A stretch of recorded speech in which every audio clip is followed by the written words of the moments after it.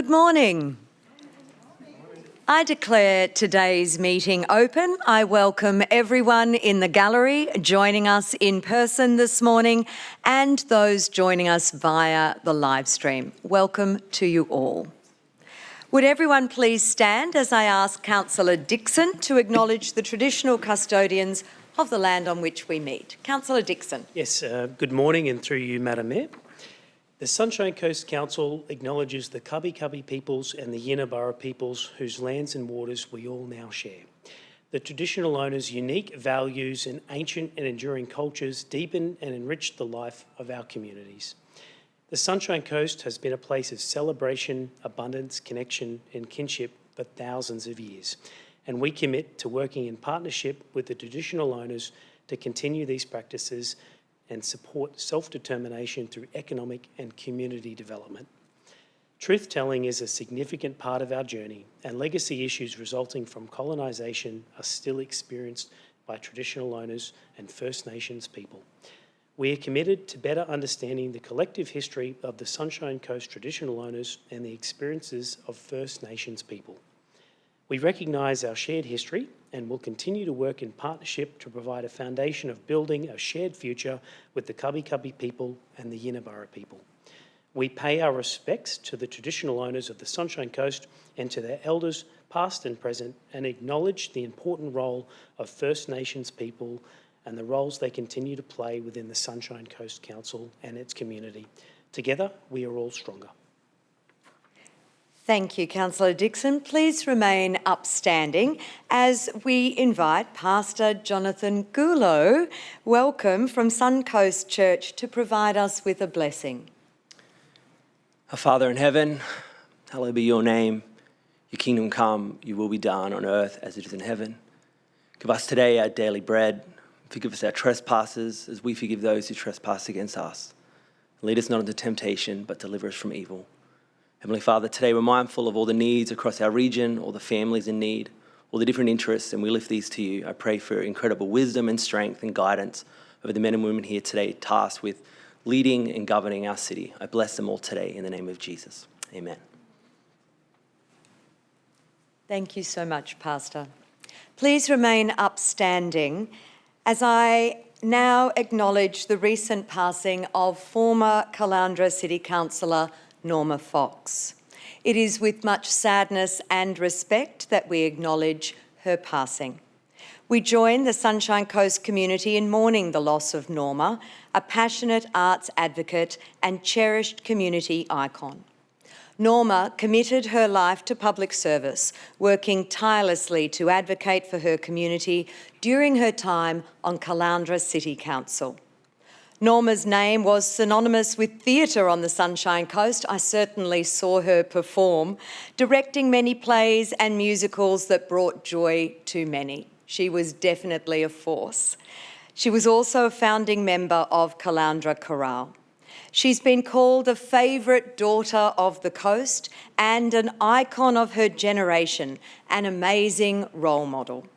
On behalf of Sunshine Coast Council and our community, I extend sincere condolences to Norma's family, her friends, and to all those who had the privilege of knowing her. We hope you find comfort in the memories of her exemplary life, her unwavering dedication to the people of Caloundra, and her legacy of creativity and community spirit. We pay tribute to the life and service of Norma Jean Fox. Please be seated.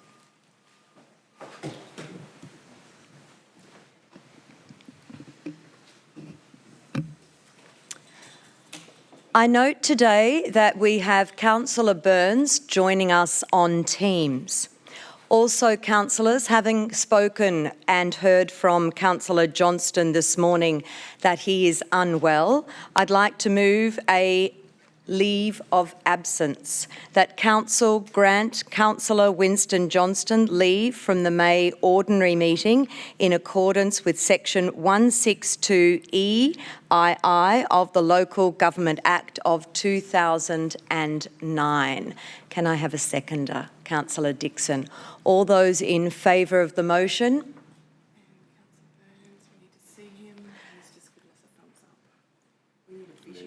We need a visual of you, Councillor Burns, if you could possibly...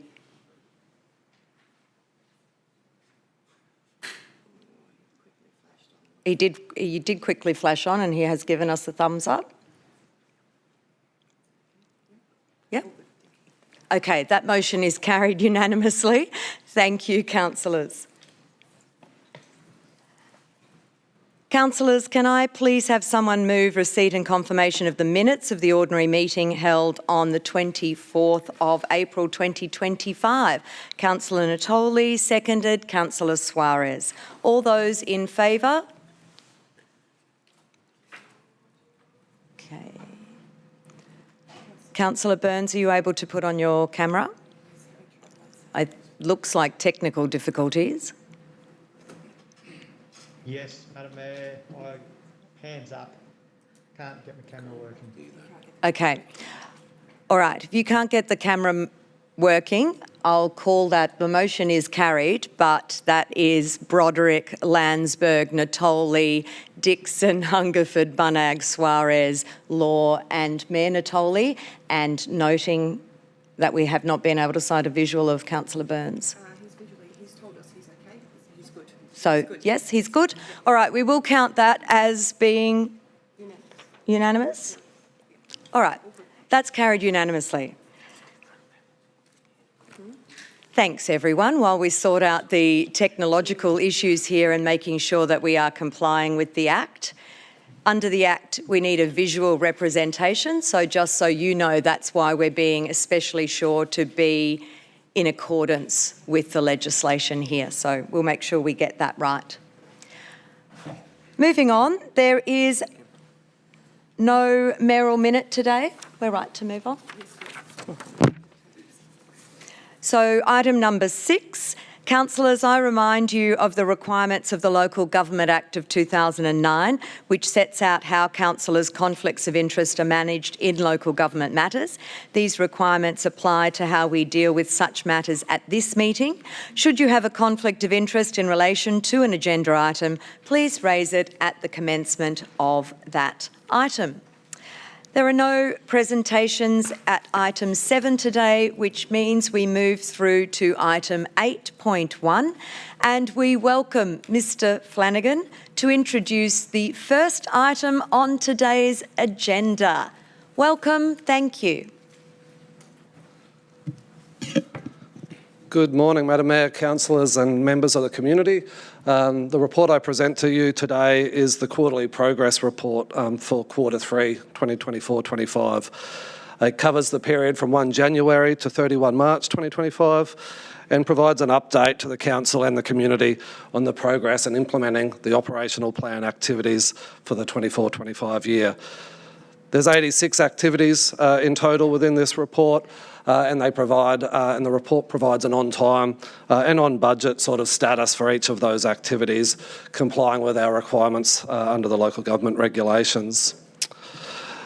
There is an appendix to the report that provides that full breakdown, as well as some of the highlights for the quarter, as well as 2 additional information requests, which are around the usage of the Sunshine Coast Council app, and also a bit of an update on the applications for state and federal funding, which are currently pending. I will provide, now invite the CEO to provide an overview and some highlights for the quarter as part of his report. Thank you. You need to stand. Of course. Thank you, Luke. I'm pleased to present the quarterly progress report, which covers the period, of course, from the 1st of January to the 31st of March. This report provides information on the progress against 86 activities in the Council's operational plan. In quarter 3, Council's progressed 94% of its operational plan activities as scheduled. 5 activities have experienced delays to their expected delivery timeframes. I'll cover off a few of those now. The first is the Brisbane 2032 Olympic and Paralympic Games venue. Planning, design and delivery. This was delayed due to the Queensland Government's 100-day review of all new, upgraded and temporary venues. The continual wet weather over the quarter caused delays to the progress of works at Honey Farm Road Sports Complex, including sourcing suitable fill for the sports fields. The Caloundra Transport Corridor project is awaiting the outcome information supplied to the Australian Government through a controlled action determination process under the Environmental Protection and Biodiversity Conservation Act, 1999. Although pending at this point, the project is expected to receive approval and commence construction later this year with minimal delay. Grid connection constraints at 3 potential locations have made it financially unfeasible to implement the large-scale battery energy storage systems project. Council continues to assess alternative locations for this project. The finalisation of the Strategic Asset Management Plan has been delayed internally to allocate resources to individual asset management plans that are currently being reviewed and refreshed. I would also like to draw your attention to some key highlights this quarter. Now that the outcomes of the Queensland Government's 100-day review, which was announced on the 25th of March, our region will benefit from the following legacy projects: the Sunshine Coast Stadium expansion project and the Sunshine Coast Mountain Bike Centre, which we are keen to start progressing as soon as possible. A new integrated athlete village, arena and cultural precinct within the Maroochydore City Centre, and of course the Wave public transport solution connecting Behaviour to Batinia via rail, and a metro bus service from Batinia to the Sunshine Coast Airport via Maroochydore. We've received more than $40 million in funding secured for our region during the quarter, including $25.5 million through the Australian Government's Growing Regions programme for Honey Farm Sports and Recreation Precinct. They got $13.6 million. And of course, the First Avenue Streetscape Maroochydore receiving $11.9 million. Further information on all 86 activities are in the operational plan and is presented in the report. Lastly, I'd like to take the time to acknowledge the significant weather events over quarter 3, including, of course, ex-tropical cyclone Alfred in early March, which brought considerable rainfall across our region. While the Sunshine Coast was fortunate to avoid, I think, the widespread severe impacts, the response and readiness and preparedness of our region is an example, I think, of the strength and the resilience of our community. And I certainly extend my sincere thanks to Madam Mayor, to the councillors, to all of the employees and volunteers, as well as our contractors, for the commitment and resilience during these weather conditions. I'd also, of course, like to thank our community for their resilience and strength shown through this, and patience. The combined efforts, I think, ensured we were well prepared and able to support the safety and well-being of our community throughout this period. I'm now going to invite our group executives to present to Council their insights into progressing our corporate plan goals during this quarter, starting with Bill Hadrell, Group Executive for Livability and Natural Assets, who's going to speak to the highlights achieved under our environment and livability goal.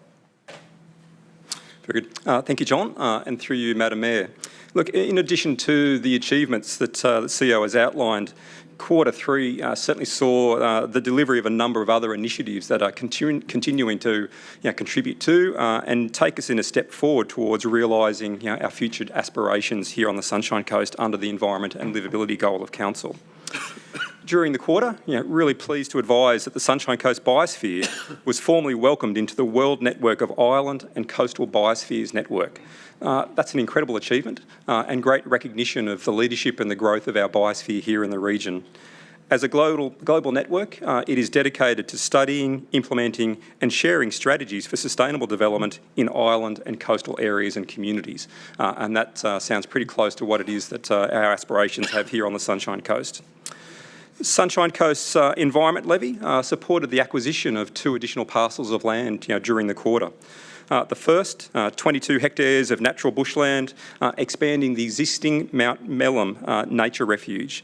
And the second, in the Behaviour area, a 10-hectare purchase known locally as Rapari Hill, which has outstanding natural values with many threatened plants, including one of only 2 populations of the critically endangered Coochin Hills grevillea.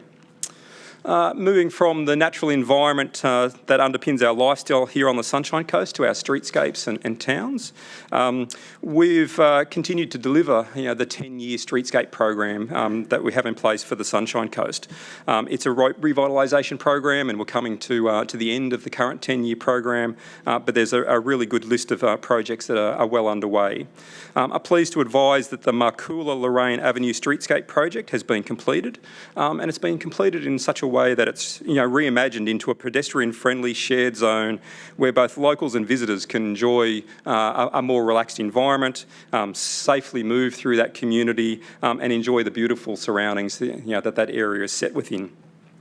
Also pleased to provide the update in regard to stage 2 of the central meeting place of the Mooloolaba foreshore revitalisation project, expected to commence mid-July this calendar year, 2025, and will include new viewing decks, community parkland and picnic areas, expansive landscaping, public amenities, beach showers, and all the things that you would expect to make that foreshore a world-class facility. In support of the provision of new community facilities and expanded community facilities for our residents, the Caloundra Administration Building is continuing to undergo its transformation to establish Library Plus Caloundra, a new district library facility that will serve the broader Caloundra area. Construction for that facility has advanced significantly during the quarter, with final installations being scheduled through mid-2025, with an anticipated opening date later this calendar year. Early works on the Eddie De Vere building in Nambour have also been completed. We welcomed the introduction of a new community lounge, providing greater access to our community for that facility, a new community venue space which is for hire and available again to our community, and improvements to accessibility. The works at Eddie De Vere also included an upgraded local disaster coordination centre, and as the CEO highlighted, during Tropical Cyclone Alfred and the following events, it was tested to the full and put to good use and performed just as it should. So that was a great addition to our disaster capability. Implementation of the Sunshine Coast Ecological Park in Mullaney area also continued during the quarter, with detailed site investigations progressing to help inform detailed planning on that site. Also pleased to the ongoing work and support of a range of community volunteer groups in that location who are undertaking a range of early habitat restoration plantings, which is starting to bring that location to life. In the Blue Heart, on-ground activities associated with the Australian Government's Blue Carbon Restoration Project are nearing completion, with the focus of these works now turning to the transitioning landscape and the monitoring the benefits and the impacts that will come from those works. With a focus on waste management and resource recovery, it was really pleasing during the quarter that Council successfully applied for and received $350,000 to implement the Queensland Government's Let's Get It Sorted partnership program.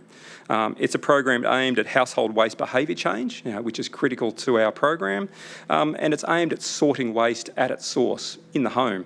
And the benefits of that are, the more sorting and the cleaner waste and resource materials that can be placed into our waste streams, the higher quality materials will come out of that to be pushed into the circular economy. And that's all being done through our materials recovery facility based at Nambour. And finally, our many volunteers continue to make significant contributions to the region. With this quarter, with a focus on the coastal strip, some 907 volunteers participated in beach clean-up events, collecting around 525 kilograms of rubbish. And I think, I'm not sure who had the joy of counting this, but some 21,604 individual pieces of debris that was collected. So that's an outstanding effort by our community in support of keeping our community and beaches clean. I'll now hand over to Mr. Greg Laverty to provide an update on our resilient economy.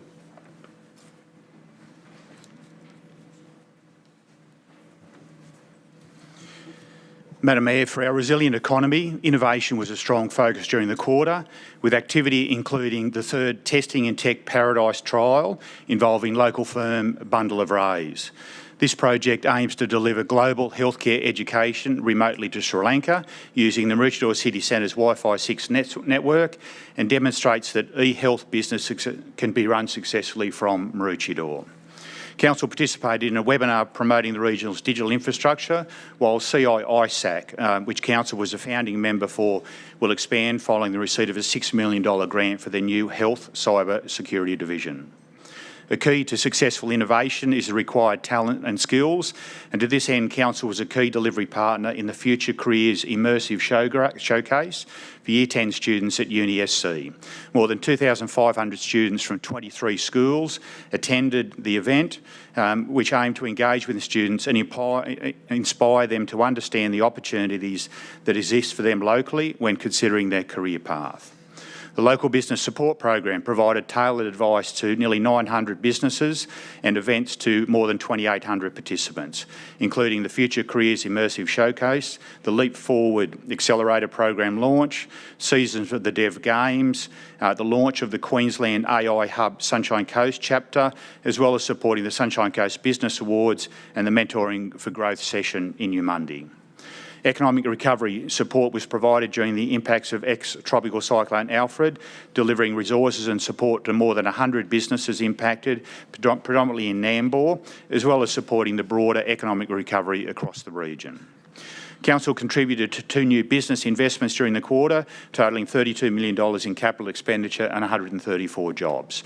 These were located in Chevalum and Kulangor, so it's great to see the investment occurring in the Sunshine Coast hinterland. Madam Mayor, turning to our strong community goal, listening to the stories at the Shine a Light on Racism campaign launch, it's clear that we have a long way to go to eliminate racism on the Sunshine Coast. Hearing the experiences of children on the Sunshine Coast in 2025 in relation to racism was very sobering. The campaign features a powerful video of 10 community patrons calling on our community to pledge to stand against racism, learn to be better informed to prevent racism, and celebrate cultural diversity. Council provided valuable support to people experiencing homelessness during the quarter. This support including activities during the tropical cyclone Alfred, attending places of refuge and connecting people with support. We continue to work with Street Up, with lived experience leaders to build capacity, and we also supported the Better Together Housing Forum to highlight how women over 55 can share accommodation and utilise existing dwellings with multiple bedrooms. Council contributed to fostering an inclusive Sunshine Coast with several initiatives aimed at access and inclusion. There was a demonstration of accessible beach equipment at Bullcock Beach. The Hidden Disabilities Sunflower Initiative continues to be rolled out to enable council venues and facilities to be recognised as sunflower ready. Progress continues with biometrics mobility mapping, Spinal Life for the Realistic Race program, and a workshop with council staff to increase knowledge and awareness of the Accessibility Australia app. Made SC, a creative development program for artists supported by the Regional Arts Development Fund and the Council's Arts and Heritage Levy, engaged with 18 local artists to showcase their creative works at Second Space in Nambour. The Sunshine Coast Creative Allowance, supported by the Arts and Heritage Levy, launched its Business Innovation Program, which is an intensive 10-week program designed to turn creative ideas into sustainable businesses. This quarter, Bankford House attracted 741 visitors and Landsborough Museum welcomed 1,135 visitors. Ongoing support for regional heritage groups and museums included training workshops, marketing campaigns and collateral, and $168,000 in grants. I now welcome Ben McGovern to tell you more about our achievements relating to our strong community goal.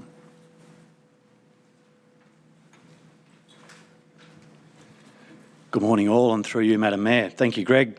Following on from Greg, additional highlights for our strong community are the draft dog exercise area regional plan and network blueprint was developed and our community feedback concluded in March. Thank you to our community for this significant engagement response to this. We received more than 2,500 responses. We'd also like to thank our community for your patience during the recent wet weather across the region and this quarter. Due to the conditions, you may have noticed more too wet to mow signs around. Rest assured, our Parks and Gardens teams are working diligently to get our parks back in top shape and ready for everyone to enjoy. Moving on to service excellence now, which includes maintenance to roads, stormwater and parks and gardens for the safety and enjoyment of our community. This quarter, our region faced Tropical Cyclone Alfred. I'd like to echo the thanks from our CEO and take a moment to acknowledge Madam Mayor, our Deputy Mayor, our councillors and staff for their exceptional efforts during this time. Your dedication, support and teamwork were crucial in keeping our community safe. From filling sandbags, clearing stormwater drains, securing work sites and clearing fallen trees, to working at the local disaster coordination centre and recovery centres. Your actions have not only helped us through the immediate crisis, but have also strengthened our community's resilience and awareness for future events. I'd also like to highlight the efforts of our after-hours staff, who not only work extremely hard through our disasters and weather events, but cover operational maintenance 24 hours a day, 7 days a week. Thank you to our community who call our customer contact centre and report any urgent or hazardous issues for our after-hour teams to respond to. On any given night, we receive about 4 calls. However, during an event such as a storm, we will receive over 50 a night. This obviously requires mobilisation of additional resources across our business areas. Lastly, our Parks and Gardens Arboricultural Services unit saw a considerably high volume of tree-related requests of over 2,600 this quarter alone, predominantly due to Tropical Cyclone Alfred, including 150 requests in one day on the 3rd of March as the cyclone approached. To conclude, I'll now hand over to Stephen Patey to continue service excellence.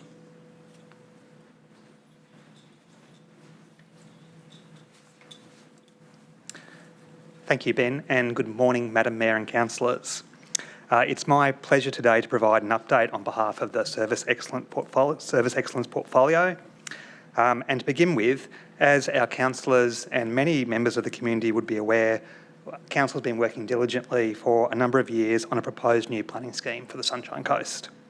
This important project will set the preferred future land use vision for our region and guide growth and development to help us achieve that vision.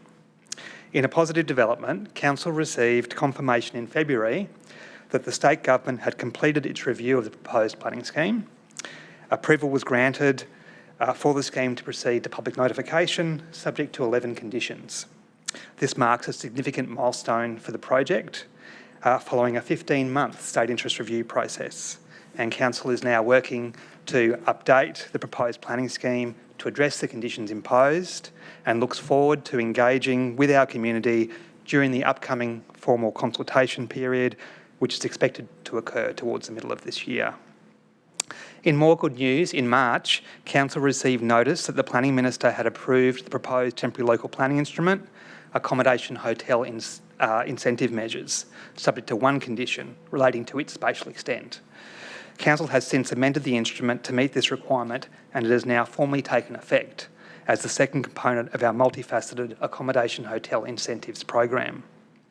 I'd also like to share some encouraging results from our quarterly customer service experience surveys.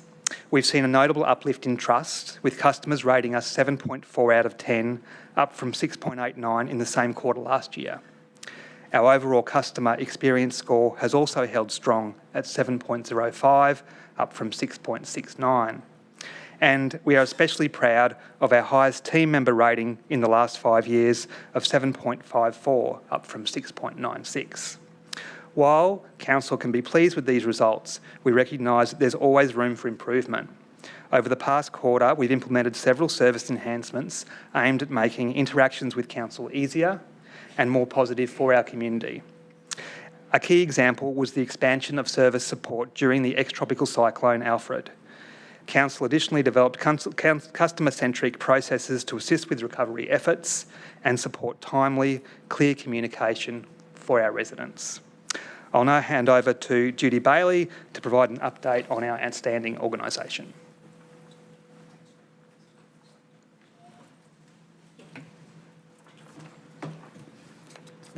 Thank you, Steve. Through you, Madam Mayor. Thank you. Good morning, councillors. It's my pleasure to report on outstanding organisation. Like everyone, it's been another busy quarter. March saw Budget Review 3 completed to align with the Council's forecasted year-end position. Service review briefs have been completed and approved for communications, advocacy and engagement, and an enterprise procurement and contracting review. These reviews will focus on developing efficiencies, service levels and improved value. 112% of electricity consumption was offset by the Sunshine Coast Solar Farm. Longer daylight hours reduced streetlight usage and energy efficiencies were achieved through transition to LED streetlights. 76.7% of Council's available procurement spend for the quarter went to local businesses, totalling $83.7 million. Specific achievements in business innovation for the quarter against the Smart City Framework and Implementation Plan include continuing to provide input into projects and capital work designs, including Direct Sunshine Coast Rail, the Mooloolaba Foreshore Project, Library Plus Caloundra and the Caloundra South Aquatic Centre. Advanced digital technologies or human movement counting continued, including vehicles, pedestrians and cyclists to assist in planning.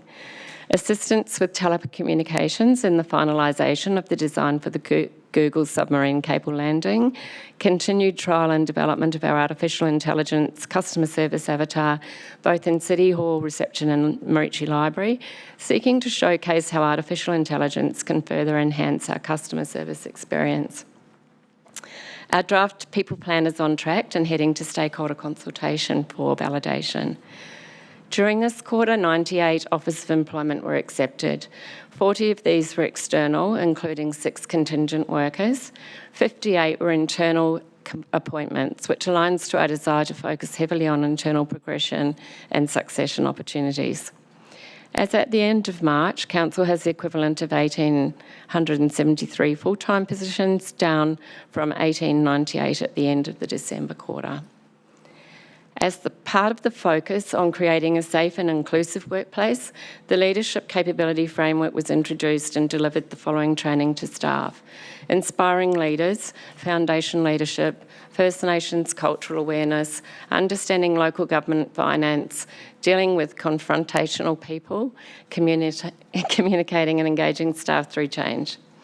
In addition, we continued work on several work streams enhancing Council's safety systems and culture, including the council-wide wellbeing, health and safety training and competency management system review, training needs analysis, identifying Council's mandatory safety requirements for roles across the organisation.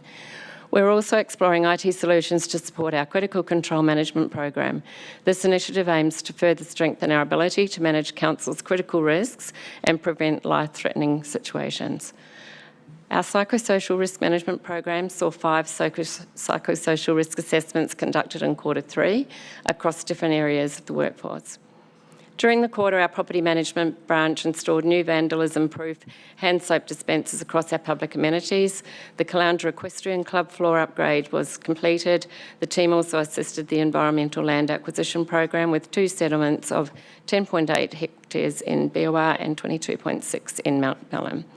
Continued implementation of the digital plan saw increased cybersecurity posture, network refresh, digitalisation of 200,000 records, standardisation of the data platform program, technology enablement of Caloundra Library and Windows 11 upgrade, property and rating project, asset management project, payroll, human resource and wellbeing, health and safety programs. The upgraded disaster hub platform was used by approximately 220,000 users with over 1.5 million interactions during the cyclone event. Delivery of the improved Council mobile app featuring bin day reminders, streamlined service requests and an ability to view and support previously reported issues. Following a significant proactive communication campaign and ex-tropical cyclone Alfred, we saw an increase of 3,000 users, bringing the total to over 8,000 users of the app. I encourage you to download it now if you haven't already. Just search Sunshine Coast app in your app store and enjoy Council's services at your fingertips. Thank you now to all the staff across the organisation and my fellow executives for the support provided. I'll now hand over to Megan.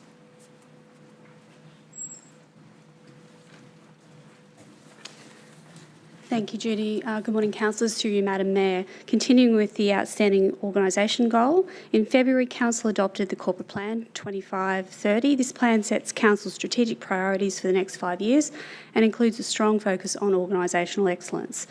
Following extensive internal consultation and external benchmarking, a draft organisational excellence strategy has been developed during the quarter. The final version is on track for release in 25-26, and this will guide our priorities, implementations and governance to achieve this goal.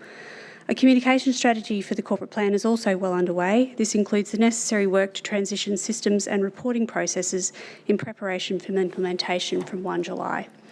We're in the final stages of analysing council service architecture, including the cost to deliver each activity within our finance system. These updated service outputs will be incorporated into the operational plan 25-26 and will form the basis of a refreshed service catalogue. This work will also assist in prioritising future service reviews. In parallel to this work, the review of our Arrears services is nearing completion, and this has already led to shorter inspection timeframes and identified opportunities to improve the end-to-end process. The 24-25 internal audit program is progressing well. 1 review has been completed, 2 are in planning, 2 are in field work, and 3 are in the reporting stage. In Q3, there were 23 funding announcements. Council was successful with 12 applications, securing over $40 million in funding. This included $25.5 million from the Growing Regions program for the Honey Farm Road Sports Precinct and the First Avenue Streetscape in Maroochydore.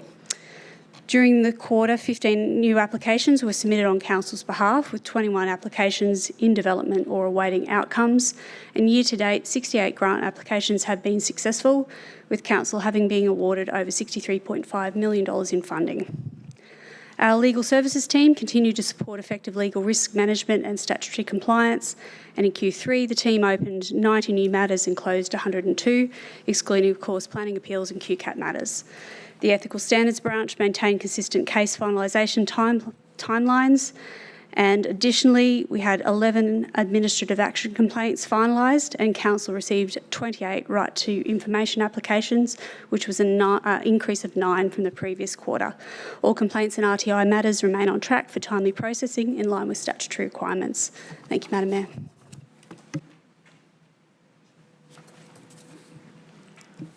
Thank you all. Councillors, can I have someone to move the quarterly report? Councillor Hungerford, seconder. Councillor Broderick. Councillor Hungerford. Through you, Madam Mayor. Remember, this is 1st of January to the 31st of March, the 3rd quarter. We've had quite a wet season in that time and a tropical cyclone in between going near us.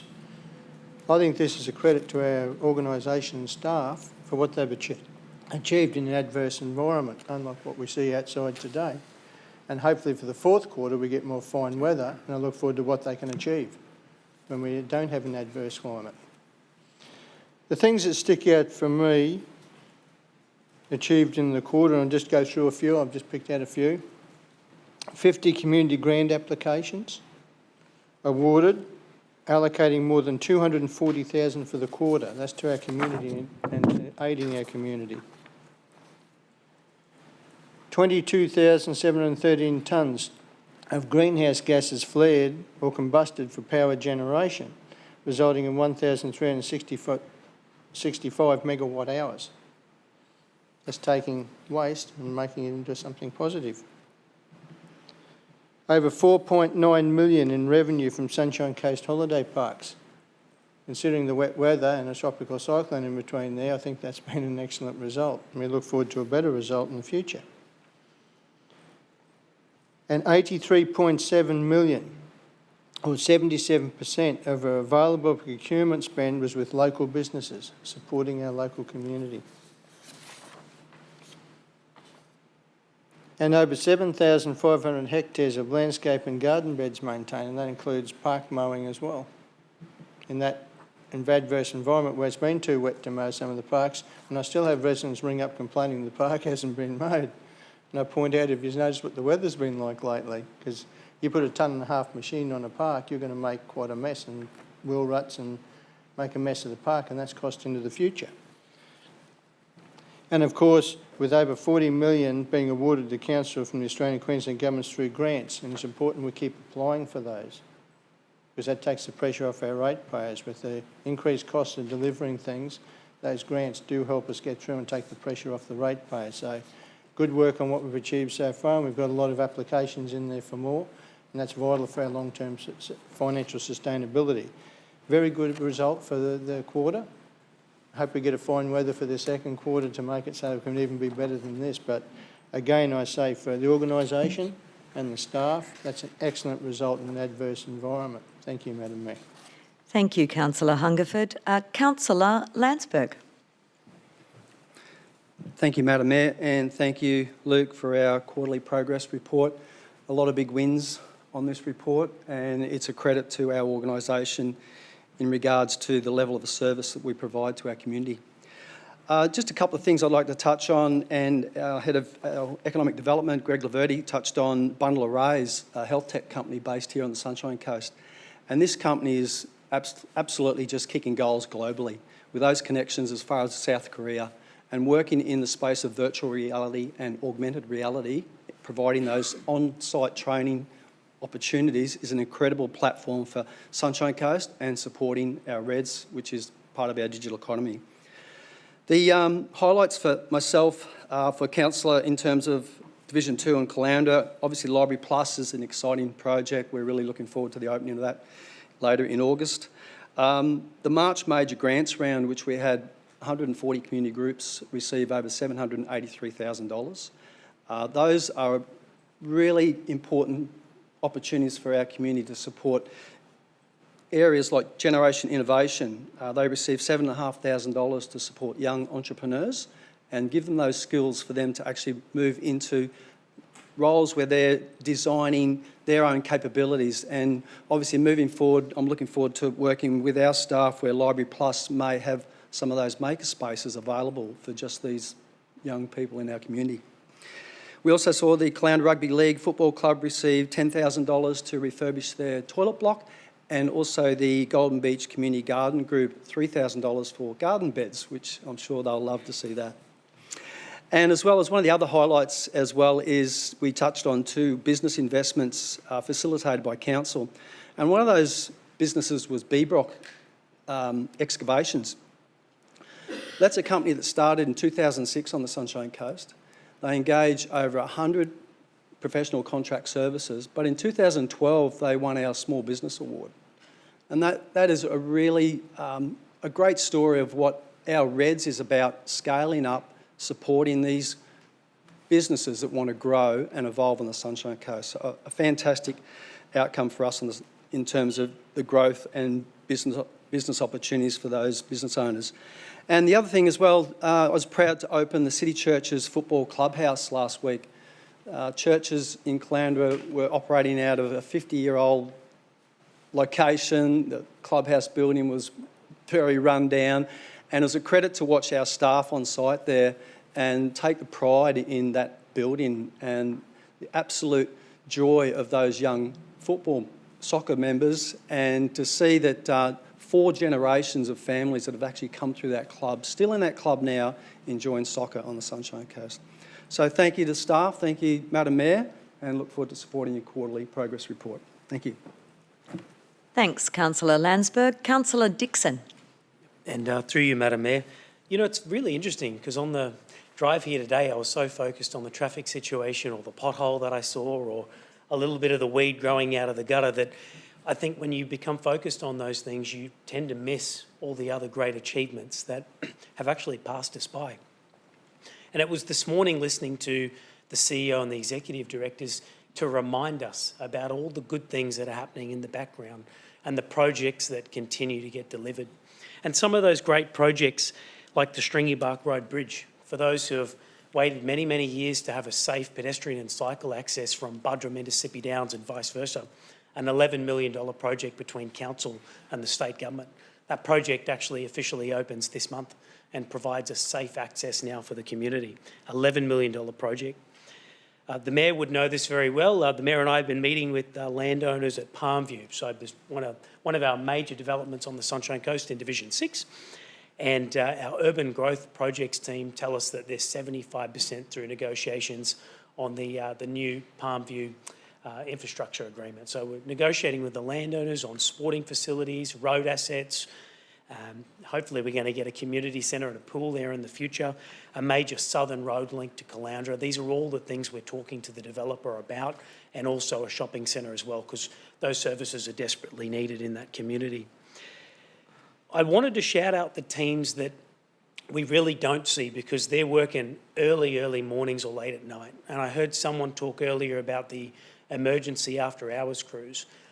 You know, I find that whenever I'm putting through an emergency request early morning or late at night, the team actually call me. They call me on the phone and say, Christian, have we got this right? We're heading out there now to do it. In fact, I think it was last week on Mons Road in Division 7, a major tree fell over Mons Road and blocked it, and the team were there within half an hour fixing it. They dropped all their tools, they went and fixed that up. It just shows that when things really matter, our staff respond and they get the job done very quickly and very, I guess, in an expert way. I must admit, the way they do it and the way they engage with people is just first class. One interesting one that I actually just got reminded on, our digital information services. So how's this? We've got the Sunshine Coast Art Club. They're out at Sid Lingard Drive in Buderim. They've got very bad mobile phone reception. They don't have NBN. And it's a council facility. It's an arts club, arts facility. And they get a lot of tourists and visitors. They couldn't run the FPOS machine. They couldn't get internet. It just wasn't working. So because it was a council asset, our IT team have gone out and they've basically installed a Wi-Fi repeater. So it comes from a nearby facility that we own. It pumps in high-speed internet data into the building. We've set them up with their own individual server. They can run all their IT equipment and their FPOS, just solve the problem at no cost to the club. In fact, the IT team just said, we know they're desperate, we're going to fix it, and they just did it. And now that club, Sunshine Coast Council Club, community facility, it now has free Wi-Fi for all the members and visitors. Now, if that doesn't talk to the basics in this community and getting the basics done and looking after people and taking care of their interests, you know, nothing does. You can do all the most amazing road projects, build all the amazing buildings, but if you can't take care of the very people that have elected us, then, you know, what are we doing? And I think that just talks to the Sunshine Coast Council and our attitude. We get the little things right as well. Thank you, Councillor Dixon. Councillor Broderick. Thank you, Madam Mayor. Through you. We just wanted to note that we have an incredible amount of staff that work within our council, because to put together a report like this takes an incredible amount of work and an incredible amount of people. And just to see what we've been able to achieve in the last quarter is nothing short of significant. So a huge thank you to all of our staff, and both on the field and here in the offices that do the work that they do, because we couldn't do it without you. So just a few things as well that we wanted to bring your attention to. So I just want to talk about the importance of the corporate plan, which, you know, we get excited about, but not everybody does. But the reason that that's so important is because that gives us our focus. It keeps us on track, and it makes sure that we're delivering for the community the things that they have asked for. We've taken their feedback, we've worked on this, and we've been able to deliver a corporate plan that we can, in 3 months from now again, align all the things that we've done and track our progress. So thank you for the work there. And one of those is that it also talks about the service reviews that we are going to be doing. And the reason I bring that up is I just think it's important for us to recognise that as a council, we're continually working to do better at what we do. So we're going through the service reviews to make us more efficient and just better at what we do, so that we are getting the best value for our ratepayers as well. I know Councillor Hungerford has already talked about the 50 community grants that we've put in towards this last quarter, totalling $240,000. Just to put that in perspective, year to date, we've contributed $3.3 million in community grants just this financial year already. The important thing about that is that's money that's going directly back into our community to support our community groups, our sporting groups, right across the coast, to make sure that they can do the important work that across our communities as well. And while we're there, I just wanted to make a note as well that this is National Volunteer Week, and none of this happens without our volunteers. So $3.3 million going towards our volunteer community groups. So if you are a volunteer in our community, thank you. Thank you for doing the work that you do. We know how hard it can be, and we just thank you that you are committed to our community and getting and just helping our community grow and thrive. We touched a little bit on, it'd be negligent of me not to mention the purchase that Bill was talking about the purchase of Rapari Hill in Behaviour, which was done for environmental purposes. It's also the only place that you will find the Coochen Twins Grevillea. Now that allows our public to access via Tower Lane to go to the top and have a look at all of the beautiful bushland that's through there. It also allows us to get in there legally and pick up all of the illegal dumping that has been causing some concern, which we couldn't do while it was privately owned, but we can get in there and clean it up. So if you haven't been to the top to check out the view, please do. And that's just part of us looking after our incredible environment and community. And I do note that we have an incredible amount of glasshouse people here today who are continually fighting for our environment and our Glasshouse Mountains community as well. So thank you. I also just wanted to mention, because I do every time, is the increase in app use that we're seeing, Judy. So like Judy said, if you haven't downloaded the app, please do. I drive around, pull over safely and take photos and submit service requests all the time. So thank you to the staff who are very diligently on that. And just as Councillor Dixon said, those staff are really responsive. I've got an email inbox full of responses that say, yep, Jenny, we're on it, and then they will follow that up as well. So I'd encourage you just to get onto that as well. And one thing that I wanted to highlight that I'm not sure if you've read in the report is that this year, this quarter, we've spent $3.2 million to resurface and rehabilitate 24 kilometres of sealed road around the Sunshine Coast, and that's just within this quarter, which covers over 41 projects. And another one that's close to my heart that I couldn't not mention, Ben, was the fact that we've done 6,000 hectares of mowing. So that's just in the last 3 months. So the reason I bring that is because Ben and the Parks and Gardens team and the T&O team know exactly how important that is to us, and I just wanted to thank you for all of the work that you do in that space. We're seeing some incredible work. The teams have been doing some great things, and the contractors as well, so thank you. I just want to finish on what Councillor Steve... Broderick, would you like an extension of time, or do you have just one? 1 minute, thank you, if that's okay, yes? Okay, can I have a mover for the extension of time? Councillor Bunag, a seconder. Councillor Suarez, put the motion to the vote. Councillor Burns, can you say yes or no? Yes. Yes, that is carried unanimously. Yes, Councillor Broderick, you may have Thank another you, appreciate that. time. That's like the first time ever, so that's encouraging. Just before I finish, great opportunity to just mention the new planning scheme that Steve was talking about. The team have been working really hard for years. Even before I was elected, we were involved in that process of community consultation. That planning scheme will be coming out mid-year, like Steve said. So please, when that does, make sure you get on, have a look, and make sure you have your say and get that back to the council so we know exactly what it is that our community wants. Thank you, Madam Mayor. Thank you, Councillor Broderick.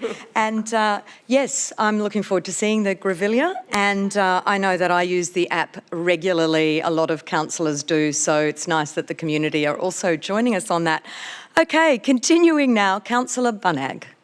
Thank you, Madam Mayor. Good morning, and good morning to everyone here. There's three things I'd like to talk about today in the community and transport portfolios. And Councillor Dixon talked about one of those, which was basics. And I don't think there's anything more basic than the dignity of having a home, particularly on the Sunshine Coast in a housing crisis at the moment. And I'm really proud to be associated with the work that this council is doing in Marcoola, delivering 22 affordable dwellings on 11 properties. We deliver, it's fair to say, if you look at our quarterly report, a huge amount of transformative projects right across the region each and every day. But providing housing for people, which is a basic necessity, I think is a life-changing set of projects that will change people's lives forever. and it's people on the Sunshine Coast that will benefit from it. Key workers who, without our support and out this investment that we welcome from the state government as well in this project, would have to leave. And I read an article on the ABC recently about a lady called Narelle who had lived on the Sunshine Coast for 40 years, and her rent had increased to the extent that she was now forced to move from the Sunshine Coast. For me, that makes me feel sick. I'm born and raised on the Sunshine Coast. The thought of having to see people who have spent large chunks of their lifetime here having to move because of the housing crisis should trouble us all. And it's fair to say that in Marcoola, throughout this process of delivering these affordable houses, not everyone has been happy with this. Not everyone likes having a vacant block that's next door to them get developed. But the truth is, this is accepted development. It's single story, one level, fully accepted within the planning scheme confines. And I asked a person who had experienced homelessness the other day, a lady called Irene through the Street Up program, I asked her very plainly, what do I say to people in Marcoola who might have concerns about this sort of construction next door to them? And she said, Taylor, they have to think about what they would do if they were homeless, because homelessness can happen to anybody. It doesn't matter who you are, it doesn't matter what postcode you live in, homelessness can affect someone at any time in their life, whether it's through a natural disaster. If your house gets written off and insurance is going to take a while, you can't find long-term accommodation, it happens. So the fact that we are working to provide affordable housing for key workers on the Sunshine Coast, I accept and recognise that it's an inconvenience in the short term, but in the long term, this is about providing housing and a basic right for people on the Sunshine Coast who have lived here for many, many years. The second thing that I wanted to talk about was around the transport levy and the work that's been done in that space with Ben McGovern's team. I think it's really, really exciting that we're seeing the transport levy this year utilised in ways that it hasn't been before to deliver projects for vulnerable people in the community. Now, I can think of two projects in my division. Arwen Street footpath right outside Regent's Landing, which is a high portion of people who are elderly and have disabilities. It provides them dignity and independence to be able to be mobile within their existing communities. Menzies Drive in Pacific Paradise, we had a lady who broke her leg on some tree roots on an unformed path between Gem Life and the local park. That has been sealed, providing connectivity to the school, to the shops, to our aged care facilities. That's the investment that we're having from our transport levy, and it's about those basics that Councillor Dixon said. The last thing that I wanted to touch on is not so much a basic, but it's a recognition of the work that has been done by Council as part of the 100-day review into Olympic infrastructure. Not a lot has been said about this since that review was delivered. There has been some mention today by the CEO regarding some of the infrastructure that the Sunshine Coast will be getting, and we welcome that. But just in the last week, I've had 3 conversations with community groups and members about the need for indoor sports stadiums. I had a mum who has kids play soccer at Coolum and they've been rained out for several weeks, craving for an indoor facility for them to be able to kick a soccer ball around and do training. I met someone who wants to see more pickleball courts on the Sunshine Coast. I met someone yesterday, actually 25 kids yesterday, who all want to be the next lightning stars. So while we recognise and appreciate the investment that has been made and will be made on the Sunshine Coast in the lead up to 2032, we can't drop the ball on community sport. We need indoor courts on the Sunshine Coast, and we look forward to working with the state government and the federal government in delivering that shortfall that we have on the Sunshine Coast, because we know that this problem is not going away and in fact will only escalate before 2032 as we get more kids playing sport. We get more seniors playing pickleball. So this is what we want to have on the Sunshine Coast. So we look forward to working in partnership with those levels of government to deliver this into the future. Councillor Bunnock. Oh, sorry. I was going to ask if you wanted an extension of time. Sorry to interrupt you there. Thank you, Councillor Bunnock. Councillor Suarez. Thank you, through you, Madam Mayor. Yeah, I typically speak to the portfolio of environment and livability, but a few of the other councillors have touched on some of those areas, so I'll skip through them. But first off, I want to give a shout out to the executive here today who presented at the quarterly report. I know that we have a number of people who are in acting roles at the moment, and so for some of them it may be their last one for a little while. So thank you for all of the work that you do and the teams that you lead, and look forward to seeing a lot of you again. So Councillor Broderick mentioned the planning scheme, which was one of the things that I wanted to also highlight, and it will be very important for all of our communities across the region to make sure that they're informed and notified of when the consultation will occur, which should only be in a couple of months, and to make sure that they read the information. If they have difficulty understanding it, to contact our team to make sure that they're fully informed so they can make a really good submission to tell our council what it is and how they like to see their communities evolve over time. The second thing that I'd like to talk about is the design guide for multi-unit development. This is something that we really need to progress, and we need our industry to take note of. If we are accepting a number of new residents to our community and we are going to have a lot of infill development, we have to make sure that the design of these dwellings accommodates livability for all. Just wanted to also note the comments around Tropical Cyclone Alfred and the CEO's acknowledgement and thanks to the Mayor and to the staff who managed our community through that event. Also just wanted to note that I was there for a lot of the time with Madam Mayor, and the amount of energy and enthusiasm that you had in terms of trying to steer our community through that was an incredible effort, and really did speak to some of your strengths with the media in keeping our community updated throughout. That takes me on to one of the final projects being funded through the Queensland Reconstruction Authority, which is a bucket of money that Council receives to repair infrastructure across our region because of natural disasters. Now, that funding has typically come from the 2022 event when we had a massive flood event, and a lot of the works have been completed. There is one final project being funded, and that is the landslip at First Bay and Coolum Beach. I also just want to give a shout out to Lisa Devine, who led a lot of the work in terms of securing that funding from the Queensland Reconstruction Authority for these projects, and they are not insignificant projects, so there's a lot of work that needed to be done to get those across the line. The ironic thing is that that last project at First Bay is still underway, but has been delayed by, dare I say it, a natural disaster being Cyclone Alfred and the rain events that we've had, but still progressing. So look forward to seeing that. And there was one other thing that I thought was pretty interesting, which not a lot of people pay attention to, and it's a few stats. It's about our stormwater network. With all of this rain, it's probably come to the fore with some people's attention, because that's what manages the water as it falls from the sky and away from our properties. Over this last quarter, we had 340 pits inspected, with 21 of them programmed for rehabilitation and replacement in this upcoming budget. We also inspected 1,360 metres of pipes and had 11 pipe patches.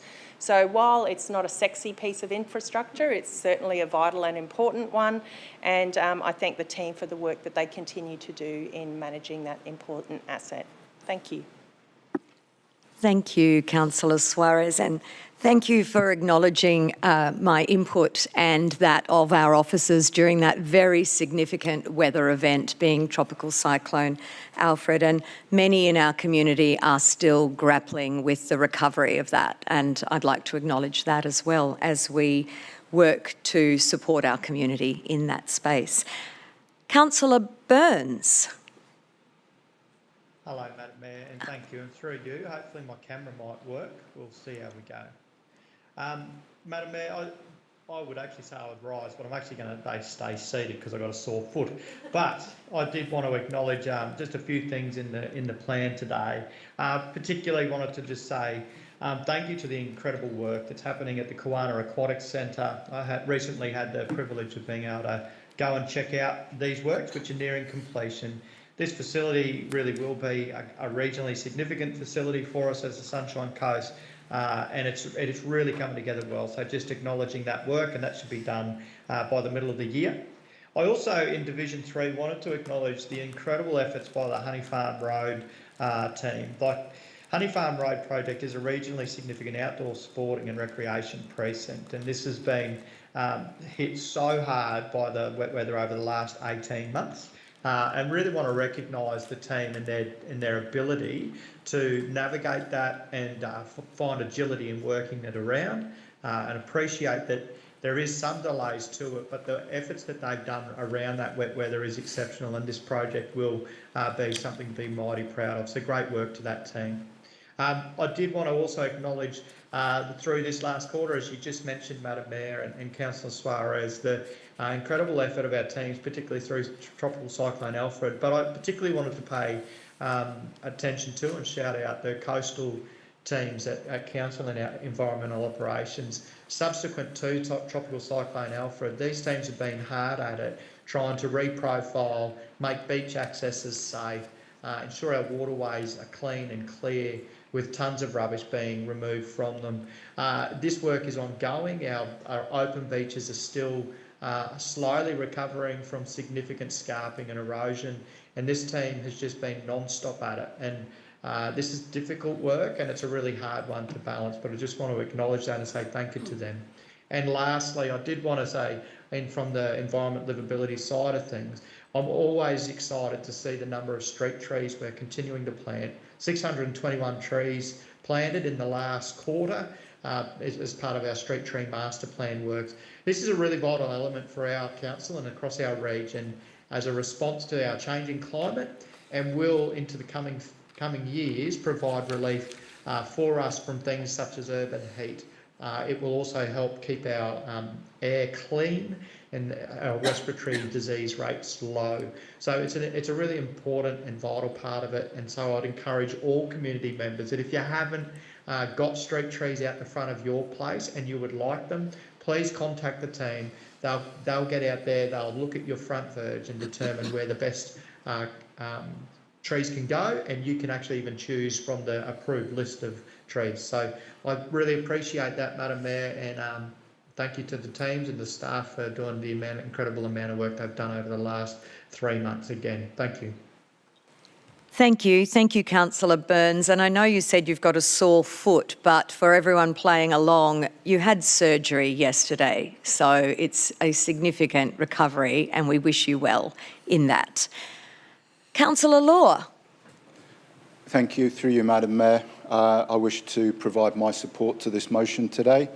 I will be very brief. We've heard a lot of commentary about what's been going on over the previous quarter, but I just want to focus, as others have done already, on the remarkable and extreme weather events we have, where in the hinterland, particularly in and around Nambour, we no longer count rain in millimetres but in metres.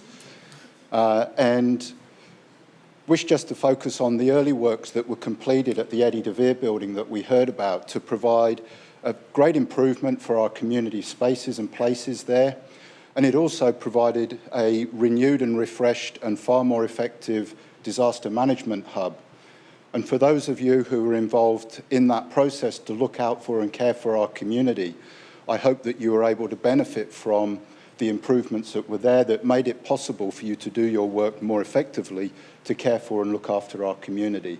And for that, I'm very grateful of the work done, not only to make that happen, but to then see it used so rapidly after it was opened. And I think the stand-up period was something like 10 days.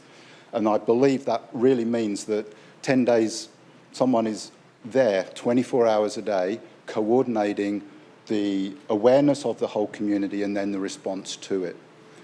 And while we thought we almost escaped, 10th of March, Nambour did not escape, and it went underwater very rapidly.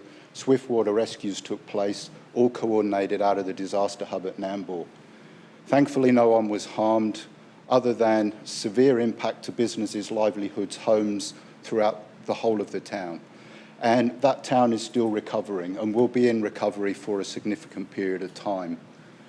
But on behalf of the community, I wish to express gratitude to not only the whole of the council staff, the emergency services staff, but the whole community, the family, the friends, the volunteers who came out to clear up, tidy up, and get people back on their feet again. Only to find that on the 28th and 29th of March, they had to do it all over again because there was another significant rain event. It impacted a number of areas, but again, it chose to impact Nambour dramatically. And while we may not have had swift water rescues, the cleanup was done again, and the recovery was started again. And while that recovery got going, and again, the families and friends came out, the council staff were there, emergency services were there, looking out and caring for our community. I don't think we didn't need to stand up the Disaster Recovery Centre. It wasn't that significant across the whole region. But for the hinterland for Nambour that received a huge dose of rain, it was extremely significant. And while it sits outside of the quarter, it then happened again a few weeks later on the 25th of April. And that was nearly as bad as the outcome of Cyclone Alfred. And again, everyone reacted and responded, from neighbours, families, friends, the kids, and the whole of the community coming together to support the recovery process in the hinterland and in Nambour. So I'm grateful for that. It's a demonstration of what it means to be part of a really strong, powerful community.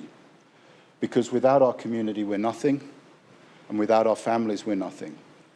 So in terms of the strong community elements of this report, have a look at what we do achieve to help bind our community together for the benefit of everyone. It is really, really important, and it's the most significant thing that we can do as a council and as a community, is to make this a wonderful place and a safe place for us all to be. And it's Volunteer Week.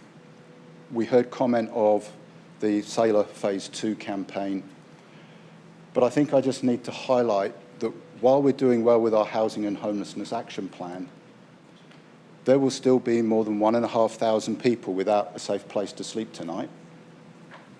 And that will happen tomorrow night and the night after and the night after.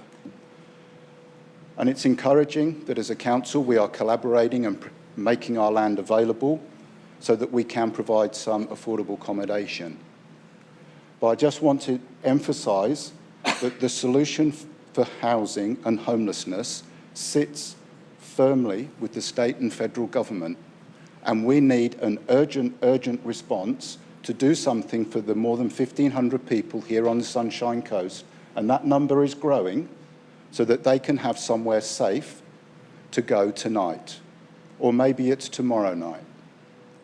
And I know that our council teams, through our customer response service, are doing astonishing things to help people get connected and get housed, but we need to do so much more, and we need to advocate to state government to do their part. Thank you, Madam Mayor.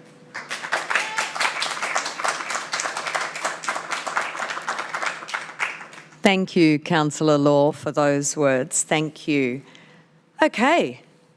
Councillors, Councillor Hungerford, would you like to close? I think we've said it all today. We've covered it very well. Another excellent quarter, challenging but productive. And I commend this report to Council. Thank you, Councillor Hungerford. Now, I'll put the motion to the vote, referring also that we've checked with the standing orders, and so long as all councillors can hear a verbal confirmation from Councillor Burns, then we are able to accept that. So at the end, I will ask him to verbally acknowledge that. So, councillors, I put the motion to the vote. All those in favour? Councillor Burns? Yes, in favour. Yes, so that is carried unanimously. Thank you.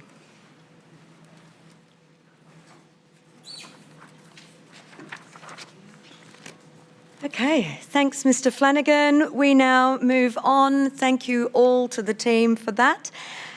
Moving to item 8.2, and we welcome Mr. Costello to present the next few items. Welcome to the team joining Mr. Costello. Over to you. Thank you, Madam Mayor. Good morning, all. First report today of the suite is the financial performance report for April.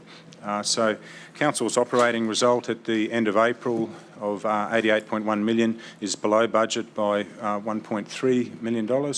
That consists of revenue being below budget by $2.6 million and expenses below budget by $1.3 million.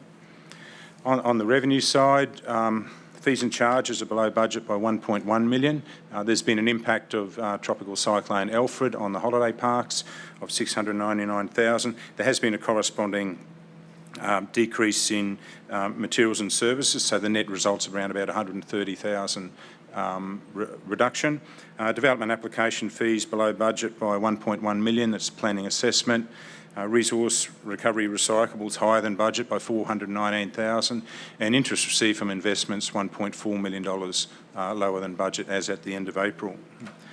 On the expenditure side, there's a number of contracts that are below budget for transport network operations, digital information services and parks and gardens. Parks and gardens more so as a consequence or an outcome from the wet weather. Digital information services is around about $250,000 of that is a result of communications review for mobile phones, so that's good. The quarry budget, quarry is below budget by $1 million. Our street lighting, electricity below budget by $520,000. And levy projects for the environment levy and transport levy are below budget. The environment levy $1.1 million and the transport levy $1 million. There are other miscellaneous projects below budget by $900,000. A couple of those are the DRF street trees of $528,000 and the blue carbon grant of $411,000. With the environment levy and the transport levy and those particular grant projects, if they are not expended this year, then they will move into next financial year. On the capital works program, $203.2 million of council's total $268 million capital works program has been financially expended. That's 75.7%. $119.3 million of the $152 million core capital works program has been financially expended as at the end of April, and that's 78.3% of the budget. On our cash position, as at the end of April, $166.5 million of cash, and we've included there an estimate of what the unrestricted and the restricted cash components are. And as we can see, that's the blue line of unrestricted moves throughout the year, particularly in relation to general rates. That's sitting at $82.6 million of unrestricted cash as at the end of April, and then that will decrease through to the end of June. Council's debt position as at the end of April, $421 million. We've made a debt repayment, our second debt repayment in February of $12.8 million, and anticipated borrowings around about this time of next month of $23.2 million. Our investment performance, currently have 3 term deposits totalling $70 million. Term deposits mature within 30 days, weighted average interest rate of 4.87%. And finally, Madam Mayor, the risk, and again about our financial sustainability, both short-term and long-term, hinges very much so on delivery of our operating results, so continued attention on our revenue targets, on achievement of our savings initiatives, and particularly our vacancy rate for our employees, and then the monitoring of our capital works program to ensure that sets us up for delivery of this year and then flowing into next year's budget. And the recommendation. Thank you, Mr Costello. Councillors, someone to move the motion. Councillor Hungerford, seconded. Councillor Broderick. Councillor Hungerford. Through you, Madam Mayor, as the financial officer has just pointed out, if you read through those, we're facing significant headwinds in making budgets balance, and that's going to go into the future. That's why we have to be very careful with the expenditure into the future to keep it within the bounds. Now, the operating result, $88.1 million, that's $1.3 million, or 1.4% below the current budget. $593 million in operating revenue has been received, which is $2.6 million lower than budget. Fees and charges below budget, $1.1 million. Holiday park fees, $699,000 below budget, and a lot of that's to do with the impact of Tropical Cyclone Alfred, the downturn in visitors. Development service fees, 1.1 million below budget. Resource recovery recyclables, positive that one, 419 higher than budget. Sunshine Coast Stadium, 205,000 higher than budget. Interest received from investments, 1.1 million lower than budget. And with the interest rates now going down, it's going to get harder to get good interest rates there, so that will continue to diminish. Interest received from investments, 1.9 million lower than budget. Lease revenue, pleasingly, 288,000 higher than budget. 203.2 million, or 75.7% of council's 268.4 million capital works budget has been expended. And that's excellent considering the wet weather and downtime they've had in delivering things, so that's well done by our staff. The core capital program has expended 119.3 million, or 78.3% of the 152.4 million budget. Remembering, of course, a lot of that's going to our local spend, which is about 77% with local firms. Our cash balance at the 30th of April is 166 million, excluding trust funds. And quite pleasingly, this council is keeping its debt down. We are not living on a credit card mentality, which is very important for long-term sustainability. The debt balance at the 30th of April is 4.21 million.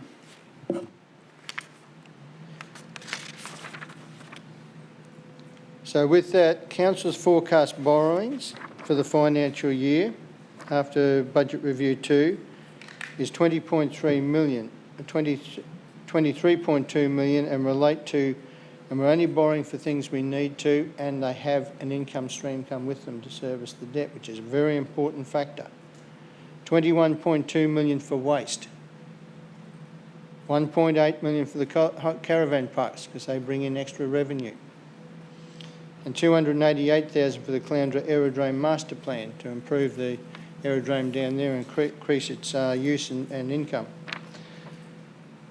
So with that, because we've got these headwinds, it's very important that Chief Financial Officer has pointed out the delivery of 9.9 million in savings initiative, including the operating result, is very important for our long-term sustainability and coming out with a balanced budget at the end of the year.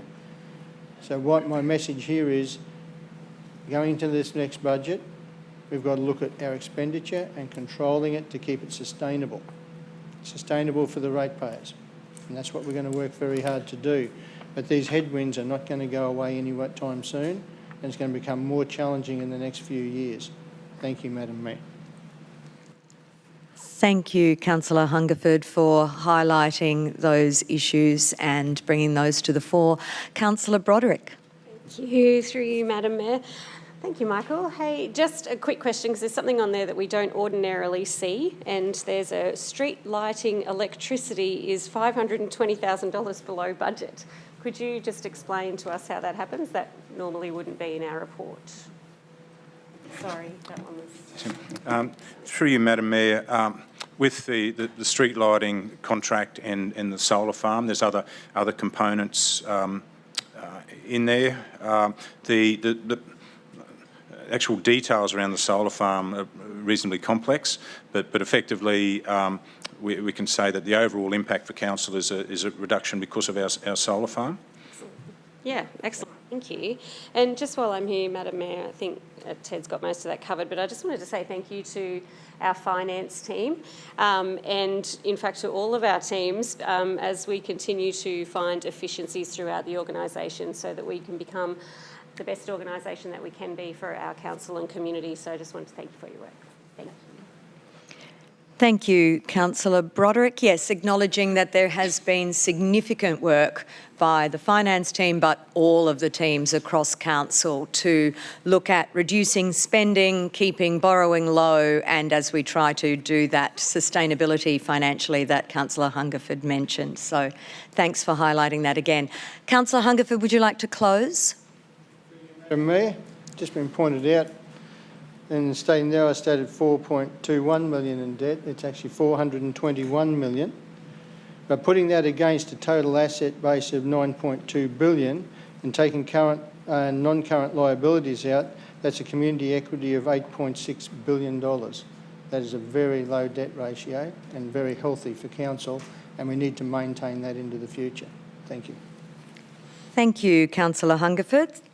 Thank you all, councillors. I'll now put the motion to the vote. Those in favour? Councillor Burns? Yes. Yes, the motion is carried unanimously. Thank you, councillors.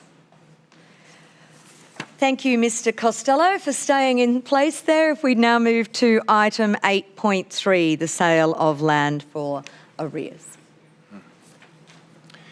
Thank you, Madam Mayor.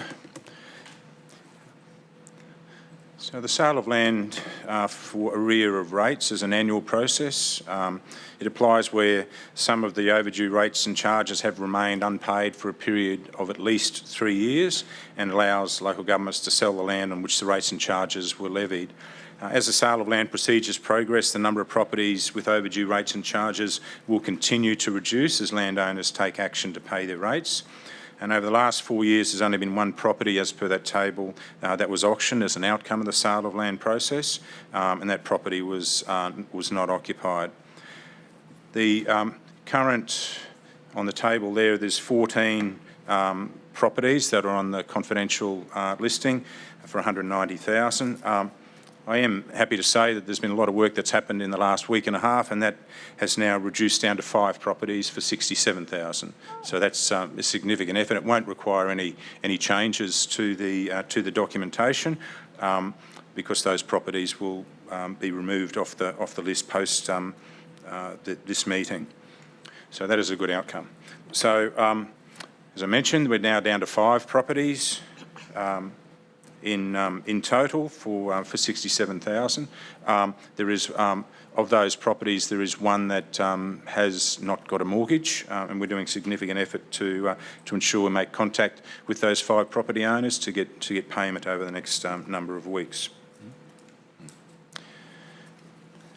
The prior communication issued to the property owners prior to all of the 6 monthly rate notices and reminder notices, but as of January this year, there was an advisory letter issued with the rate notice. There was a second letter that was issued in March of this year, and subsequent letters and further extensive follow-ups have actioned in 45 properties being removed. Well, now that's up to 54 properties being removed from the list from January.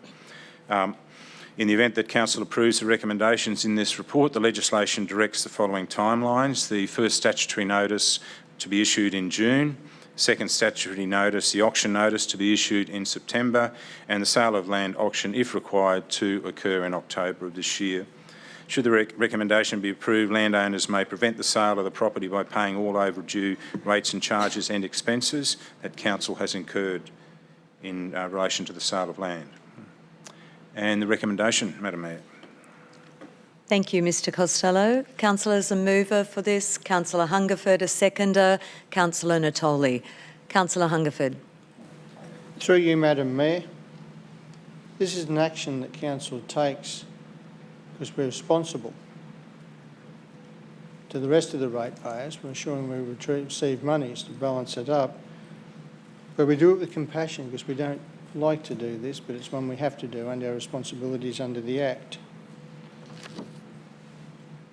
Now, by proceeding with this action, the balance of the community will not be required to bear the financial burden of any long-term rate debts, and that's what we're doing here.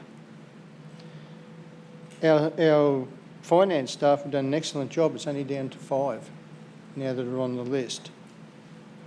The last time we had to sell a vacant property, that was in 2021. So our finance team do excellent work. Each year we've got this down to 0, and we're getting nearly down to that now, and hopefully we will. But in doing that, our officers work with landholders for the alternative avenues to seek financial assistance.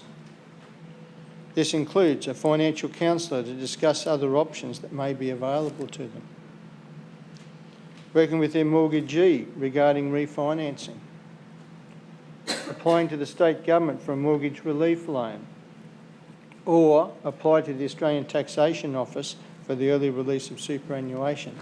So we do everything we can to assist these people, because we do like to get, and we've been very successful in getting down to nil, which is what we've done the last 3 years, and hopefully we'll do it again this year, because these people are struggling, and we don't like taking a property out from underneath them, but under the Act it's a responsible thing we must pursue to recover those revenues that we need to deliver for our community. Thank you, Madam Mayor. Thank you, Councillor Hungerford. Councillor Suarez. Thank you. Through you, Madam Mayor. I don't normally get up to speak to this agenda item, but I just wanted to, I guess, reflect on some of the comments that were made previously about homelessness and the difficulty that people find themselves in.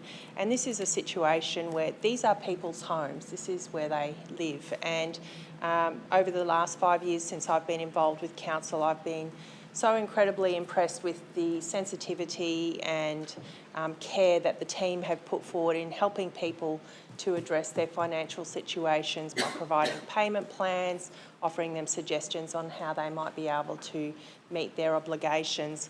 And that one property that was sold in this last few years was actually in Division 9. As mentioned, it was a vacant block of land and the owners actually just wanted to sell it, so they were happy that council actually took the work out from under them. So it was actually not a negative outcome for that one sale of land as a result of this program. So thank you to the team for your care and consideration with our residents here on the Sunshine Coast. Thank you, Councillor Suarez. Councillor Natoli. Thank you, Madam Mayor. Every year we get a number of resolutions that come through ordinary meetings. This is the one resolution that I hate, the one report that we get about people who are obviously struggling to pay their bills. And it is a difficult time for people when, for 3 years, they haven't been able to make a payment, substantial payments on their rates. And of course, their rates are all about their properties, mostly their homes. There has been some commercial properties, but predominantly it's their home. So it is a difficult part for us because as a council, the conversations that I've had with Mr. Costello in the past is about we take a very compassionate way of dealing with people's pain and dealing with the stress of potentially having to lose their home because they can't afford to continue to pay not only this bill but probably many other bills that they're facing. This is a timely reminder for those people who aren't part of that 3 years. If they are struggling, 1 or 2 years behind, they need to talk to us, come to council. We are not the bearers of bad news. We are willing to work with any ratepayer that is struggling, and I can tell you that our team do have that compassionate approach. We're not the bad cops. We are there to work with people and to try and find solutions that will assist them and hopefully alleviate some of that concern that they have when they're struggling to make payments. Thank you, Councillor Natoli. Councillor Dixon. Yeah, I just thought I'd take an opportunity to publicly acknowledge Sandy Goodall, and there's a reason I'll do that. These reports are very sensitive and no one likes to see this on the agenda, but I actually had an instance in March, a resident in my division suffering from cancer, which is now thankfully in remission, but wasn't able to make their rate payments and things had actually gone legal. And Sandy was able to intervene and actually help that resident out, and things I understand are now under control. But I just want to make the point that this doesn't happen all the time. And when it does, the staff are actually taking things sensitively. It's case by case. They don't treat everybody the same because every situation is unique. Every person is in a different position. We don't know their story, but we know that many people are having a hard time. And one thing that makes me really proud is that I literally got that request for help. I sent it to the staff and they dealt with it. I didn't need to hear about it again because they were compassionate and they actually took it on to do the right thing and help that person out. So like Councillor Natoli, I don't like seeing the report, but I do acknowledge the great work of our staff, and we need to speak in favour of them and empower our staff to continually be compassionate with the residents of the Sunshine Coast, which they are. Thank you, Councillor Dixon. I'd like to echo what Councillor Natoli and Councillor Dixon and indeed Suarez and Councillor Hungerford have said, is that compassionate approach by our team. So thank you for the way that you do deal with our members of the community who are struggling. We do know that it is a tough time and no one would put themselves in this situation by choice. So the compassionate approach, we do have payment plans available. We do have a lot of ways. So to our ratepayers, if you do have any difficulty, please contact our rates team, because you will find you will have a listening ear and be spoken with compassionately. So thank you to the team with that. Councillor Hungerford, would you like to close? Through you, Madam Mayor, we're down to 5 now. Was 17, now it's down to 5. I think I can speak for all my colleagues here. We all hope that we can get down to 0, like we've done previously, and we certainly hope the Finance Department can achieve that again. But at the end of the day, if we can't, we've got to be responsible to our community as well. Thank you. Thank you, Councillor Hungerford. Councillors, I'll put the motion to the vote. Those in favour? Councillor Burns? Yes, in favour. Yes, the motion is carried unanimously. Thank you, councillors. We move now to item 8.4, which is the investment debt and revenue policies for 25-26. And over to you again, Mr Costello. Thank you. Thank you, Madam Mayor. Councillors, the local government regulations require council prepare annually an investment debt and revenue policies, and the policies all form part of the overall system of financial management, again as required under the Local Government Act. The particular sections require council include a revenue policy in the annual budget.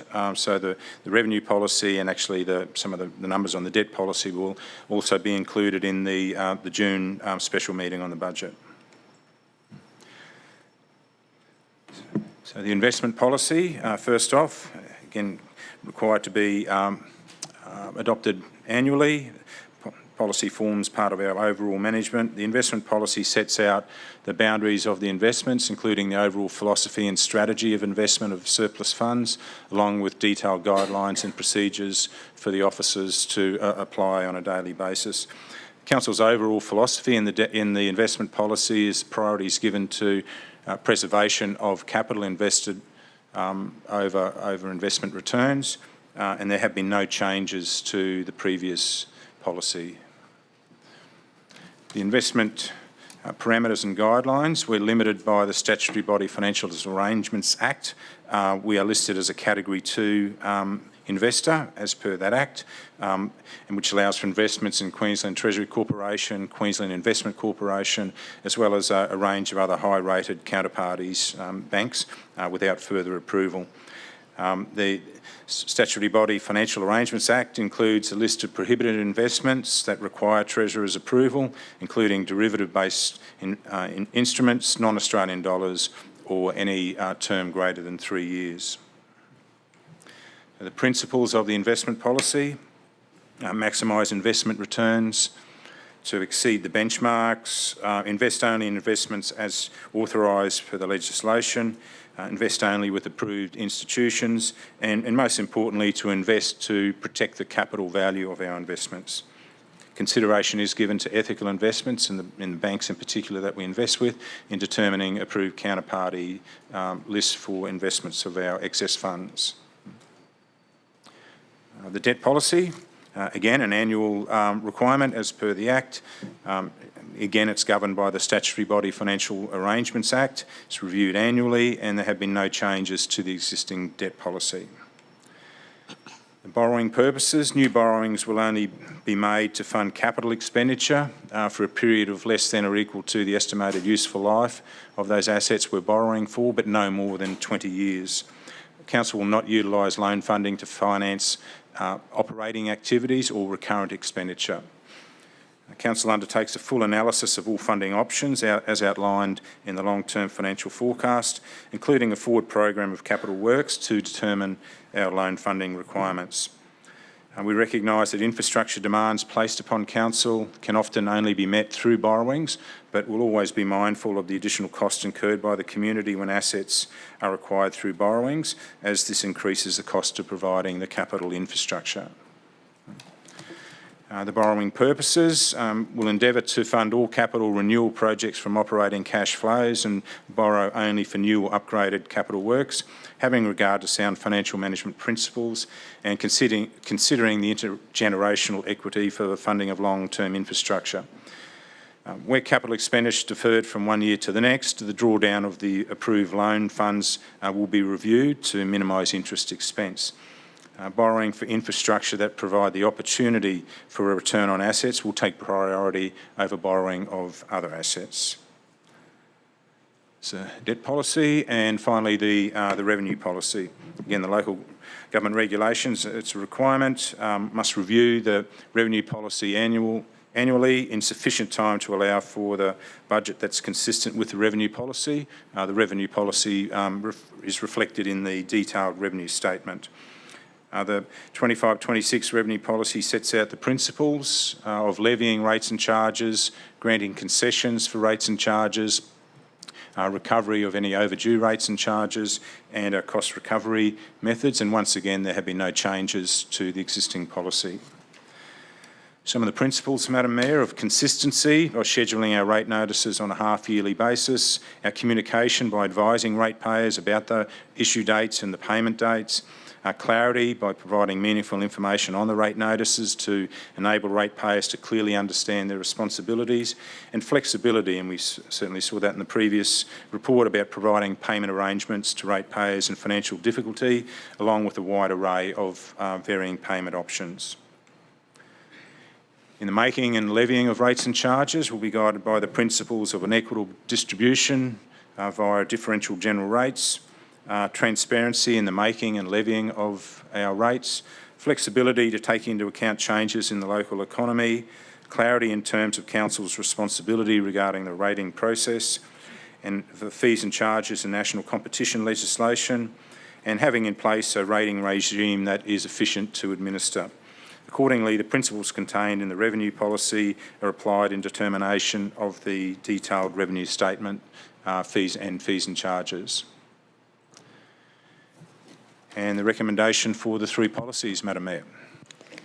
Thank you, Mr Costello. May I have a mover for the motion? Councillor Broderick, and a seconder, Councillor Hungerford.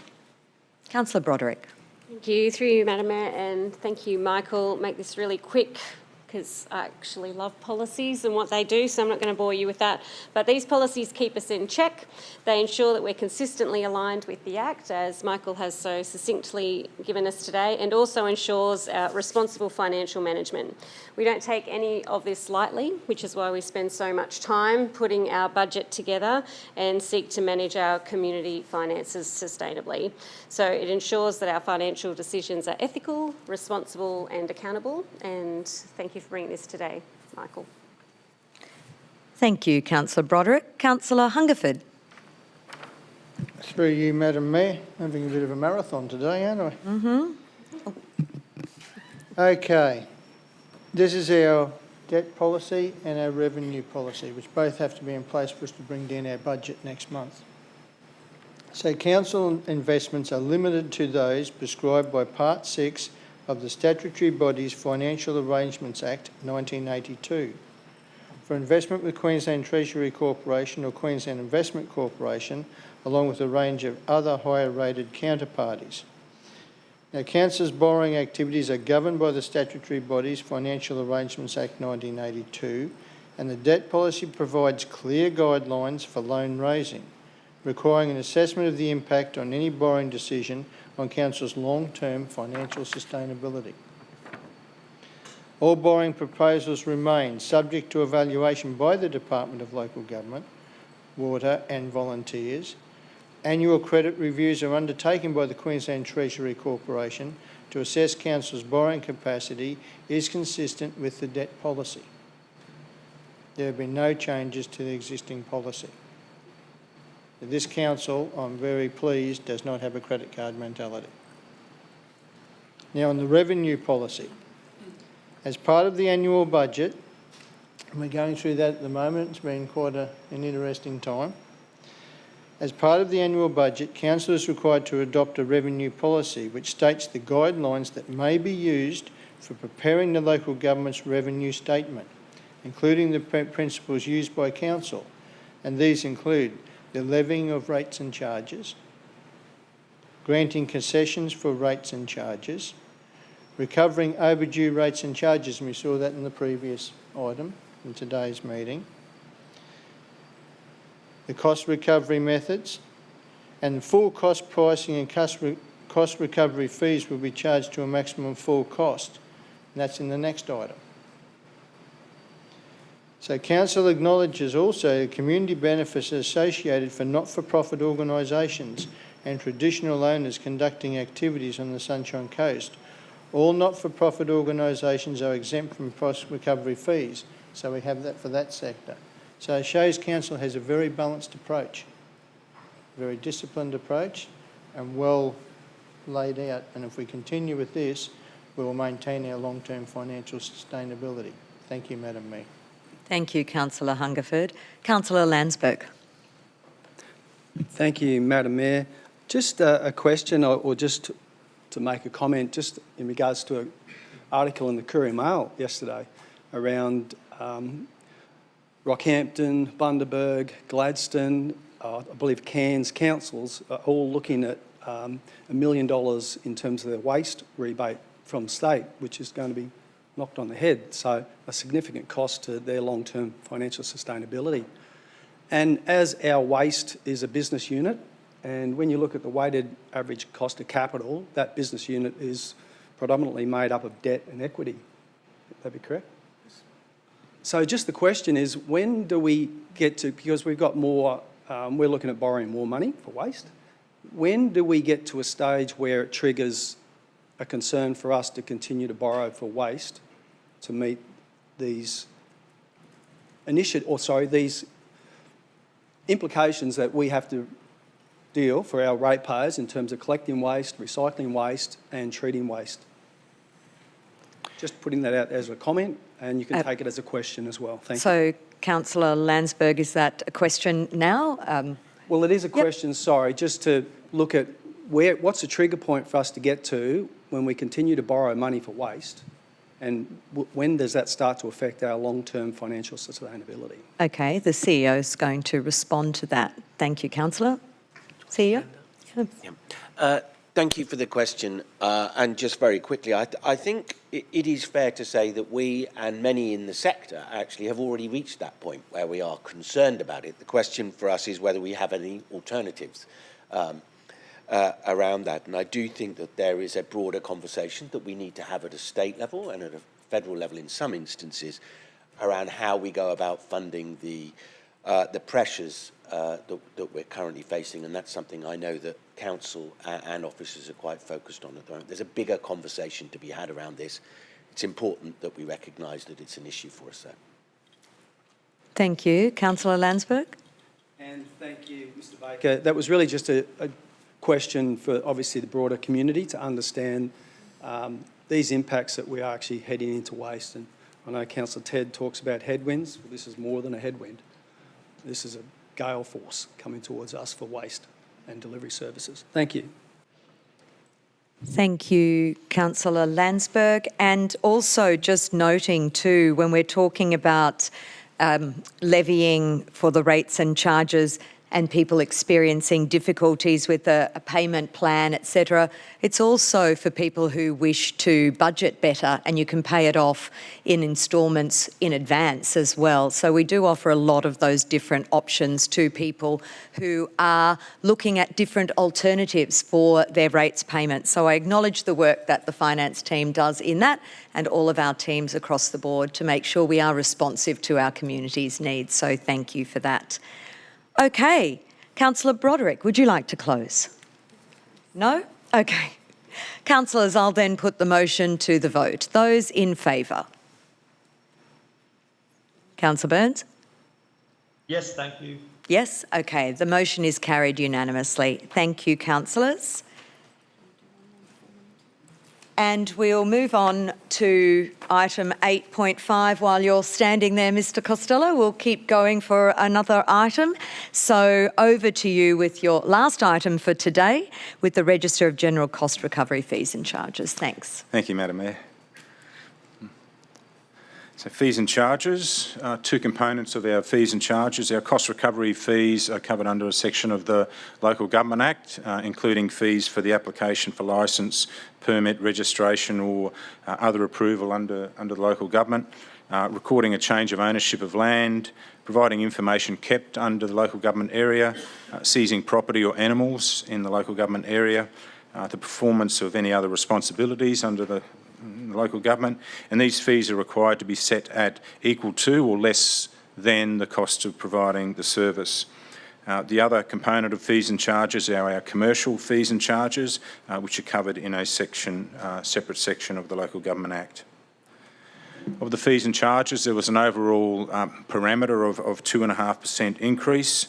The general fees and charges General fees and commercial charges have a forecast revenue proposed for next year's budget of $59 million. There's 1,455 fees covering most areas of council, 34 areas of council, 241 of those are cost recovery and 1,214 are commercial fees. The cost recovery fees are reviewed using activity-based costing methodology, and that is a rolling basis as we move our way through those fees. Some of the highlights of the fees and charges, the majority stay within that parameter of 2.5% increase. There's 54% of fees up to 2.5% increase in price. 2% have been reduced. 26% of fees range from 2.5% to 5%. A number of those are rounding. And 18% of fees increase higher than 5%. The holiday parks have implemented a price on application fee structure to ensure that the holiday park business unit to be more agile and responsive to market conditions, whilst also facilitating the provision of rebooking prices for new reservations for future years. Introduction of 65 Caloundra Library Plus fees includes higher fees for various rooms, including the old Caloundra Chambers. Standard community group and not-for-profit fees are available as well. And the introduction of monthly and annual commuter parking fees for the two multi-deck car parks. And the recommendation, Madam Mayor. Thank you, Mr Costello. Councillors, a mover for the item. Councillor Hungerford, a seconder.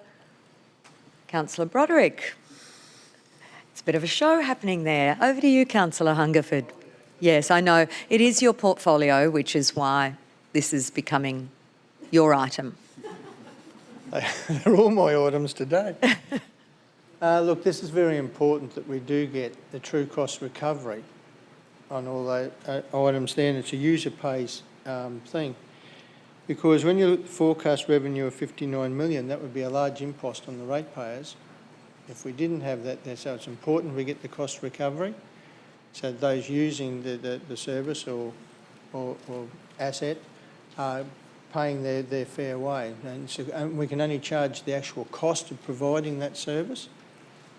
We can't go above it under the Act, which is very prudent, so that people are actually only paying the actual cost of the service being provided to them. But it's very important we do this to keep our budget balanced and the pressure off the ratepayer. Thank you. Thank you, Councillor Hungerford. Any other councillors? No. Okay, in that case, I shall put the motion, or would you like to close first? Yeah, sorry.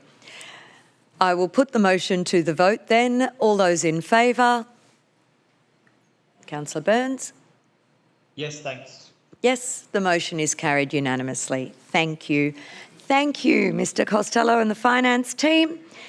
Before we move on to the next item, we will take a morning tea break. So I propose that we'll be back in 15 minutes, which will be 11:10. For those of you online, we'll join you back at that time, and the same in the galleries. So thank you. We'll be back soon.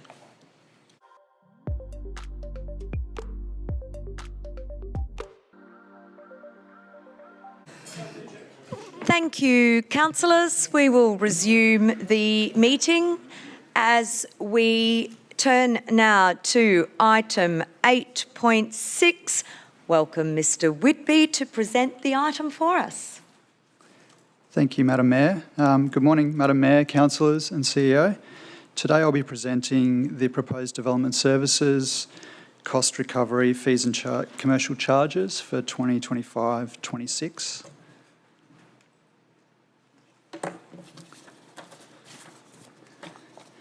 Under the Local Government Act, Council can only set cost recovery fees for services such as processing of development applications.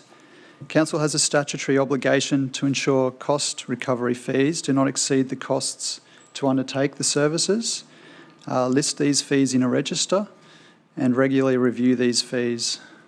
So taking into consideration this background information and legislative requirements, Development Services has reviewed our current fees and applied an average increase of 4% for the majority of fees in the proposed 25-26 register.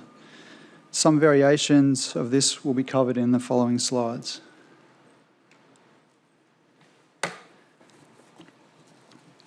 Development Services is introducing some new fees, so I'll just run through these one by one. Section 2.6 is a new refund fee for a development information and advice service request. $225 will be retained where withdrawn within 5 days of receipt, and the full fee will be retained where any other scenario.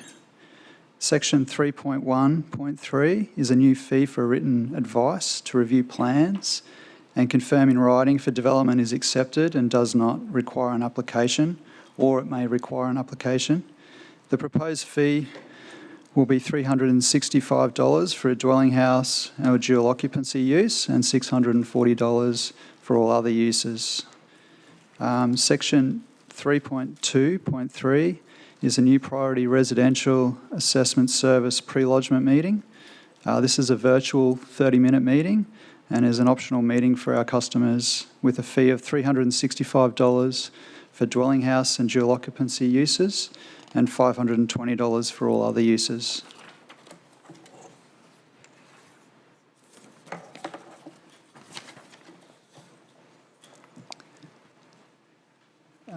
In addition, there's some extra new fees. So Section 10.2.2 is a new operational works fee of $1,250. And this is a fee where an applicant may lodge a group of operational works applications as a combined application and then submit a later application related to the same higher order application. So this fee just covers the additional assessment steps that are required for council. Section 15.2.8 is a new fee. Council didn't have a fee for an applicant to cancel an existing approval. So this is a new fee of $530 for a dwelling house and dual occupancy use, and $1,140 for all other applications. Section 15.3.2 is a new fee for extension of currency periods for development approvals requiring an assessment against different planning schemes. So with the potential new scheme coming into force over the next financial year, this fee is essential for us to again recover appropriate costs for that service. So this fee will be 25% of the application fee, calculated as if the application were remade, or a minimum fee of $4,935.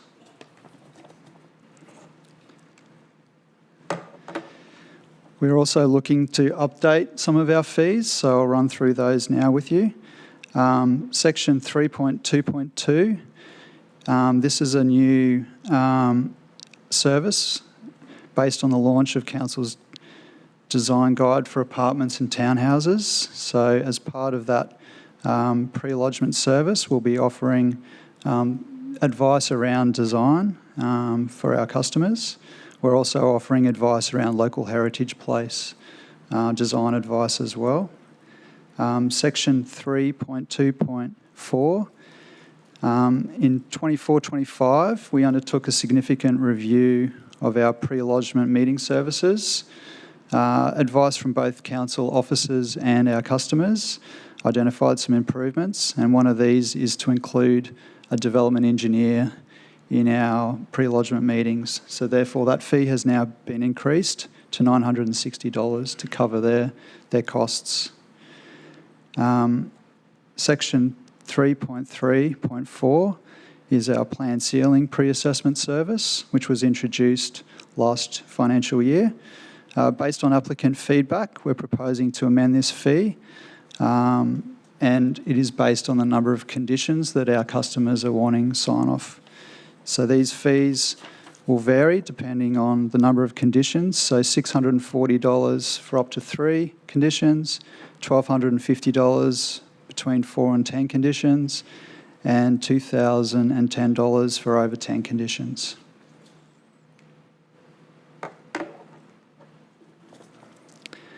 Further updates is section 4.1. This year, Council carried out a review of our development certificates with other SEQ councils. As a result of this review, we're increasing these fees for limited certificates up to $495, standard certificates up to $1,395, and full certificates will be based on land value, and this will range from $6,500 for up to a $5 million property, and price on application for anything over that. Section 6.1.2, in reviewing our fees, we identified a discrepancy for a dwelling unit fee, and this is now aligned with a dwelling house fee of $1,390.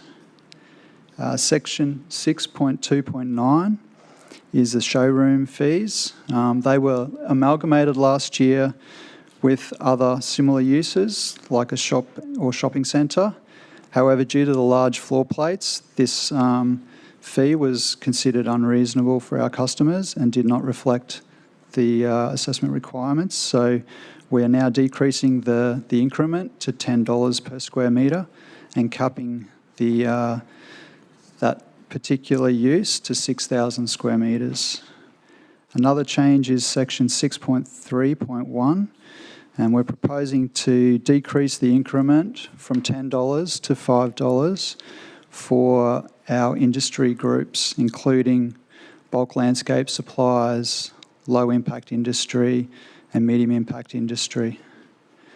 Another change is section 6.4.2. It's proposed to increase the base fee for a childcare centre, community care centre, community use, place of worship, and no increase is recommended this financial year. We're also reducing the overall capping from 3,000 square metres to 2,000 square metres. And the final one is section 10.1.1. So the structure of our operational works fees were amended in the current 24-25 register. It's recommended to increase the number of lot ranges for some of these fee components. And this has resulted in a change between 21 and 50 lots to be broken down into a 21 to 30 lot amount, 31 to 40 and 41 to 50 lots.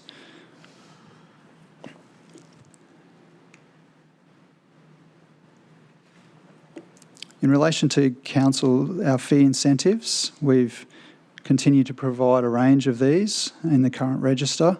However, there are 2 changes. One is back for our community not-for-profit organisations. During the COVID pandemic, we introduced a change from 50% to a 75% reduction. This reduction was retained last couple of financial years. So in this year, we're looking to amend that back down to the 50% reduction. This reduction is still considered a reasonable reduction for such groups, while ensuring that we maintain a proportion of our cost recovery for the work that we're undertaking. It should also be noted that the cap for these community uses has been reduced from 3,000 square metres to 2,000, meaning there's some other offsets for those community groups in the overall fee. The final item is that we're recommending that the Nambour Special Entertainment incentive remain for this financial year. These application types that are eligible would include a theatre, bar, nightclub or hotel use in the Nambour Special Entertainment Precinct, and they will gain a 50% reduction in their application fees.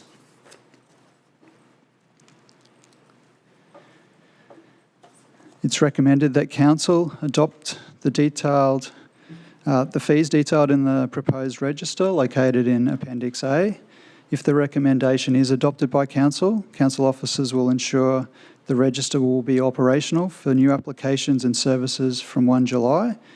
The register will also be published on Council's website prior to 1 July, so all of our customers can be prepared for the upcoming financial year. Thank you. Thank you, Mr Whitby. Can I have someone to move the motion? Councillor Hungerford. Seconder, Councillor Dixon.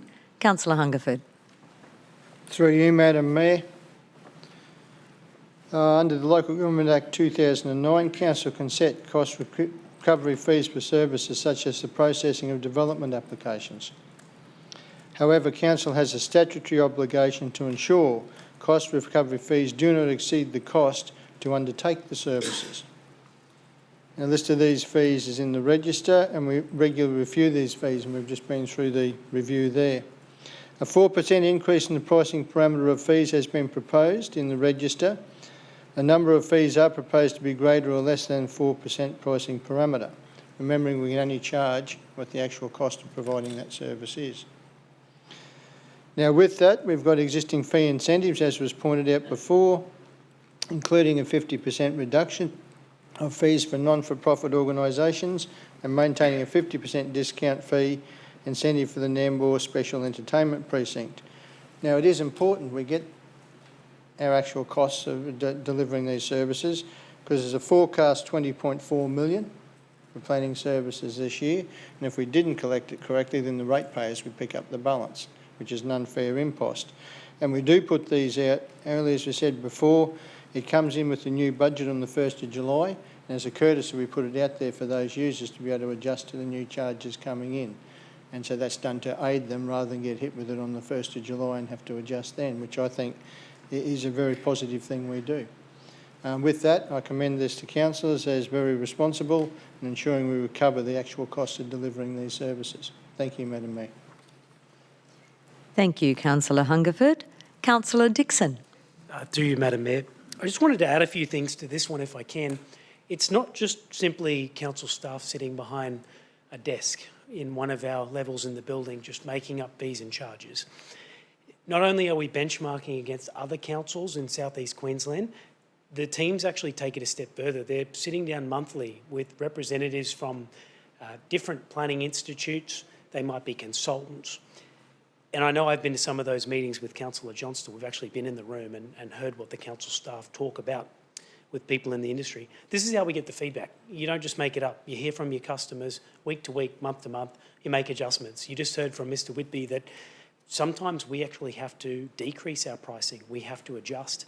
And I think that's all part of the process, because every single year I've seen this report come to us, we are making significant changes, which means we are actually listening to the industry, which is very important.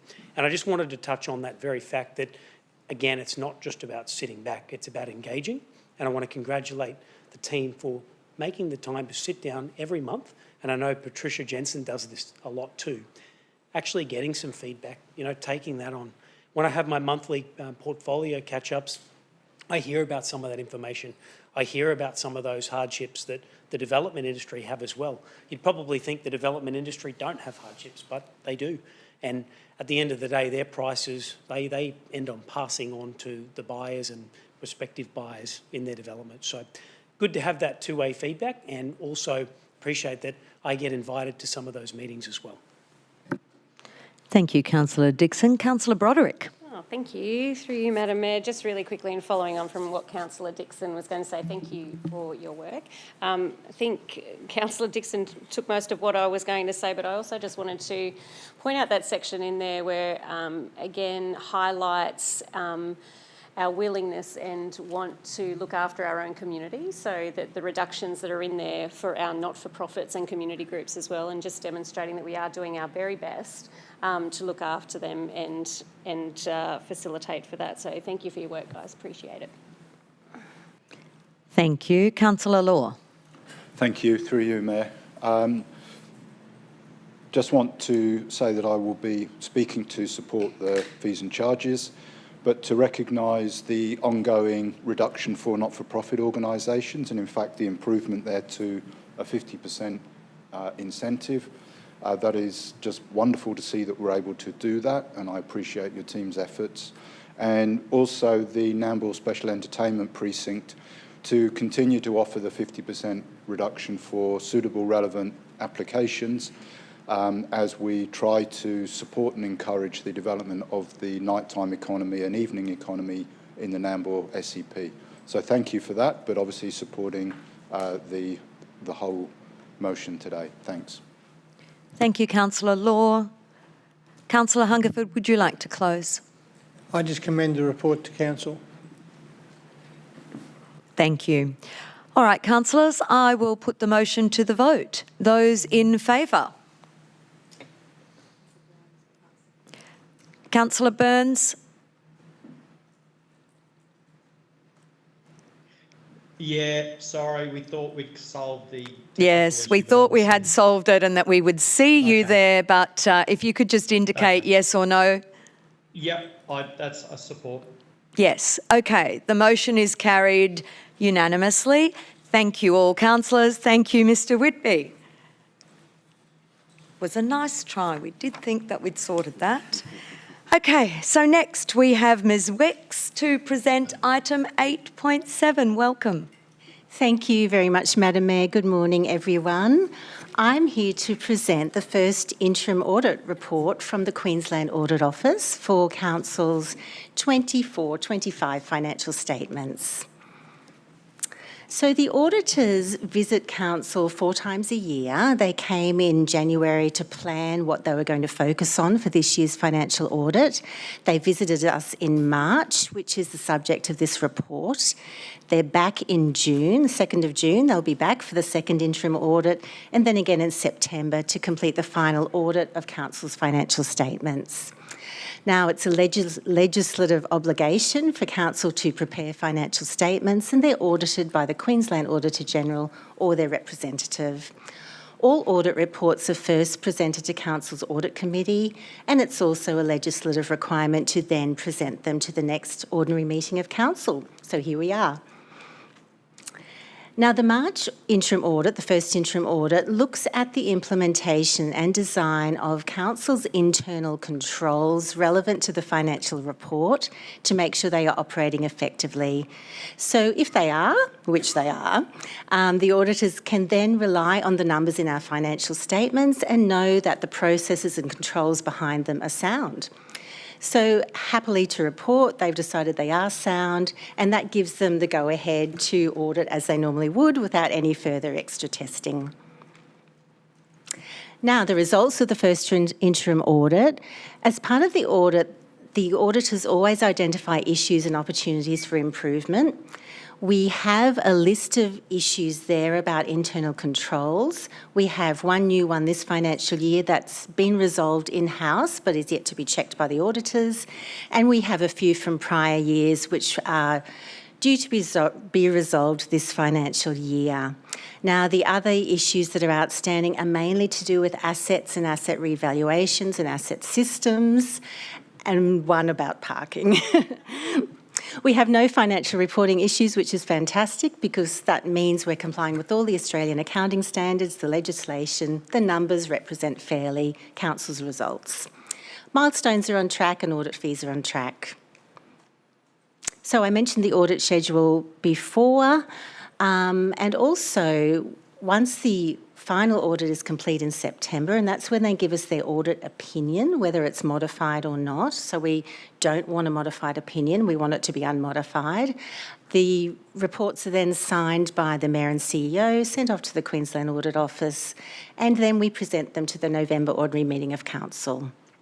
Any issues identified during the course of the audit are retained in Council's system, and implementation is monitored by the Audit Committee. And the recommendation, Madam Mayor. Thank you. Councillors, can I have a mover? Councillor Hungerford. A seconder? Councillor Broderick. Councillor Hungerford. Through you, Madam Mayor, quite pleasingly, Council has consistently received an unmodified audit option, meaning the annual financial statements in all material aspects give a true and fair view of Council's financial position, financial performance and cash flows for the relevant year, and they comply with applicable legislation and Australian accounting standards. Quite pleasingly, based on the results of Queensland Audit Office testing completed to date and the resolution of some of the prior year issues, they have determined that Council's internal control environment does support an audit strategy where they can rely on Council's controls. And there are currently no financial reporting issues. So I'm very confident of us reaching another unmodified audit. And what is it, 18 now we're on? I apologise. Goodness. It will be the 17th unmodified audit this financial year. So this one will make 17? Yes. I think that's a pretty good outcome, and I'm very proud of it that we've achieved it every year, but also our finance staff. It's our finance department that achieves that with the Queensland Audit Office, and having everything in every material aspect true and accurate is a real credit to the finance department. And I do look forward to the unmodified audit again this year, and I feel very confident we can achieve it again. Thank you. Thank you, Councillor Hungerford. Other councillors? No. Okay. Well, in that case, I shall put the motion to the vote. No, you don't want to close. Sorry. I should have asked you if you wanted to close instead of assuming. Thank you, Councillor Hungerford. Okay, I will put the motion to the vote. Those in favour? Councillor Burns? Yes. Yes, the motion is carried unanimously. Thank you. Thank you, Ms Wex. Thank you, Mr Costello. I apologise again, Councillor Hungerford, for that, forgetting to ask if you'd like to close. Next up, we have Mr Watson to present 8.8, the Healthy Coast Management Plan. Welcome to the team as they come in. The men in blue today, thank you. Over to you, Mr Watson. You all got the memo, excellent. Good morning, councillors, Madam Mayor. Today we'll present to you the Healthy Coast Management Plan. We'll present on the objectives, structure and content of the plan, on the community engagement we've undertaken, and seek your endorsement of the plan for the purpose of providing strategic guidance for coastal management, planning and service delivery. Our coastal environments are central to the Sunshine Coast identity and lifestyle. Locals and tourists respect and value the coastal landscapes for a multitude of personal, cultural, recreational and enjoyment reasons. The Environment and Livability Strategy recognises our region's coastal areas as a key natural environment theme. The ELS provides a vision that our coastal areas are healthy, resilient to climate change impacts and support sustainable use. The ELS implementation plan includes Transformational Action 10.1 to develop and implement a Healthy Coast Management Plan, and also Transformational Action 11.1 to protect and manage our 5 major green spaces, one of which is our coastline. The Healthy Coast Management Plan is a new plan for Council that outlines how the coast's environmental, built asset and sustainable use values are protected, maintained and improved now and into the future. The plan supports both Council and the community to deliver a healthy coast by proactively responding to key pressures, especially population growth and climate change. The plan provides an improved understanding of what needs to be delivered and where across the coast. This is achieved through a framework that brings together our existing coastal strategies, plans and management actions. The plan brings together existing and proposed actions and activities and presents them alongside the values, pressures and other additional information for individual units along the coast. This results in a much improved integration between an understanding of our coast and the actions needed to maintain a healthy coast. The Healthy Coast Management Plan focuses on the management of coastal public lands and infrastructure while recognising the important interfaces with private land and assets. The plan describes our strategic framework for coastal management, This reflects how we're contributing to our Sunshine Coast biosphere, the influence of Commonwealth and state coastal legislation and policies, and linkages to Council's regional strategies. Central to this coastal management framework approach is the Healthy Coast Management Plan. The plan is aligned with Council's strategic outcomes for a healthy environment, resilient built assets, and sustainable community use. These outcomes are delivered as services to the community through a range of coastal management functions and through Council's annual operational and capital program. The important role of monitoring and evaluation is captured in the framework by utilising Council's Coastal Health Report to understand the health of our coast and act as a feedback loop to prioritise actions. The Healthy Coast Management Plan is structured in two parts. Part 1 of the plan provides details on what the coast is, why the coast is important, and what we know about the coast at a regional scale. Part 1 outlines the community-supported vision and objectives for a healthy coast, highlighting that our environmental, built asset and sustainable use values must be protected, respected and maintained for the enjoyment of future generations. Part 1 also explores the coast's many values from environmental, cultural, recreational and built asset perspectives. The pressures facing the coast at the regional scale are also explored, focusing on key threats from coastal hazards, climate change and population growth.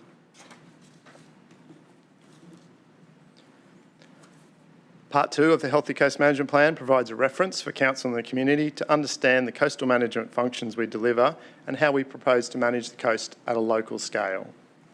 Part 2 begins by outlining the breadth of planning and management activities undertaken by Council on a coast-wide basis. These are grouped by management functions and range from maintaining coastal habitats through our environment reserve management and bush care programs, life-saving services to ensure the safety and enjoyment of our beaches, and coastal education activities such as our innovative Coastal Discovery Van.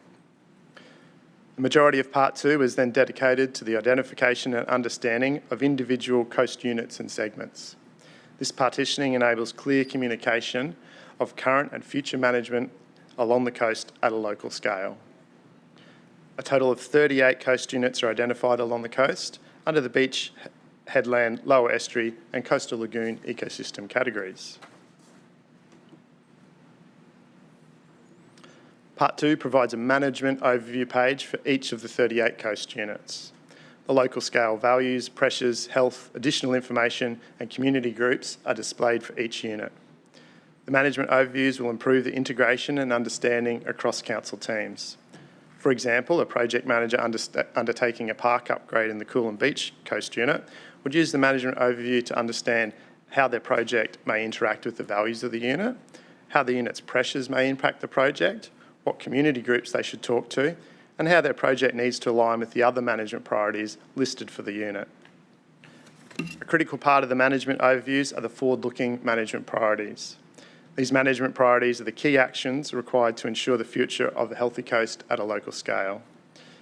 The management priorities will form the basis of a Healthy Coast implementation program, which will prioritise and detail key operational and capital activities based on available budgets and resources each year. The implementation program will be shared with the public each year to demonstrate Council's integrated and coordinated approach to coastal management delivery. Meaningful community and stakeholder engagement has been essential in the development of the Healthy Coast Management Plan. This began in 2022 with analysis of over 10,000 individual community survey responses from various coastal management projects undertaken between 2020 and 2022. In 23 and 24, the Healthy Coast Management Plan and Shoreline Erosion Management Plan undertook a combined program of community and stakeholder engagement. In October 23, a series of workshops were held with key coastal community stakeholders to support the drafting of the two plans. The engagement uncovered stakeholder views on priority coastal values and explored suggestions for management interventions. In October and November 24, the key coastal community stakeholders were re-engaged and the broader community were invited to provide feedback on the draft plans through drop-in sessions and a Have Your Say webpage. The high level of engagement and quality of responses has provided great value to these plans. The development of the plans also involves a significant amount of council staff engagement, as well as important consultation with Carpark, state government agencies, regional bodies and research organisations. A Healthy Coast Management Plan webpage is proposed to continue to provide community access to information on the plans. The webpage includes an interactive mapping tool for the community and coastal managers to understand the coast at a local scale, including Council's management priorities for each coast unit. Subject to adoption of the plan, graphic design of the documents will be finalised and uploaded to the webpage. Thank you very much for your time. Thank you, Mr Watson. Councillor Suarez is the mover, seconder Councillor Landsberg. Councillor Suarez. Thank you. Through you, Madam Mayor. Just wanted to say thank you to Dale and the broader team for the... Councillor Suarez, would you just move your microphone over for the live stream? Thank you for the recording. Yeah, thank you for the work that you did. I know that there was a lot of work. It was quite intensive. I attended a number of the community consultation events along with Councillor Burns. And yeah, so I just want to acknowledge all of the work that's gone into this plan. This plan basically acknowledges that our coastal environment is much loved. From Coolum to Bribie, not only our residents but visitors to the region value our shorelines. The desired future state for our coastline is one that's healthy, livable, is responsive to climate change impacts and coastal hazards, and is used in a sustainable way. This plan here also ties together many of the coastal related strategies, and it puts it under one umbrella to create a holistic management plan. The plan outlines actions to protect our natural coastal processes, landforms, habitats, vegetation, fauna and water quality, is adaptive to pressures from climate change and population growth, and provides diverse, safe and sustainable recreation experiences such as fishing, surfing, walking, sports. It also promotes partnerships and engagement with our community, our industry and government agencies, as you mentioned earlier, Mr Watson, and it also supports opportunities to connect with our communities and cultural heritage, as well as the environment. Not only does this plan capture a lot of the coastal strategies and environmental strategies we have, but it also includes a lot of the good work that Council already does in this space from a variety of departments and sections within Council. Things like the Bush Care Program, turtle and shorebird conservation activities, erosion and sediment control programs, stormwater management, water health monitoring, disaster management, beach cleanup projects, the Coastal Hazard Adaptation Strategy and the next report, the Shoreline Erosion Management Plan. Sunshine Coast Design even comes into it. Park planning, coastal pathways, street tree planting, active transport, pest, plant and animal management, pollution and waste management, domestic animal management, events, commercial activities, First Nations and European heritage, and safety through regular patrolling, economic considerations and importantly, education. So this is a fantastic plan that basically is all-encompassing and it really helps us do the best we can in making sure that the future of our healthy coast is continued. The community consultation on the plan was actually really interesting, and I attended one session on the southern portion of the region and one in the northern portion. And this is where value was applied to this plan, I would say.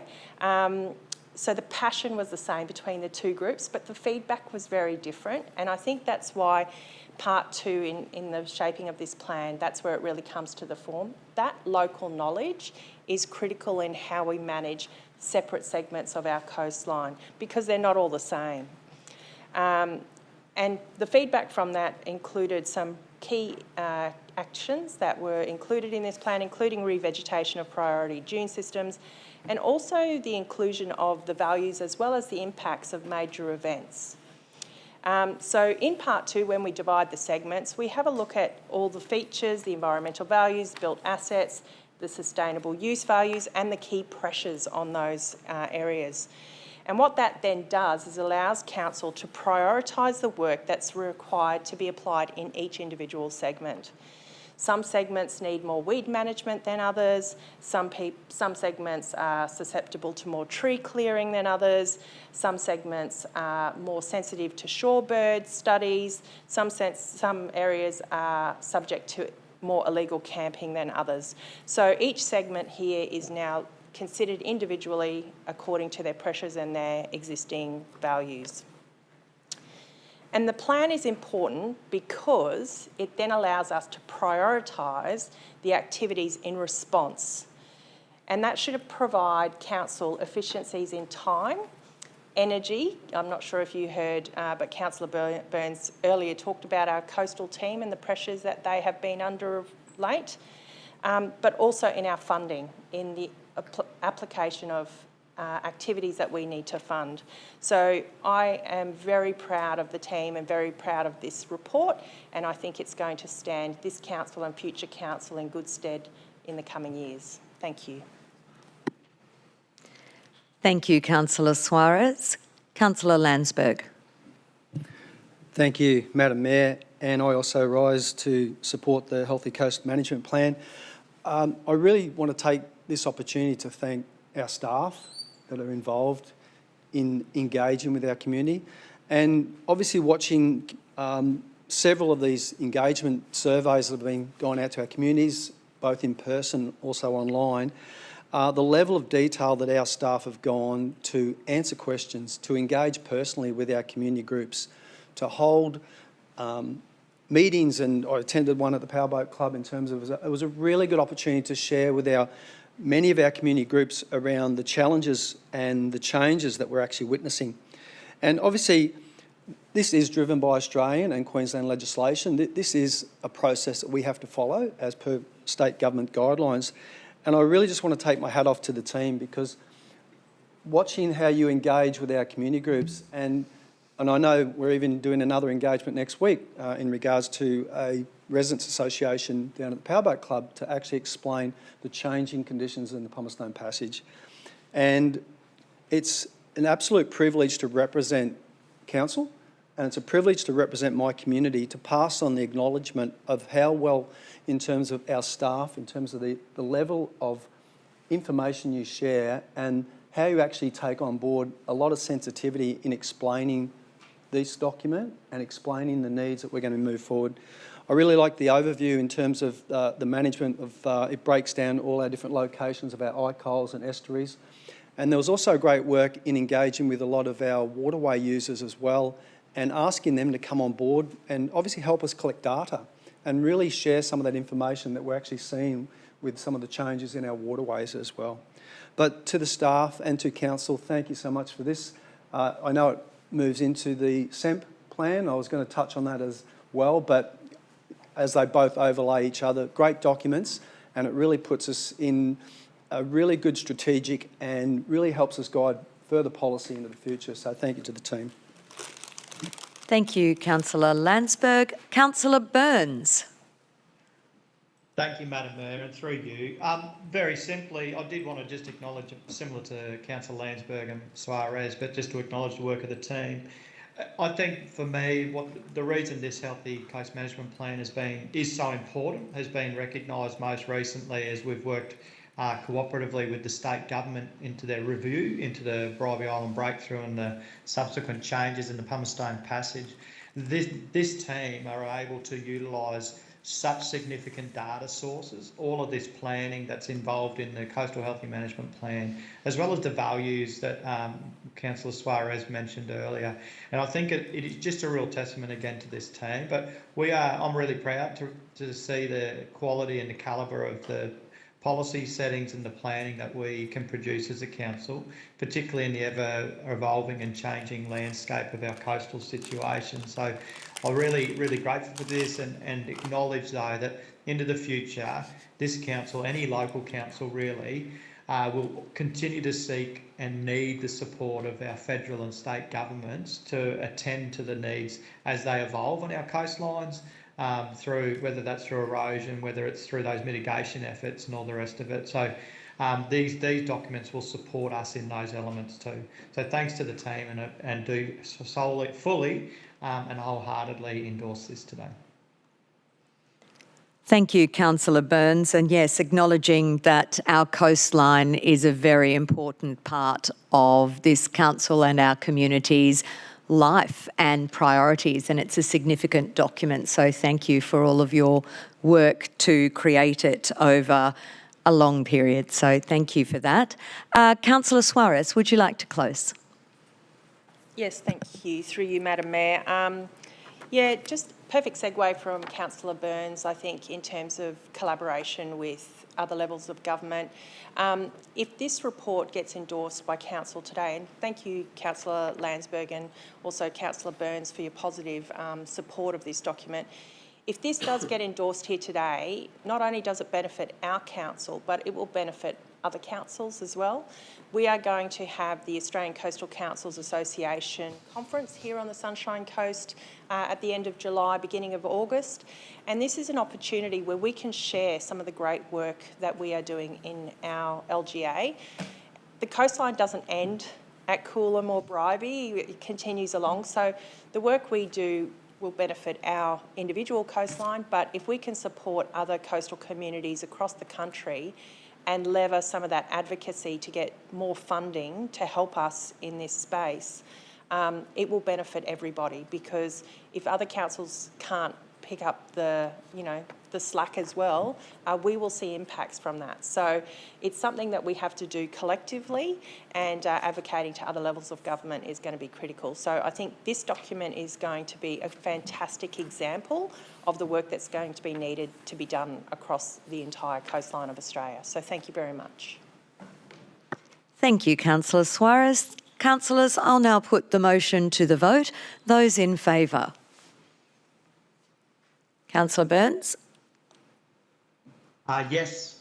Yes, the motion is carried unanimously. Thank you, team. Thank you, councillors. We move now to item 8.9 and we welcome Mr. Wilson there he is, to the microphone. Thank you, to present item 8.9. Thank you, Madam Mayor. Thank you, councillors. Today I'll be presenting on Council's Shoreline Erosion Management Plan for 2025 to 2035.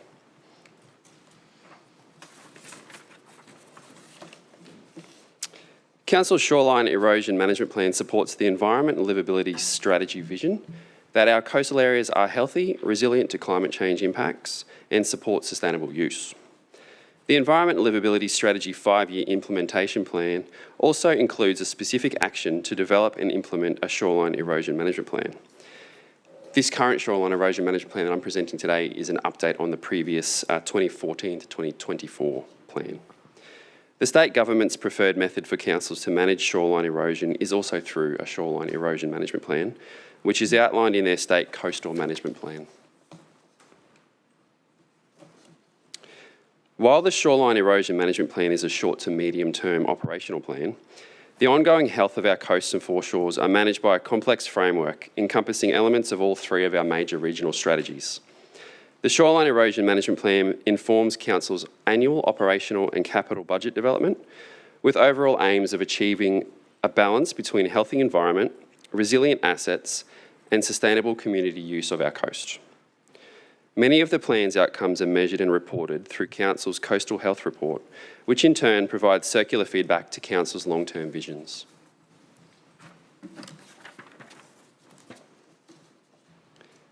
Management of coastal areas that are vulnerable to erosion is complex due to varying land tenures, high recreational and ecological values, and coastal processes. Navigating these complexities is achieved through the Coastal Hazard Adaptation Strategy pathways. These pathways take the form of a shoreline erosion management plan when protecting council and public assets, coastal hazard adaptation precinct planning for when private and public assets are complex and intertwined, and the planning scheme for private infrastructure.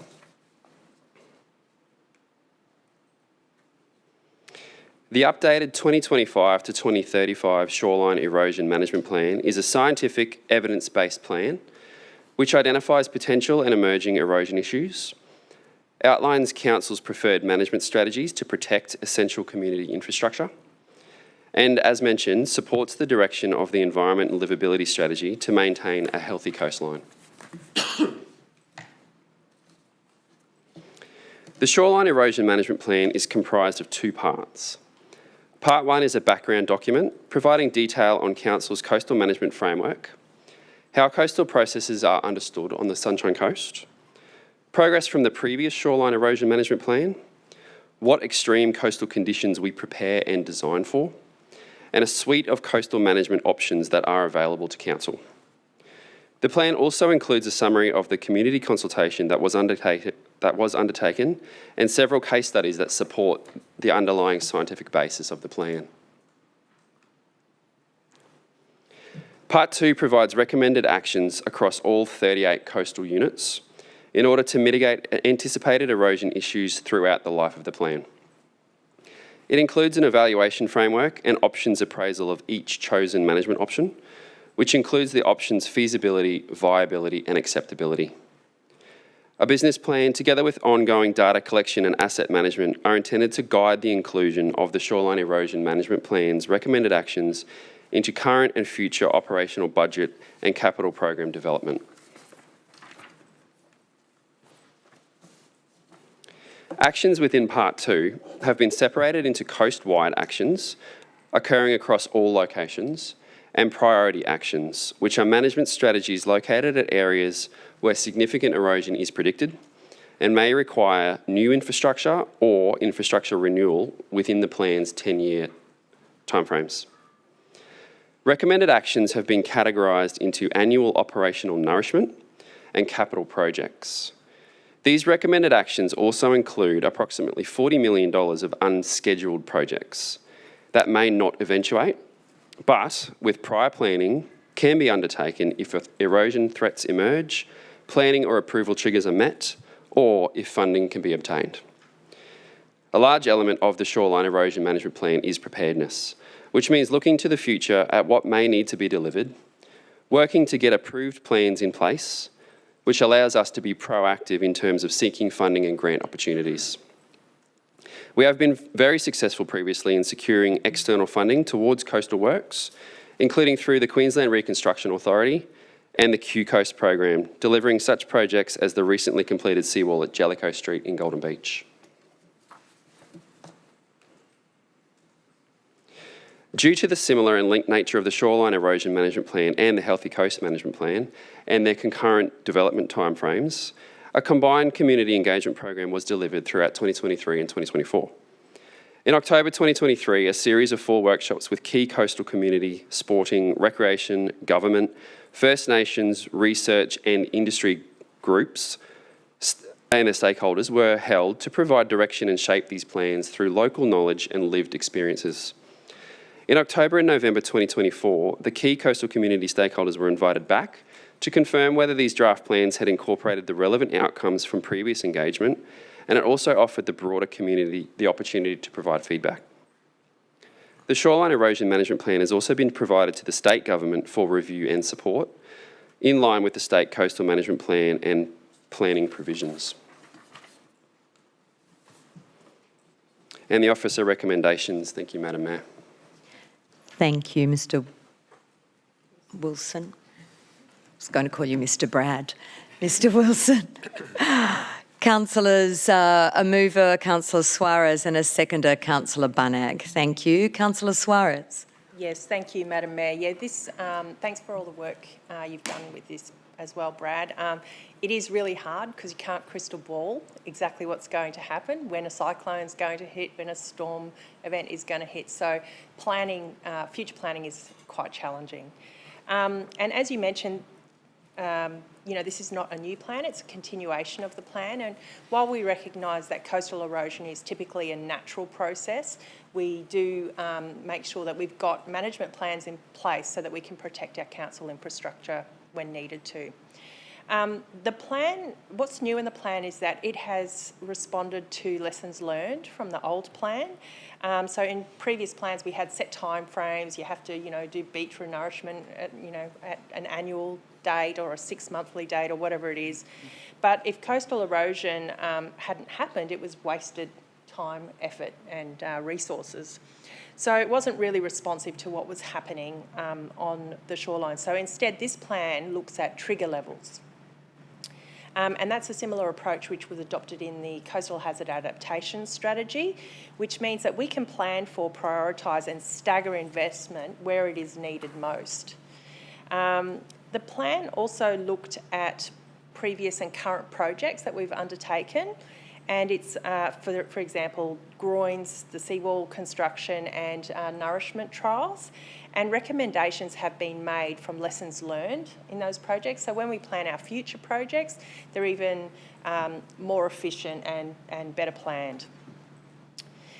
This plan is also a bit of a technical or scientific document, and it requires a lot of those inputs, which may require updates ongoing throughout the life cycle of this plan. So some of the information that's collected or modelled are tide regimes, storm tide modelling, wave modelling and sediment studies, and that may impact our future management plans as we go along. As was done with the Healthy Coastal Management Plan, as Mr Wilson highlighted, it does break up our coastline into segments so that we can best address the issues that are happening in those individual locations. We also look at the history of the management in that location, the condition of the existing structures, and while I hate to say it, every time we've had a cyclone, it exposes our seawalls and we can actually check the condition of those to see how much life is left in them.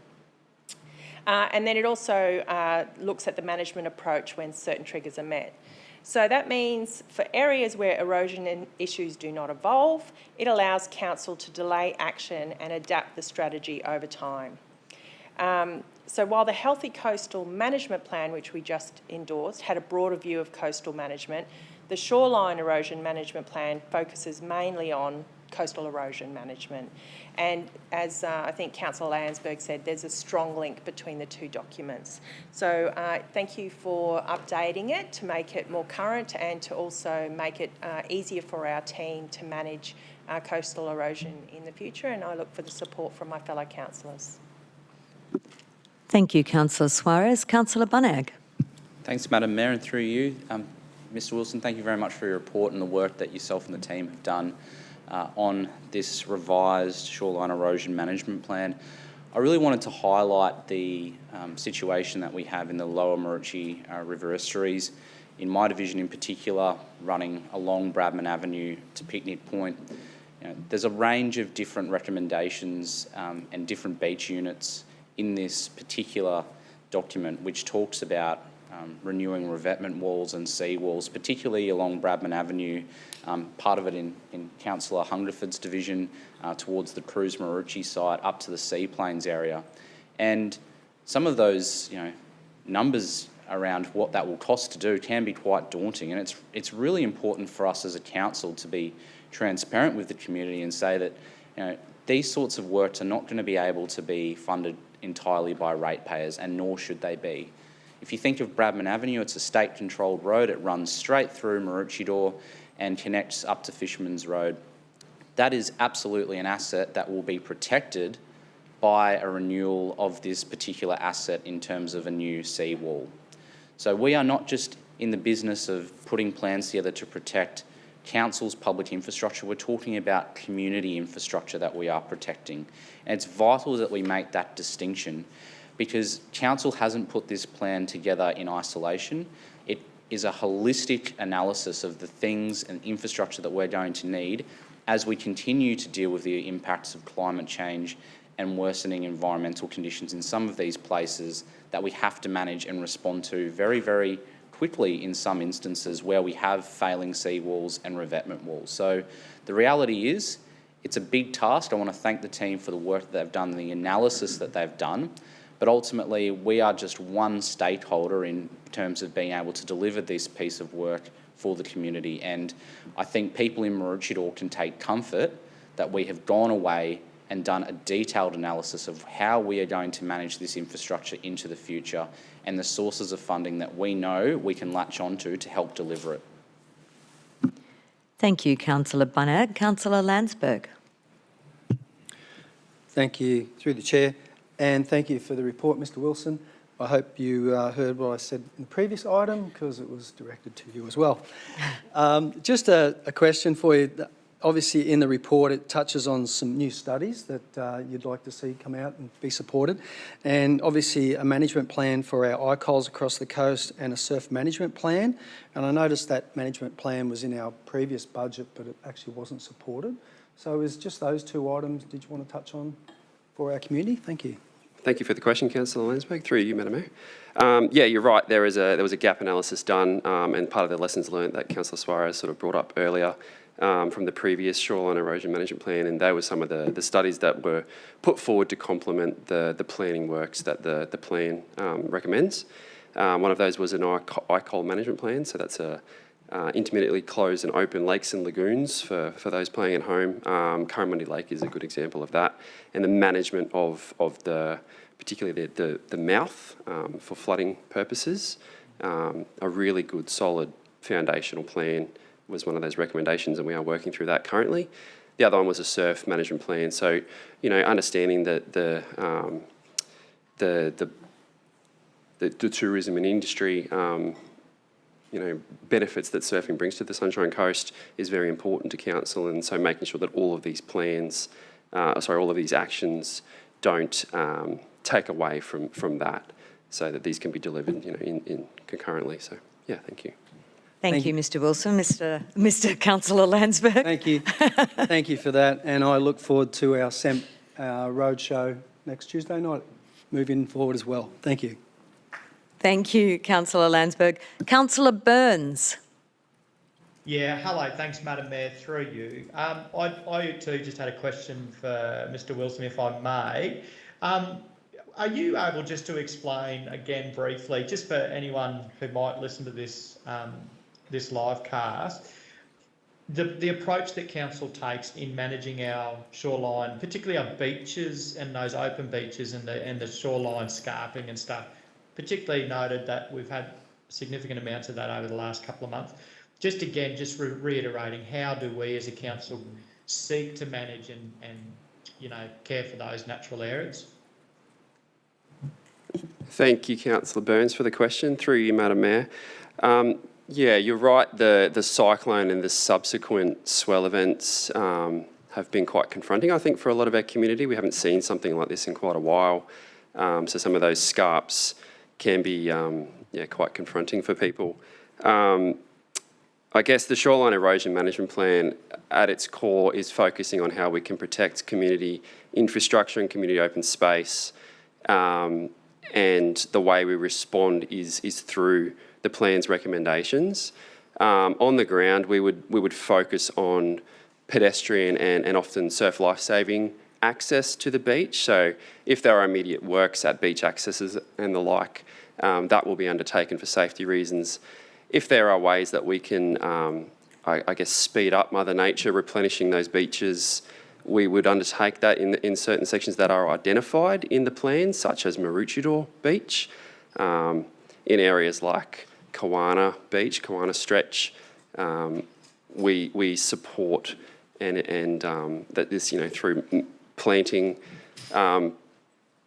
programs and weeding programs that the environmental operations team to curate that dunal buffer as a form of protection for the community assets behind it. Does that answer your question? Yeah, it does. Thanks so much for that. And I really do ask it, obviously, just because of the current bit of weather that we're coming out of now, fortunately. And I would like to note too that the sand is building up on those open beaches, as we know it would. And it's a really great testament to the fact that when we have a healthy dunal system and an uninterrupted drift of sand, our beaches will replenish. And so I appreciate the clarity that you bring to that. I do support this Shoreline Erosion Management Plan. I appreciate, again, the efforts of the team in developing it and really learning from past experiences and the data that we've been able to collate and how that can actually really assist us as a council in progressing our works forward. So thanks to you, Mr. Wilson, and the rest of the team. Thanks, Councillor Burns. Councillor Natoli. Thank you, Madam Mayor, and Brad and the team. Congratulations on the work that you've done. I know that even though we've brought this plan to council today, I know it's helped shape a number of things. The coastal pathway at Bedina was certainly shaped in terms of moving it further away in sections from the coast. Discussions with the Quina Surf Club. And it's interesting, the resistance that we get sometimes because, you know, it's not a problem right now, but it could be. And just listening to the radio today, the crisis that's happening just north of Sydney, one house owner who's been asking for beach wall to protect his property and other properties, and the desperation in his voice, potentially could lose his house, and it's too late then. Too late to be able to protect their properties. So, you know, I think we need to gather these examples so that when we sit down with those in our community to have these hard discussions about placements and new clubs and new facilities and other things, that they understand that it's real. And unfortunately, it's going to have to be a level of funding found in other levels of government to support us, because we can't do it on our own. The federal and state government have to realise that this is a serious problem. Communities are going to be impacted. Tourism is going to be impacted. We talked about our beaches, a very important economic driver for our coastal communities. Gold Coast, we saw the negative impacts that they had. We saw the negative commentary down south, and it did impact on people not wanting to come here because they thought our beaches weren't up to the same standards. So I think it's an important piece of work, and I certainly support the work that you've done. But hopefully we can put things together to be able to demonstrate that when we sit down with our locals, we need them to work with us to ensure that we get the right outcomes for everyone. Thank you, Councillor Natoli. Mr Wilson, I just have a question for you. Can you please explain whether approving this plan today would lock us into the delivery of all of those recommendations that you mentioned? You talked about a $40 million price tag to some of those, and what impact would that have on council's budget processes? So if you could explain that a little for us. Thank you for the question, Madam Mayor, and through you. No, endorsing the plan today does not lock us into anything. This is a plan that recommends the actions to council, and like I mentioned, towards the operation and the capital program development. There is still, I guess, a prioritisation piece when that program happens.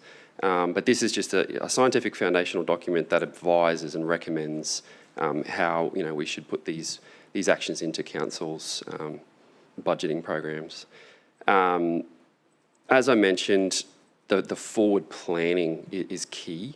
I think the $40 million number that I highlighted is those provisional items. So they're the ones that we're not 100% certain is going to happen. These may be like erosion trigger-based type recommendations. They may not eventuate through these 10-year plans, but looking forward and getting on the front foot, getting approvals in place where we're able to, and start thinking ahead to those designs puts us in a really good position that when funding streams, grants, whatever it may be, become available, we almost have shovel-ready projects that we can go to the state or the federal government and say, we're good to go. And we've been very successful with this in the past, and that's the tack that we'll continue to take. Thank you. So basically, it would then form part of operational planning and then part of the budgetary process. So as a council, this council and moving forward through the life of the plan would be able to make those decisions in an ongoing way. Is that right? Yep. Right. Okay. Thank you. Our shoreline is vitally important to our community, and obviously this plan recognises that. Also, erosion is a significant concern to our community, and as you said, it can really be confronting. And at the moment, we do have those confronting scenes right along our coastline from Bribie to Coolum in our local government area, but of course further to the north and south to our neighbours as well. Looking through the document, I particularly enjoyed the historical photos as well, and if anyone hasn't seen that or anyone listening to this, to go and look at that and engage with the plan and see that what we are experiencing now, we have experienced before, and that we are putting in place those measures to address that, consider that, and plan for what we will do moving forward. So I commend you all on the work on this, because it is a significant body of work that will take us forward, and I am pleased with the strategy and the management plan and to be able to support that today, as I encourage my colleagues to do as well. So thank you for that. Councillor Suarez, would you like to close? Yes, thank you, Madam Mayor. I think I might just segue off something that Councillor Landsberg mentioned, which was a couple of plans that we wanted to include, including the surf management plan, and I can't miss the opportunity to say that if we had a management plan for surf in place, perhaps Councillor Burns would be here with us today instead of having a broken ankle from surfing. Anyway, sorry, just couldn't resist that. So this shoreline erosion management plan, to many of the Mayor's points, it assesses the sustainable use and management of land vulnerable to erosion, and this plan presents a coordinated, regionally consistent and prioritised approach to address erosion issues, allowing Council to plan and budget for some of those measures. I do really like Councillor Bunneg's words, and I may steal them when the Australian Coastal Councils come up. These initiatives cannot be funded solely by Council, nor should they be. So I really like those words. And that is a message that all councils have to be giving to our state and federal members, because this is a response that we are putting out for our communities in relation to forces that are outside of our control. And we do need that assistance from those other levels of government. So I also encourage my fellow councillors to support this plan in line with all the other work that we do along our coastal shorelines. Thank you. Thank you, Councillor Suarez. Thank you, councillors. I'll now put the motion to the vote. Those in favour? Councillor Burns? Yes. Yes, the motion is carried unanimously. Thank you, councillors. Thank you, Mr Wilson, and to the team.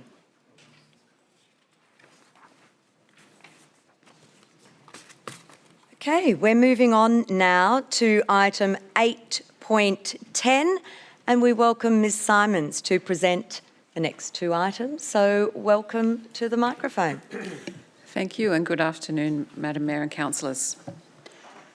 So Horizon Festival comes to Council every 3 years to provide an update on future planning and seek continued endorsement for another 3-year term.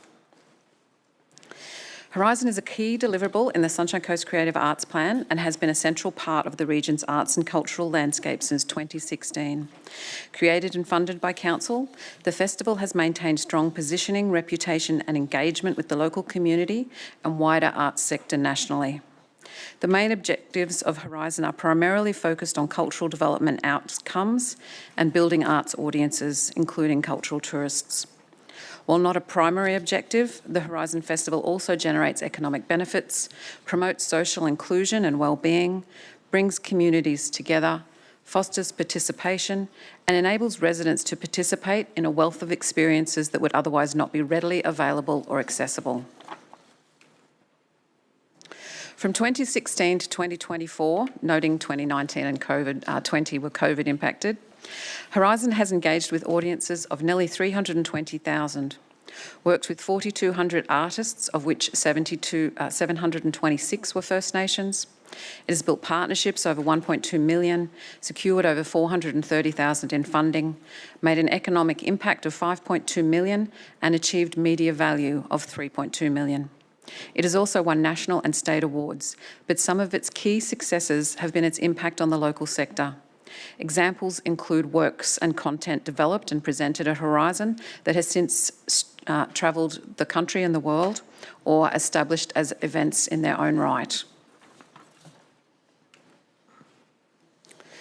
At the 2022 OM, Council endorsed the festival for 3 iterations and requested an update on how Horizon will position the Sunshine Coast as an artistic and cultural capital in the lead up to Brisbane 2032.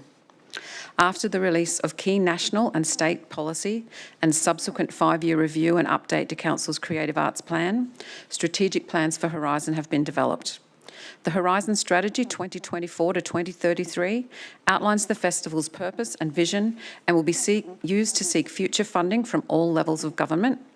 It will be delivered via a staged approach of 4 consecutive action plans, with the first being Build 24 to 27, which will have a focus on growth and development of the festival and its brand, building and diversifying arts audiences, and enabling the sector to deliver live cultural experiences, both artists to create content and production workers to present, including a focus on access and inclusion.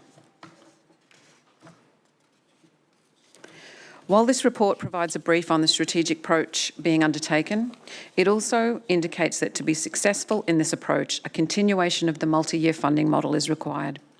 It recommends that Council continues to support a 3-year financial commitment to take advantages of the benefits of that multi-year approach. A 3-year commitment for 26, 27 and 28, including CPI and CA, will enable more efficient, effective and strategic planning of the festival, including the ability to negotiate ongoing revenue via partnerships and sponsorships, allowing certainty for both festival planning and programming, and providing attractiveness to sponsors and partners looking for long-term alignment with a successful brand.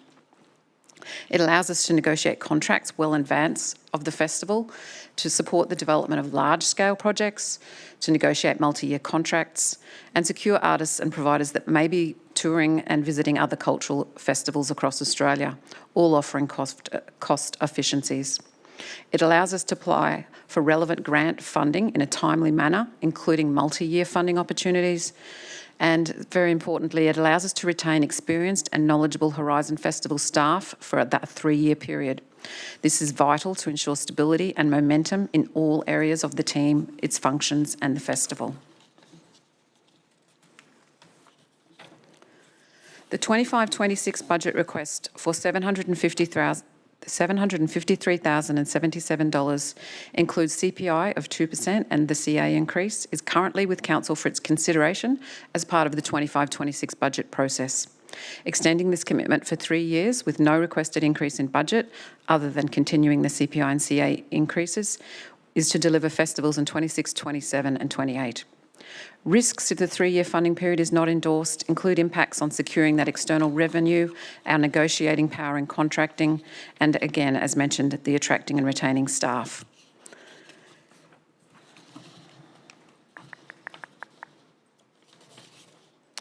It is therefore the Office's recommendation that Council receive and note the report and endorse the Horizon Festival Art and Culture as a Council-supported event, referring the annual budget requested. Thank you. Thank you, Ms Simons. Councillor Law. You'd like to move the motion? A seconder? Councillor Bunnack. Councillor Law, would you like to speak to the motion? I would like to speak to the motion. Thank you, Madam Mayor. And firstly, Janine and your whole team who have just delivered another very successful Horizon Festival in providing the opportunities for the local artistic community to showcase and demonstrate their talent for the whole community and bringing in visitors from far and wide. Firstly, in the same way that we are preparing and building infrastructure for 2032, it's really important that we build our cultural and artistic capacity for 2032 as well. It is not possible and it is not sensible to think that we will be ready to deliver an impressive cultural Olympiad if we don't start now and we don't do it today. The Horizon Festival is a premier arts festival, and it's important that we continue to deliver this and deliver the arts across the whole Sunshine Coast Council region, where you'll find Horizon popping up in unexpected and unusual places, and most importantly, providing the opportunity to deliver local content to a national and potentially international audience.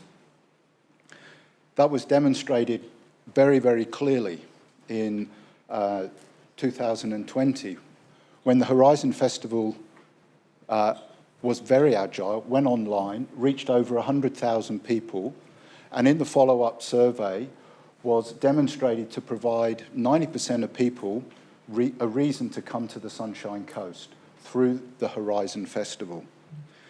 So imagine the impact when we have people actually coming to the Sunshine Coast, not only to experience the Olympiad, but also to experience our Horizon Festival. We need to build our capacity today, tomorrow, and next year, and in the coming 3 years, so that we are well and truly ready to showcase the artistic talent of the region and also attract some touring and national acts as well.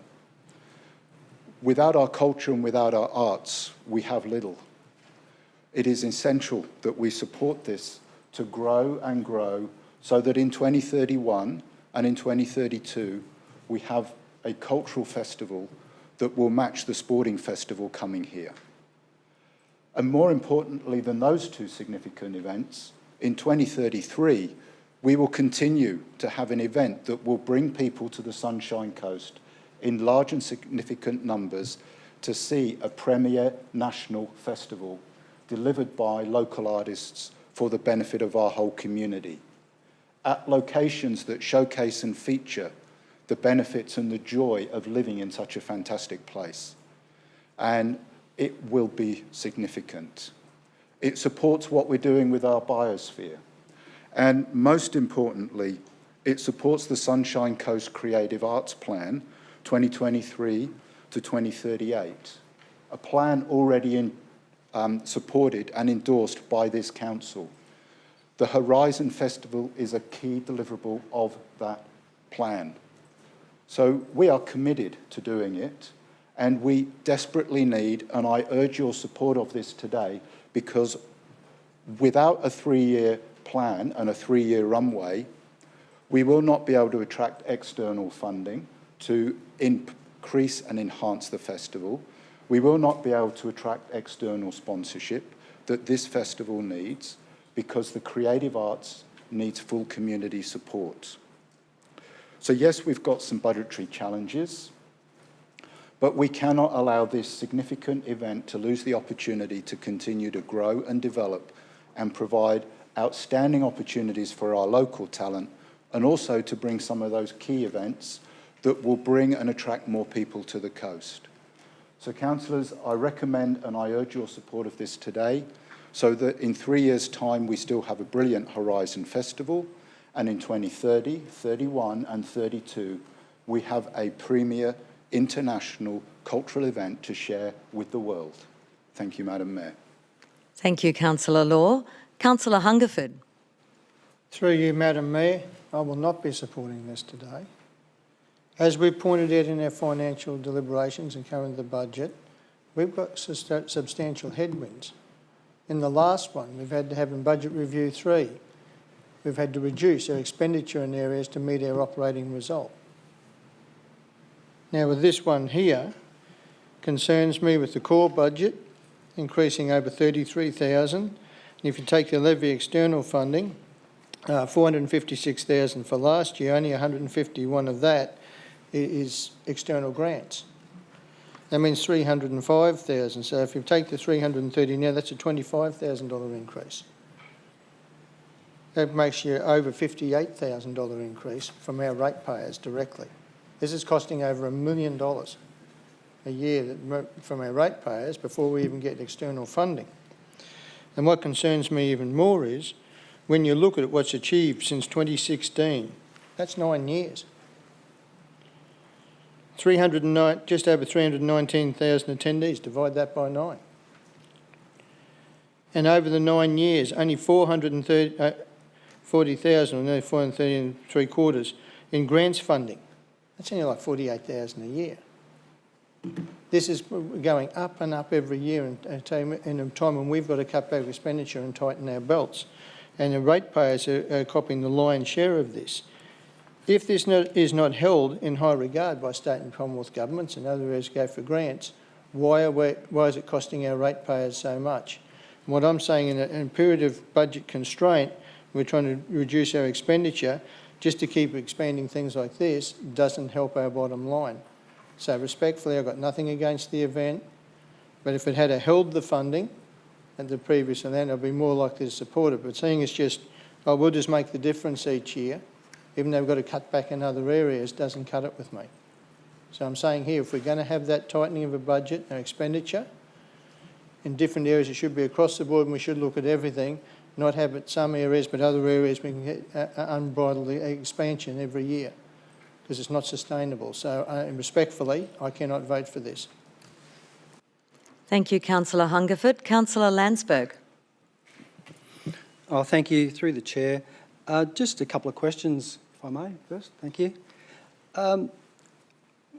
In the report, it obviously explains, or it gives us some economic impact and benefit to our region. And this is data over a period since 2016. Just reading through the report, how did we come in regards to the breakdown of the audience numbers and a distinction around where the attendees are travelling from? Are they local or are they out of region? Through you, Madam Mayor. We get funding through Tourism and Events Queensland for every festival. As part of that, there is extensive data and surveying research done. That data provides information around the out-of-the-region visitation. It's been anywhere, I think 22% is generally the average across the events. Obviously, some have more and some have less. So 22% has been the average over the time frame. The economic impact and economic benefit statements come through from Tourism and Events Queensland, so it's in line with every other major event and festival delivered in the state. And the attendance figures are done through consistent methodologies. If there's ticket sales, they're done through ticket sales. If it's a large-scale public event, it's done through consistent methodologies. We're working with smart cities on event monitoring strategies, which we're about to take broadly across the organisation. So a few different methods. And may I ask, Tourism Events Queensland, how much have they contributed over the life of this event since 2016? Through you, Madam Mayor. At the moment, we go through this smaller funding program, which is $25,000. You have to go through that for a number of years until you're eligible for the significant event funding. This year, we will be eligible for that funding. So we will be having conversations. We're working with Council's major events team, and we'll be having conversations with the state government about that from this year, from the next festival forwards. Okay, thank you. One of the recommendations in the action plan is to establish an ongoing annual contract role for a First Nations Creative Program Officer. Is that duplicating the role of we do have an officer that's enrolled in terms of as part of our RAP to engage with our Indigenous communities? Through you, Madam Mayor. The specific costed actions in the Build Action Plan are best practice and things that we would love to be able to do. Obviously, with the economic challenges, some of those things may not be able to be delivered to best practice. We have the RAP who concentrates on reconciliation. This particular role would be concentrating on First Nations-led content within the festival, so it would be a completely different focus, and it would not be a full-time role. It would be a contract role, so it would be for a short term. And also in the report, it mentions $20,000 to be spent on supporting or trying to grow the volunteer numbers of the event. What, in regards to how would that money be spent? Through you, Madam Mayor. Again, that is best practice, and that is something that would be used to deliver a strategy, to develop and deliver a strategy. Again, that is something that may take 5 years to implement. It may take a bit longer and be 3 years a year for over 5 years. So we'll be talking to partners. Obviously, Caloundra Music Festival had a really good cohort of volunteers we'll be looking to tap into. Woodford has a huge cohort of volunteers we'll be looking to speak with them and tap into. So obviously that's a cost that we might be able to make some savings on, so it might not necessarily be going directly to that project. Thank you. And may I speak to the officer recommendation? Thank you. You may. Madam Mayor. Councillors, this really raises a big red flag for me. And reading through the report, and obviously just respect the officer's comment around the Caloundra Music Festival, a festival that actually was embedded in the community. It met so many of our requirements through our sustainability and our ELS in terms of recycling. a lot of our rubbish, having to bring BYO water on site, very environmentally friendly. But sadly, that music festival just became too costly to deliver, and it was a cost to the ratepayers. And to me, looking at this report, it just doesn't pass the pub test. If we're looking at committing over $1 million to this event over the next 3 years, each year, we don't have an exit strategy. We're not working towards bringing in, whether it's another co-promoter or working with opportunities for significant investment. And my concern is I'm huge supporter of arts and culture across the region. And I go to many of the events, and I love the opportunities to showcase the diversity in our communities, and in relation to performing arts and the cultural activities we do is absolutely incredible. And it's a credit to our team in our creative arts sector. But I cannot support this today on the fact of the financial implication to council. So I'll leave that there. Thank you. Thank you, Councillor Landsberg. Councillor Bunnag. Thank you, Madam Mayor, and I rise in support of today's motion. The arts is one of those things, it's low-hanging fruit for people to say that it's not financially viable. But when you look at what we are trying to head towards in 2032, the Olympics is not just a celebration of sport, it's an investment in the cultural identity of the Sunshine Coast. So just the question that we have today, what sort of Sunshine Coast do we want to be in 2032? One that is vibrant and supports artists and people from First Nations backgrounds to express themselves, but also to build a different industry base on the Sunshine Coast that we are trying to tap into. So I looked at the investment that has been put forward by the team, and it's a very modest increase. 2% CPI plus the wages increase under the certified agreement.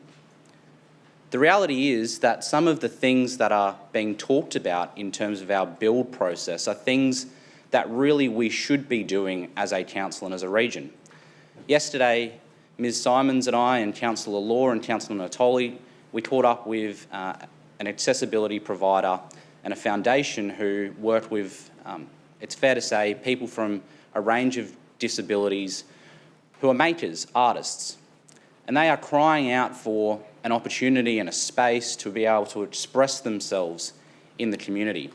And they're asking for council's support to do that. And I was really excited to hear that Ms Simons has kindly offered to that group that we are looking at this build-up phase of Horizon, being able to support and embed more accessibility and inclusion opportunities for people with disabilities in this particular festival.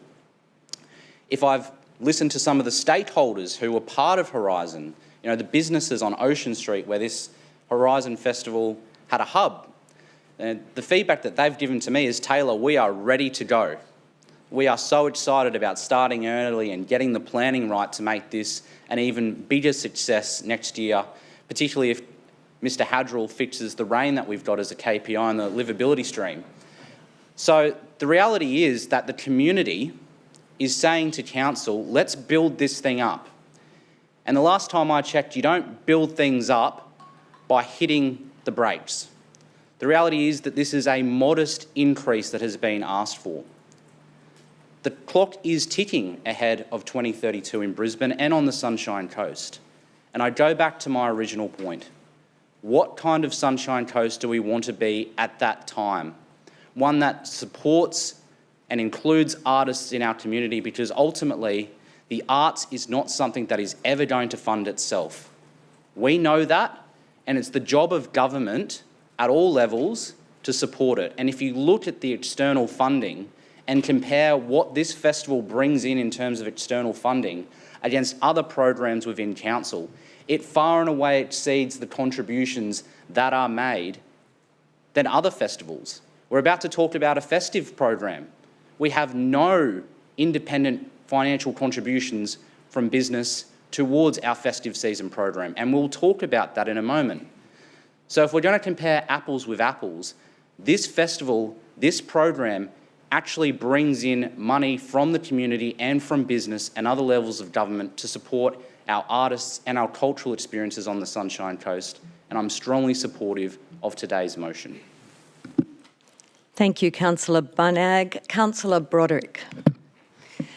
Thank you, Madam Mayor. Through you, I just have a few questions, actually, if that's okay, just to confirm some of this finance that we've been talking about. So we talked about last year there was $151,000 in external grants. Can you just explain to everybody where that has come from?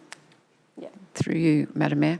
I can't remember exactly everything last year. We always get money through, generally through Arts Queensland. They have a showcase, they have different grants programs. We get some through different funding streams. Tourism and Events Queensland, we'll generally get some funding through Tourism and Events Queensland. Festivals Australia is another grant and funding stream. As Councillor Bunag alluded to, the arts aren't commercial, so they generally don't fund very well. So there are lots of grants and programs that we're looking at with First Nations specific led programs. There's a whole stream of events through multiple state and federal departments as well. That's great, thank you. And then are we likely to see funding like that in 25-26? I know you mentioned before that previously we've been going for smaller funds for 25,000, but we can now move into the larger bracket. Could you give us an idea of what that larger bracket looks like and what that will add to the budget this year?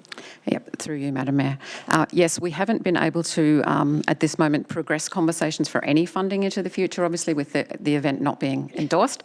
So now we can start to have those conversations again, Creative Australia, Arts Queensland and Tourism and Events Queensland. Once we move into the significant funding, we can have a conversation with them. It will be significantly more than the $25,000, but I can't hazard a guess on what that might be. That's right, but you know that it's likely to come. Definitely. Yeah.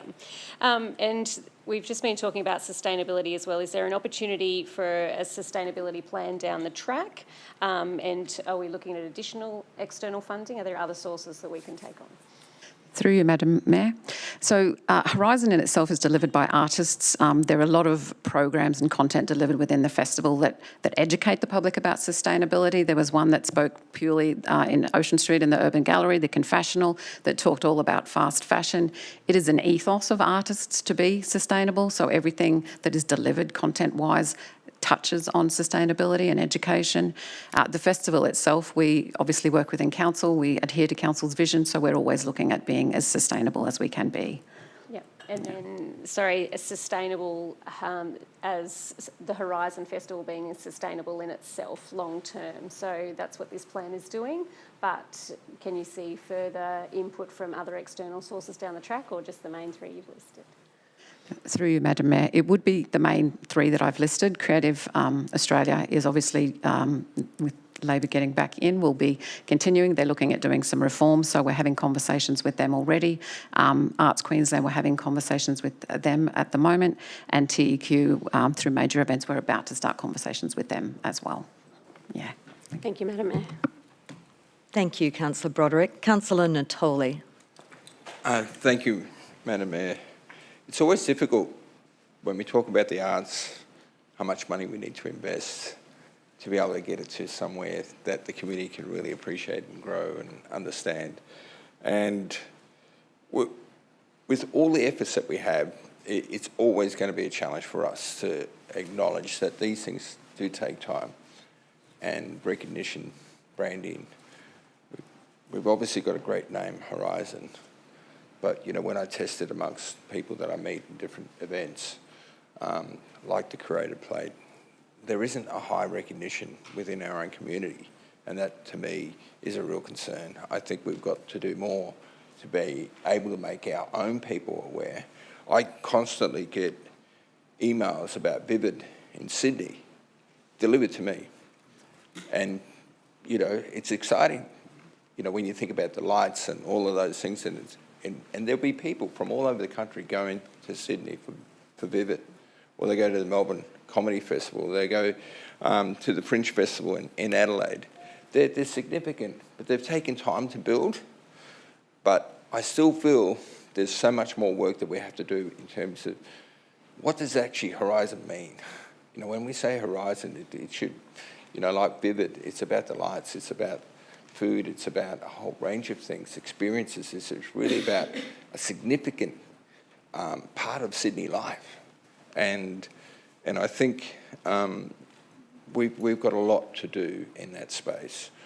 to where we will eventually, hopefully, people will say Horizon and they will know what it means, both locally, interstate, potentially maybe in years to come internationally. So, like those councillors that are supporting this resolution, I think we need to continue the pathway forward. I really support that there are a significant number of artists who are on the fringe that need support. They're struggling. Artists, since COVID, have really been the most impacted in terms of all of the professions, and we've got to do more to be able to support them during the recovery phase. And I think Horizon does give them the opportunity to be paid and to perform, and I think that's meritorious in itself. But in terms of really getting the masses and the numbers, and there's a significant amount of work that we have to do. I don't have the answers, but I'm sure you're aware of it, and we will get there. But I think we've got to be patient. We've got to be very strategic with the way that we position it, so that when I mention the word Horizon, the locals know exactly what that means. And if I talk to people anywhere, they understand what it means, and they can certainly be excited when they hear that a Horizon's about to be launched and start. Thank you. Thank you, Councillor Natoli. Councillors, I rise to speak to this motion. We here on the Sunshine Coast need to support our arts and culture right across the region. We need to support our community who attend the free events as part of Horizon. We need to support our artists, our performers, those who are paid to be part of this festival and ongoing. We also know that we need to be mindful of the costs, of the financial sustainability of the council. We need to bear that in mind and consider that the increase that has been requested here is modest in terms of maintaining to that 2% increase.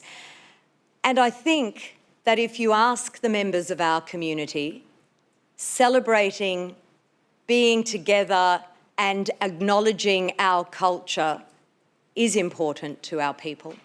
It is important to our future, and it is important in the lead up to where we are going to be at 2032 and beyond, because there is a significant horizon beyond 2032. And we need to not only consider that, remember it, but plan towards it. So there is much work to be done. We acknowledge that.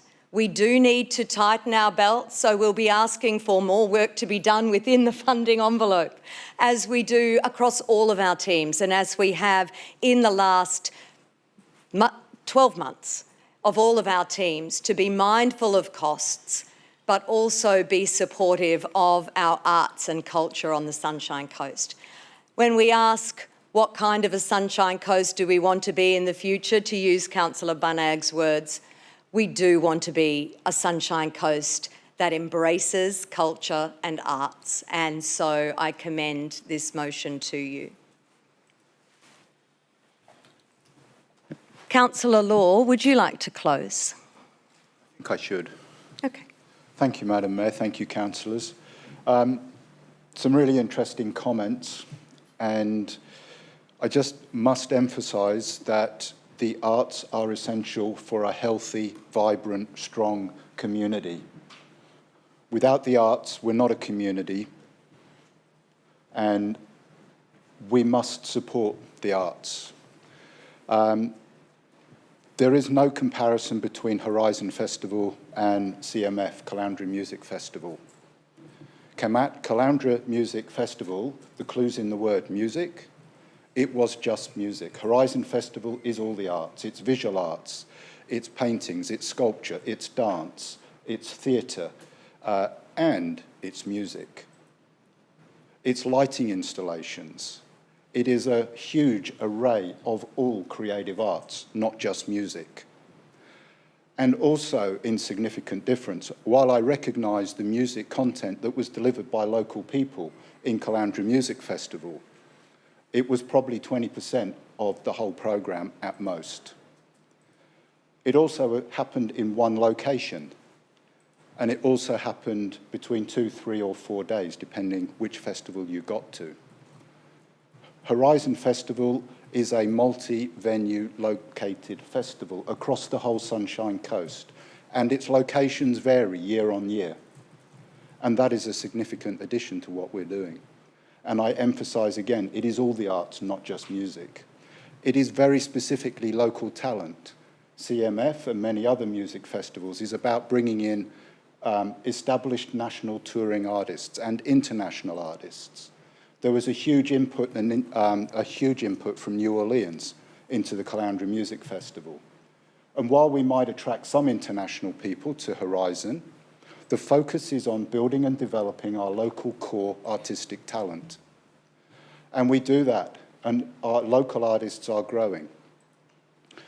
So the positivity for them is huge. Confessional that was mentioned, it focused on sustainability. On the Sunshine Coast, we dispose of 11 tonnes per week of fast fashion. 11 tonnes per week. And a bunch of really creative people, dare I say from Nambour, have been working on this issue over many years that has resulted in them presenting Confessional at Horizon this year. That is not only an amazing artistic provision, it also highlights one of the most wasteful parts of our community in chucking out clothing. How can we possibly have 11 tonnes of clothes? Anyway, let's stay on this. Horizon cannot be just judged on what it's going to cost us. We must look at a lovely accounting term, quadruple bottom line accounting, because the benefit for the whole community in many different ways is extremely diverse. If we want to look at economic impact, it's produced over the last 2 years more than $1 million in economic impact for our community. Now that's significant, and we risk losing that. And if you're looking for an investment, if you want to invest over the next 7 years, you will easily cover the costs of what, if you fail to make that investment and you try and put on a cultural Olympiad in 2032 from a grounding start in 2031, you will spend multiple times the amount of money we're looking at spending in the next 3 years and then the next 3 years again. We must support Horizon Festival to deliver on the cultural event and the cultural Olympiad of 2032. And that will give our community and our artistic community the knowledge and capacity to build and grow and be ready to showcase what they do. Not what we can rush around in 2031 and buy off the shelf from any country who's willing to give it to us. But they will all be looking to do their own thing anyhow. We must support our local community to deliver a local cultural Olympiad.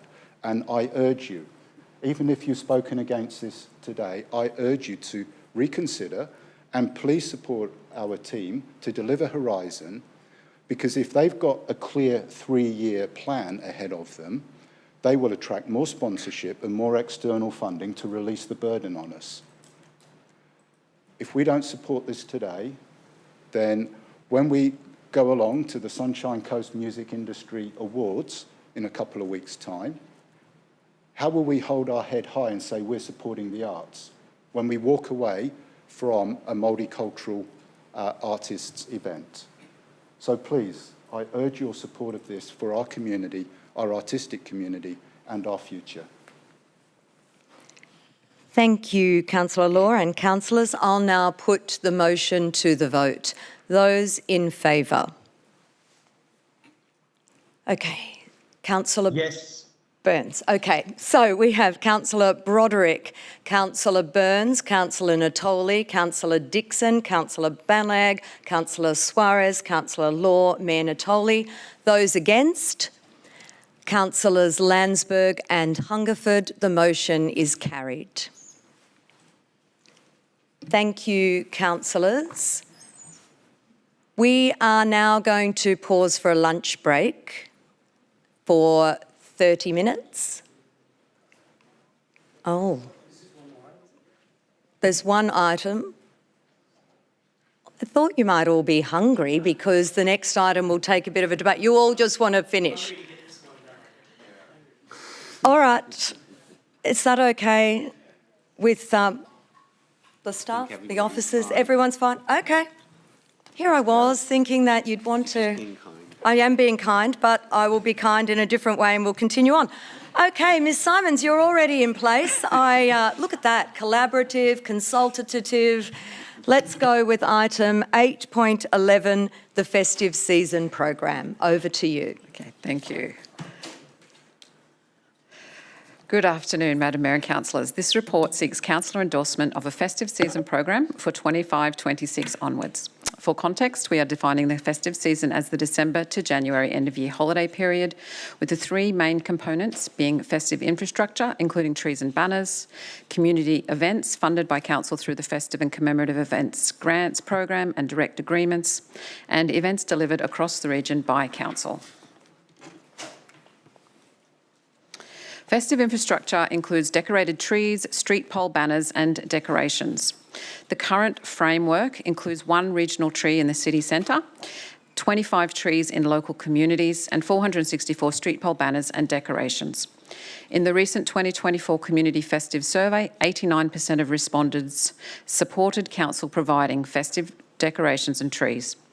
Considering feedback and the economic environment, it is recommended that no change is made to this service. Community-led events, they're funded via the Festive and Commemorative Events Grants Program and direct agreements. Key themes reveal 69% of the 59 applications are for Christmas events. Demand is increasing annually as events continue to return post-COVID. 86% of applicants are highly satisfied with the funding program. There is generally a gap between funding requests and approvals. Applicants request CPI be included, and all those surveyed plan to continue delivering their events into the future. The Festive and Commemorative Events Grants Program is funded from Community Grants budget and supplemented by the festive season budget. To provide full clarity of the total spends, these budgets will both be presented as part of this festive season program going forward. The recommendation will be to increase the Festive and Commemorative Events Grants and direct agreements from 121 to 274, that is an increase of 153, and retain the Festive and Commemorative Events Grants budget of $75,000. Council delivered New Year's Eve Mooloolaba. The primary objective of this event is community safety, connection and pride, even though the event also has tourism and reputation impacts. Key information relevant to this recommendation includes that the event has had no budget increase in 15 years, that Mooloolaba has been experiencing some decrease in attendance in line with that decreased budget, that 64% of respondents said it was not important to have fireworks, 42% said it was important and extremely important to have before 9:30, and 53% of respondents said it was very important and extremely important to have midnight fireworks. But the most important issue for respondents was that the event is safe. 81% said that this was very important to extremely important. Second most important issue was that it was family friendly. In response to the feedback and consideration of Council's economic environment, the report recommends that an amount of $375,800 be allocated for New Year's Eve Mooloolaba fireworks at 8:30. If a midnight show is added, that would be for the extension of the event as well as the fireworks, would it be additional budget of $133. It is proposed that the midnight fireworks only proceed if an equivalent amount of external revenue is raised to offset the cost to council, for example, a sponsorship opportunity. Confirmation of this funding would be required by 30 June to allow the event to be appropriately and safely planned. It is also to be noted that Mooloolaba 2025 will have compromised access due to construction impacts. So the total festive season program budget request of 1.195 is, as discussed, made up of 470 for the regional Christmas infrastructure, 49763 for the regional community-led events, and 508,845 for Mooloolaba, noting that 133,045 is to come from external revenue. In the program, that equates to $2.56 per capita, which lifts the new program to $3.26 per capita. We did a national benchmark in 23-24, which was $3.75 with all other local councils, so that brings us closer to that national benchmark. So the officer recommends that the report is noted and that the festive season program, as presented, is endorsed. Thank you. Thank you, Ms Simons. Councillor Bunnag. Thank you, Madam Mayor. I'd like to move the following motion. That Council A, receive and note the report titled Festive Season Program, semicolon. B, endorse the Festive Season Program as presented in Table 2 of this report. C, endorse a funding request of $1.195563 million as part of the 25-26 budget process. D, note the cost of delivering midnight fireworks at Mooloolaba on New Year's Eve 2025 is $133,045 and does not form part of Council's 25-26 festive season budget. E, authorise the Chief Executive Officer to enter negotiations to obtain external commercial partnership funding to the value of $133,045 in order for midnight fireworks at Mooloolaba on New Year's Eve 2025 to proceed. And F, require the CEO to provide a report to Council at the July 2025 ordinary meeting for endorsement of any external commercial partnership funding arrangements outlined in subparagraph E. Second.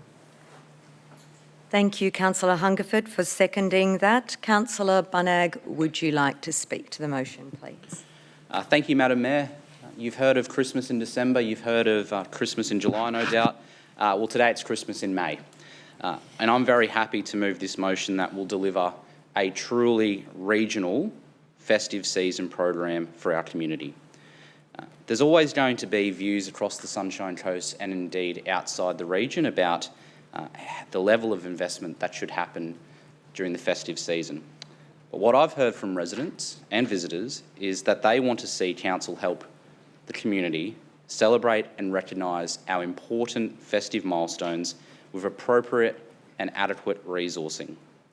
But we also have to take into account, as Councillor Hungerford has said, around the competing priorities that this region has and our financial constraints.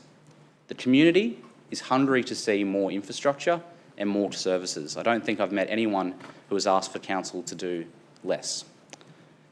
I believe this proposal strikes the right balance that provides additional funding for the overall festive season celebrations in real terms and per capita, and spreads the festive cheer fairly throughout our region, which for me has always been a key consideration.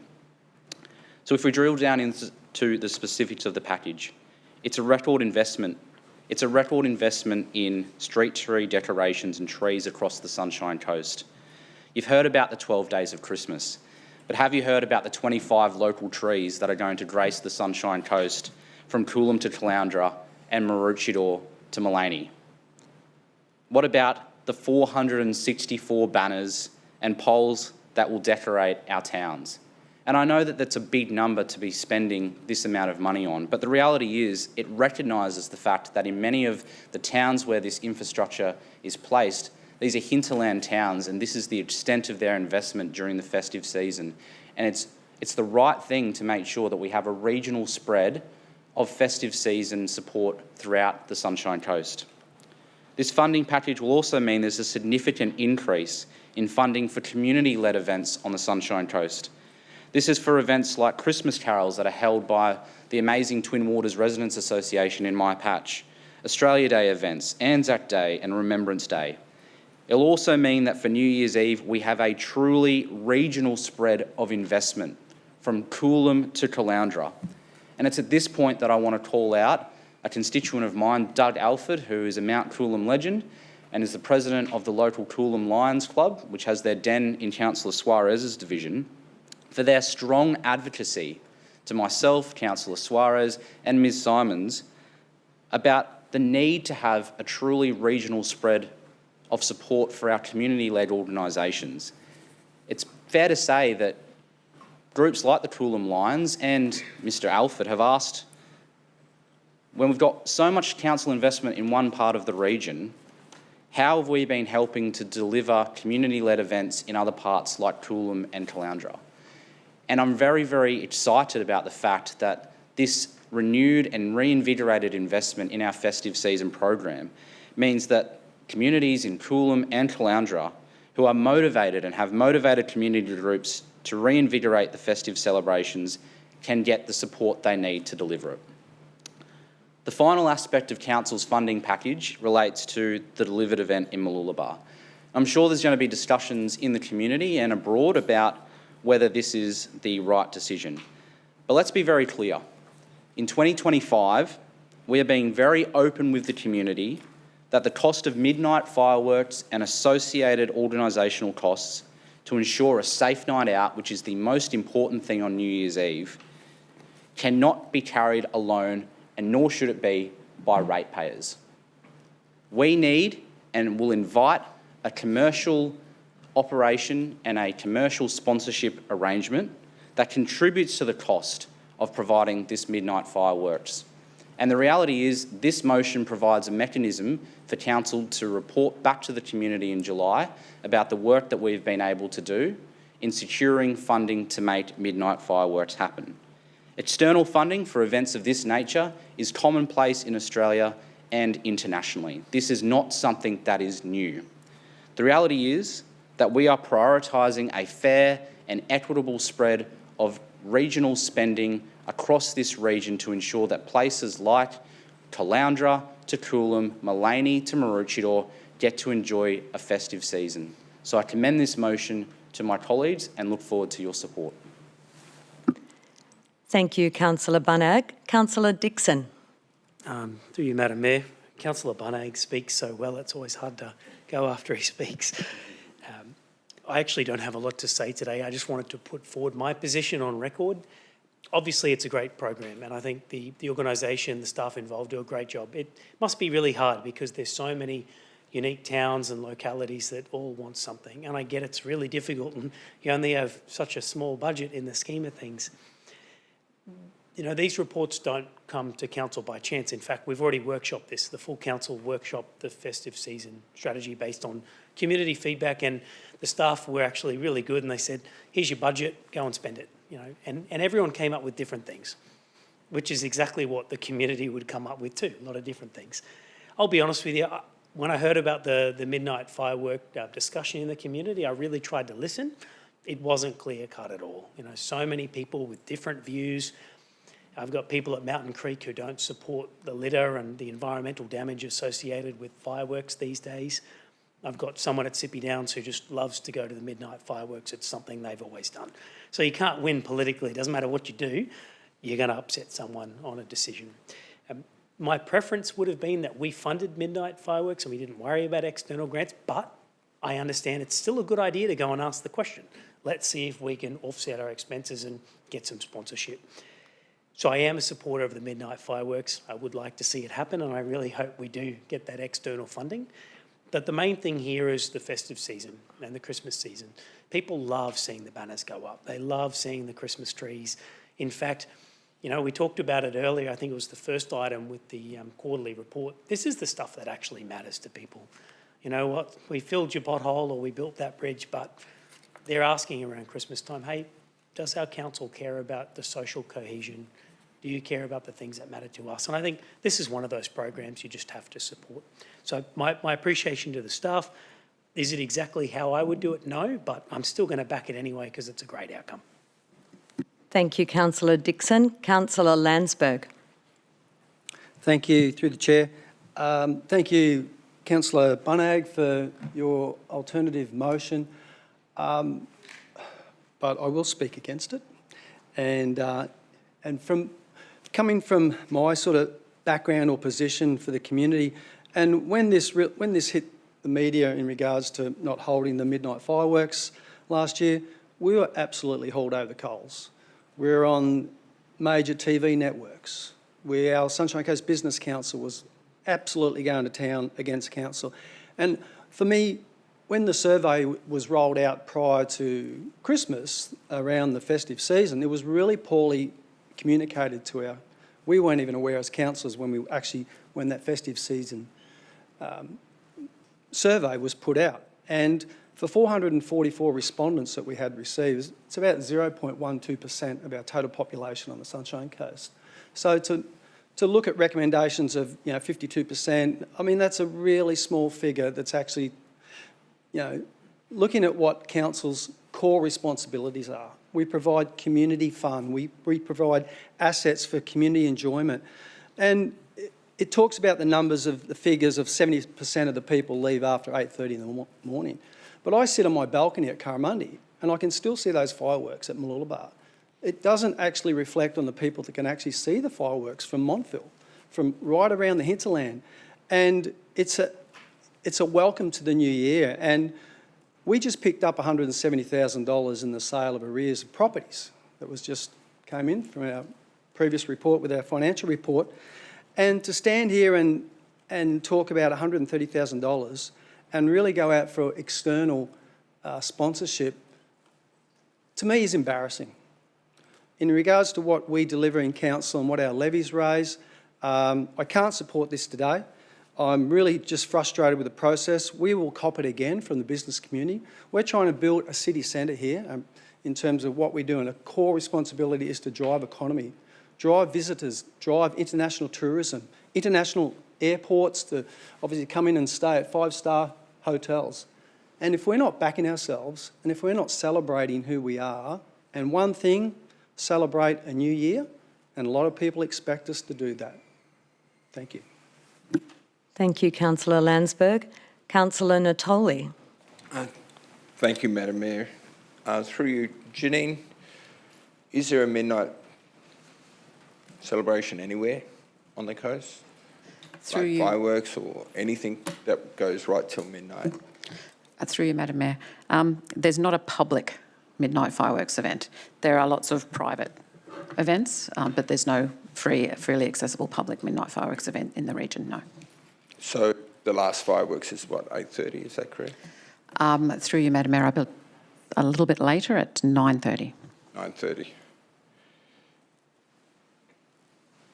Madam Mayor, out of any councillor, I have a very long history in Mooloolaba. When I got elected as a councillor, and even before then, we used to live at Winwood, and to see the chaotic situation of drunken people with the next day headlines and massive glass on the beaches and everywhere, and had a bad reputation. When I got into council, we made a commitment to make it a safe family event. That's why the barricades came in, no alcohol, no glass, people got searched. But what we had was an incredible array of children's activities. It was so much fun to be able to go there and see the enjoyment. And I remember in 2000, we had, like Caloundra, our council had engaged a contractor to run it, being a millennium year. Caloundra's pulled out a month earlier. They decided not to do. Ours pulled out virtually almost a month out from the event. And I managed to salvage it because we did get $18,000 that we raised, and we just kept, but it was risky because we'd already, the contractor had sent out 100,000 flyers to say it's on, and how we were going to then manage the crowds and the little bar. But we pulled it off. There was a desire within the business people to make sure that it kept going. And the criticism that we got last year were from those very businesses. When we brought in differential rating, Mooloolaba's units paid almost double the amount in rates because we didn't see that they were making a fair contribution towards the rate base compared to people that lived in houses in Mooloolaba that were paying substantial rates. And all that money's just gone into general revenue.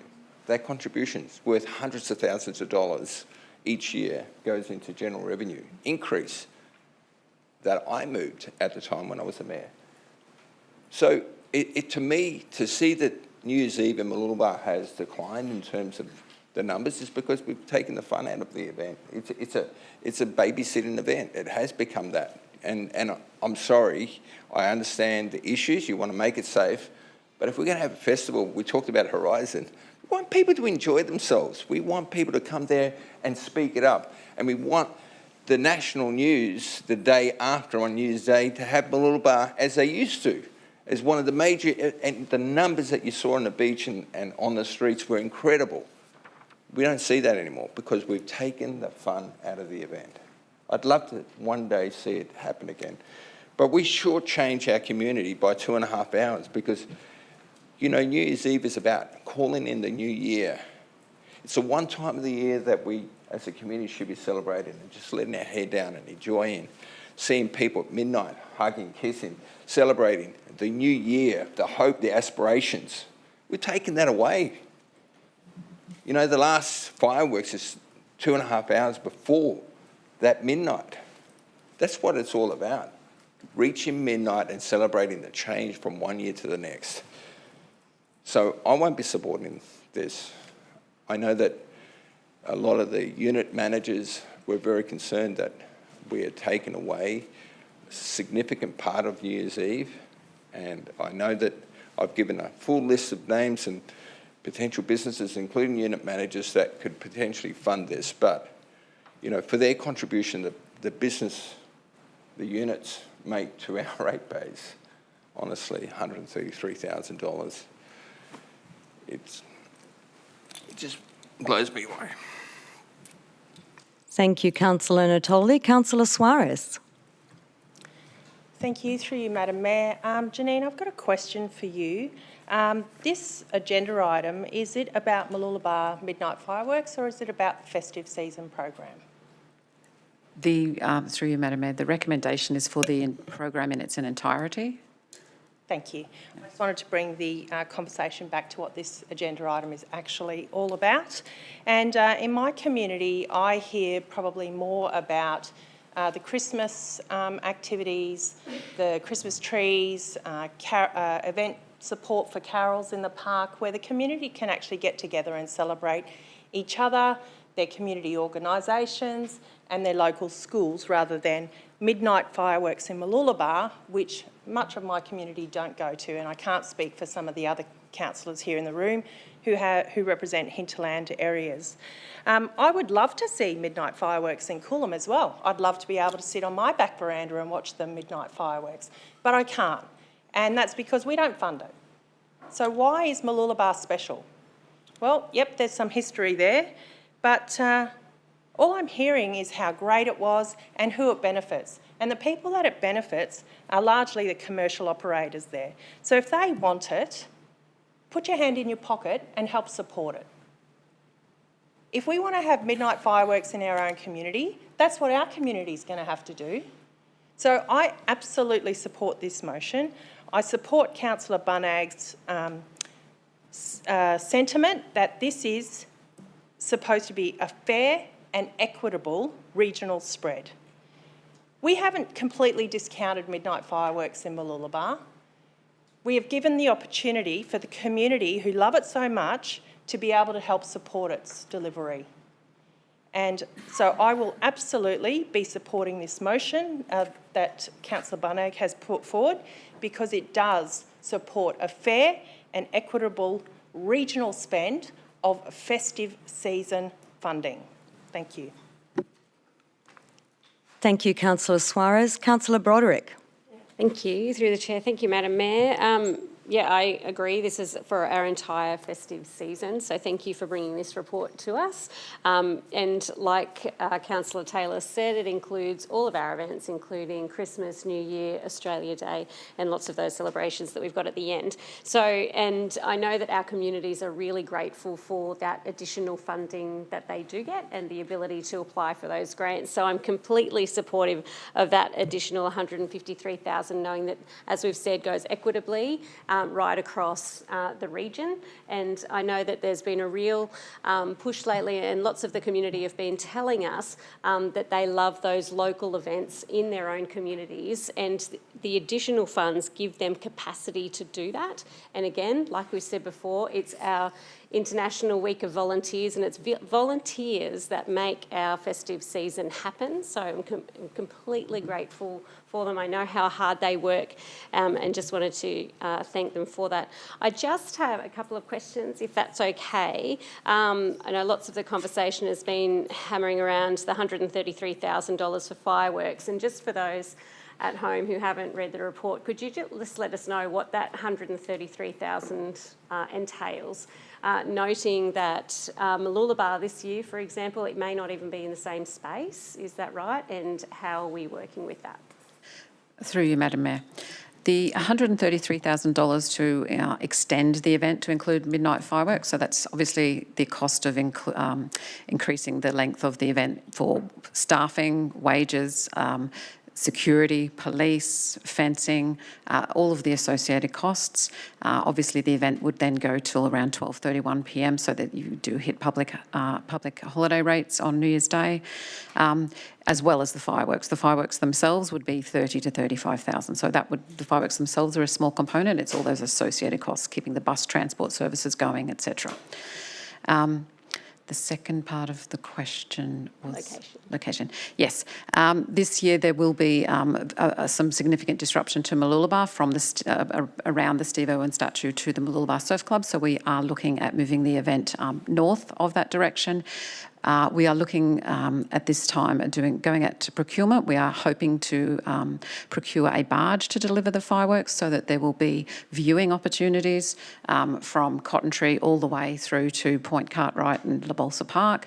So therefore, all of the businesses at Mooloolaba will still have the benefit of some activity and fireworks, as well as locations where we can disperse the crowd so that everybody can still celebrate.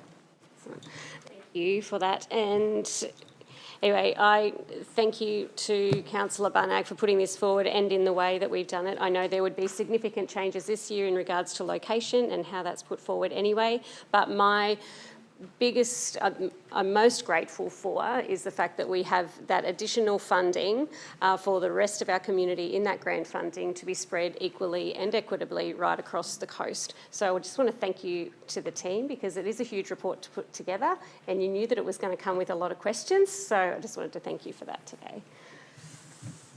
Thank you, Councillor Broderick. Councillor Law. Thank you. Through you, Madam Mayor. If I may, a question, please.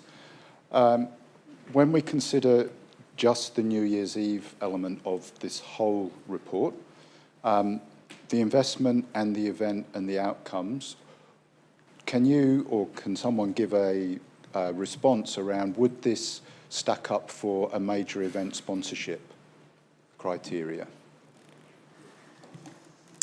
I might pass that on to Our Group Executive for Greg Laverty is going to come and take that question.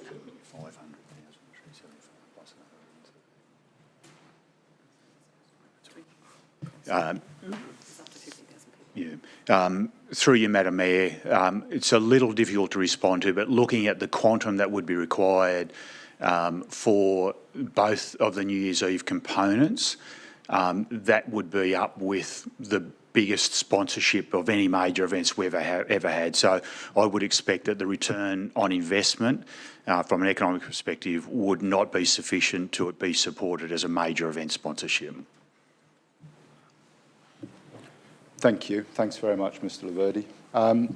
I will speak to the motion, Madam Mayor. Thank you. In the context that this is about our whole festive programme, I will be supporting the motion as presented, because it's about our community and it's about the whole festive season. And we cannot lose our way just focused on one small portion of that. While it might be taking a huge portion of the funding for the festive programme, it is only one small part of it. So I do need to support the whole festive event, because it provides what we need across our whole community to be able to celebrate Christmas, to be able to celebrate the New Year, to be able to celebrate the events in January, as people need to do that. So yes, I'm quite supportive of getting commercial sponsorship, or whatever we're going to call that, but to get a commercial event, commercial contribution, collaboration to make part of New Year's Eve deemed to be successful, yes, what a great idea. That makes a lot of sense, because it will benefit a small part of our community. But we need to remember, as has already been said, this is about December and January, not just the 31st of January. So yes, I'm going to support this because the community benefit is huge. When I recall the surveys that we have done directly in relation to our festive program, the majority of people want to be able to celebrate the Christmas period in their local community, and most of our funding goes towards enabling them to do that. When they're asked about New Year's, they generally want to go to a central location and enjoy New Year. And as we have heard through this report, they want to do it safely. And if it wasn't safe, they wouldn't go. Now, that's not particularly about taking the fun out of it, because one person's fun is another person's fear. It just depends how each person wants to go about having their celebration. So we do have to provide a safe space and a safe event for people to enjoy it in the way that they want to and the way they deem is appropriate. I dare say in the coming months and even the coming years, this is going to come round and round and round again, because different people celebrate in different ways. We have a multicultural society, and other cultures celebrate New Year's at different times, not the 31st of January. So I think we're starting to unravel the complexity of what it is to be a resident and to be a member of the community on the Sunshine Coast. We represent more than 200 different cultures and backgrounds and languages. And not everyone does Christmas, and not everyone does New Year's Eve on the 31st of January. So we've got more work to do in that space. But for now, for the festive program covering December and January, yes, I will support this.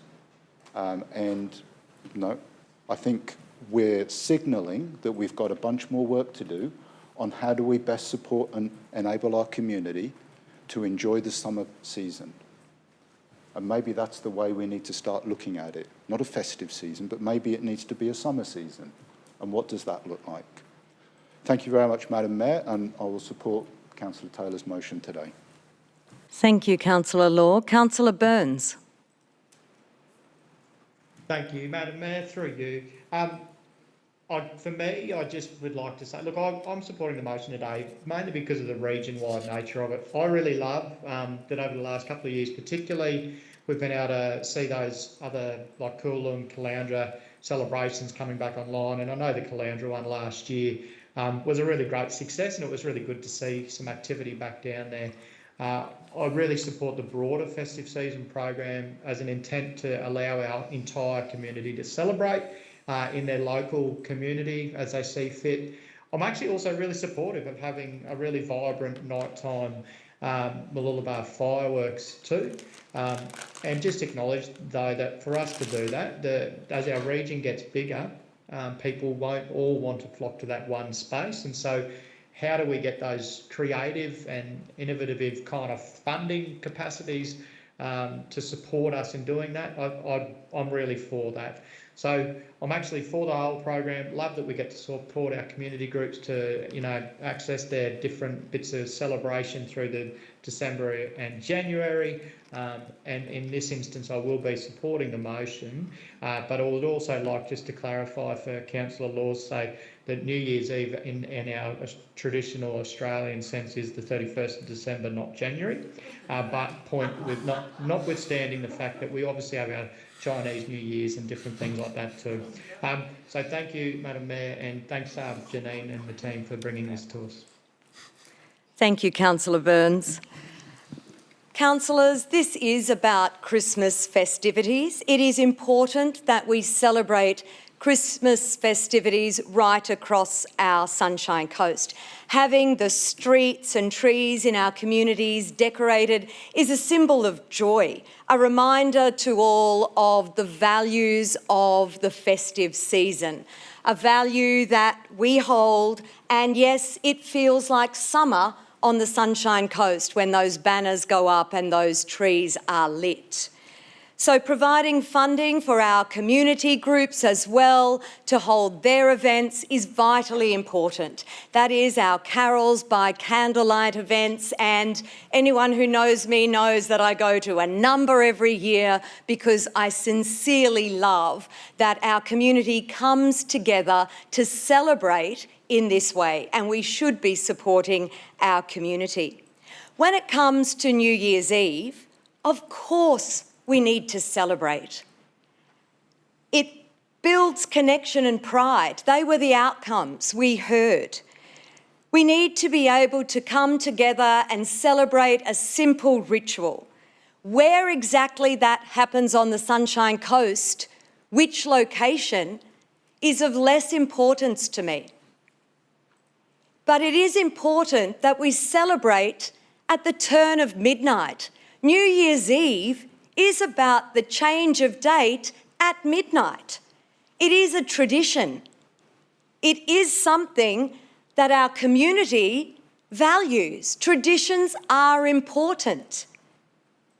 What does it say to our community and about us if we don't celebrate that at midnight? First of all, it perpetuates a myth that we are a sleepy holiday destination. The reputational damage cannot be underestimated. In fact, we experienced it last year. I, as many as you also, experienced that reputational damage. Secondly, we are striving to develop a nighttime economy. Year-round, our offices, our community, our business community, our arts sector work to promote activity into the evening. What message does it send to all of those people working so hard if on New Year's Eve, the one night when people are prepared to stay up late, we say, forget it, go home at 9 p.m? Not a very good one. In 7 years, we'll be hosting the Olympic and Paralympic Games here.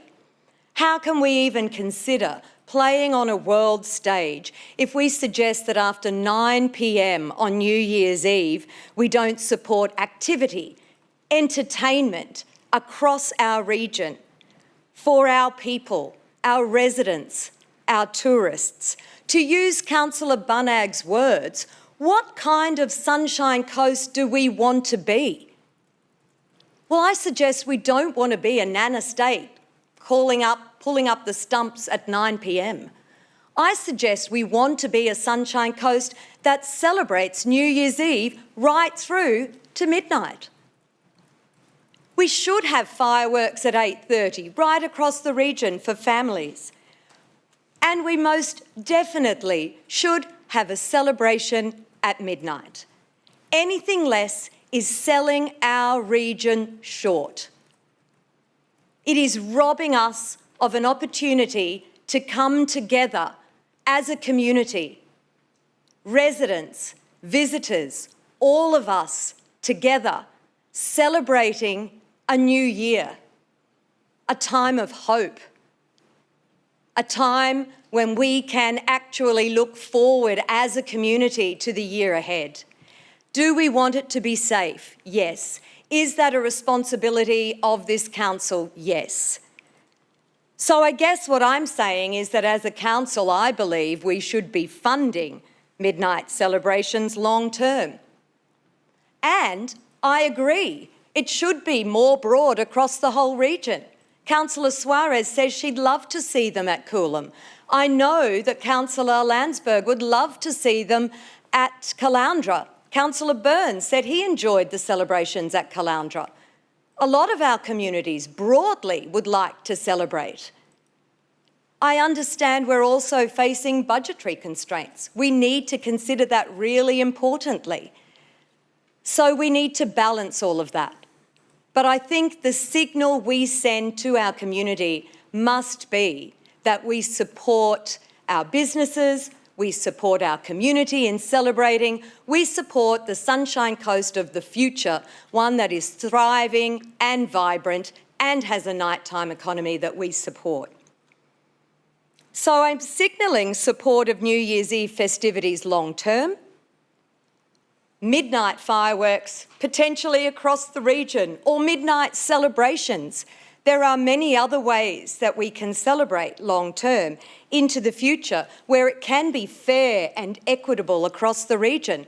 I'm not arguing against that for a minute.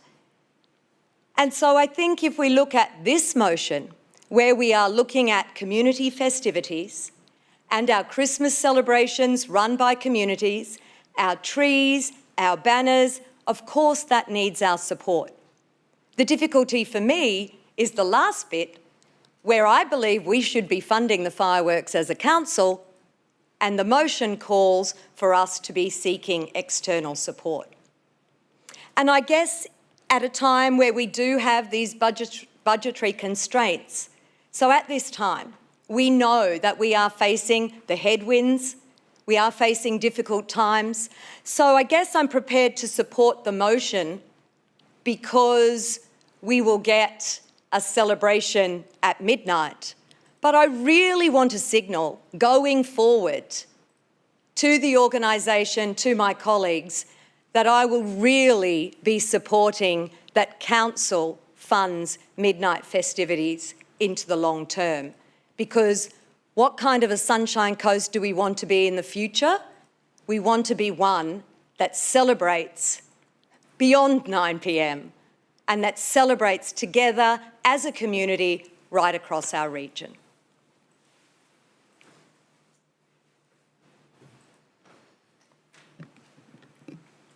Councillor Bunnag, would you like to close?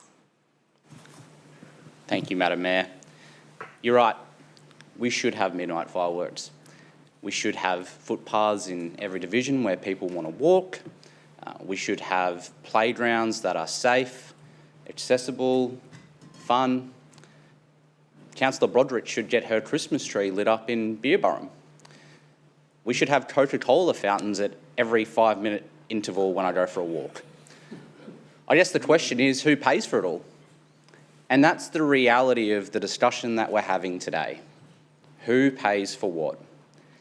I'm going to focus on what we are funding through this festive program. Dubbed in the Coolum Lions, the Coolum Business and Tourism Association, helping with the Coolum Surf Club to deliver festive events in Coolum. I'm going to be backing STOFTA, the Sunshine Coast Regional Food Truck Organisation, to deliver a New Year's Eve celebration in Caloundra. That's who I'm supporting. And if I think about the reputational damage that I hear in the community, it's not about fireworks. It's about when council can't do the little things that Christian has talked about previously.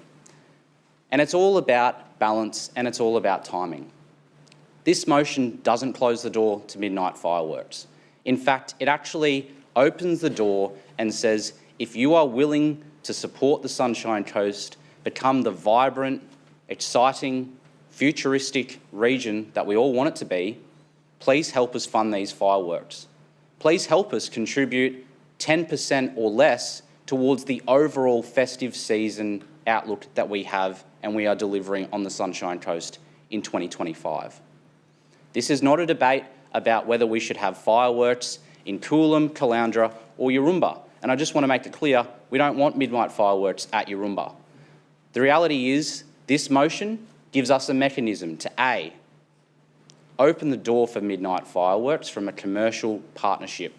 B, report back to the community about where we are travelling in 2025, but ultimately have a very Merry Christmas and a Happy New Year right across the Sunshine Coast, which is all what we're after. So if you've spoken against the motion today, I urge you to reconsider given what this motion actually does and what it doesn't do, which is shut the door to midnight fireworks in 2025. Thank you, Councillor Bunnag. Councillors, I will now put the motion to the vote. Those in favour? Councillors. That's a yes from yes, please. Thank you, Councillor Burns. Councillors Broderick, Burns, Dixon, Hungerford, Bunag, Suarez, Law and Mayor Natoli. Those against? Councillors Landsberg and Councillor Natoli. The motion is carried.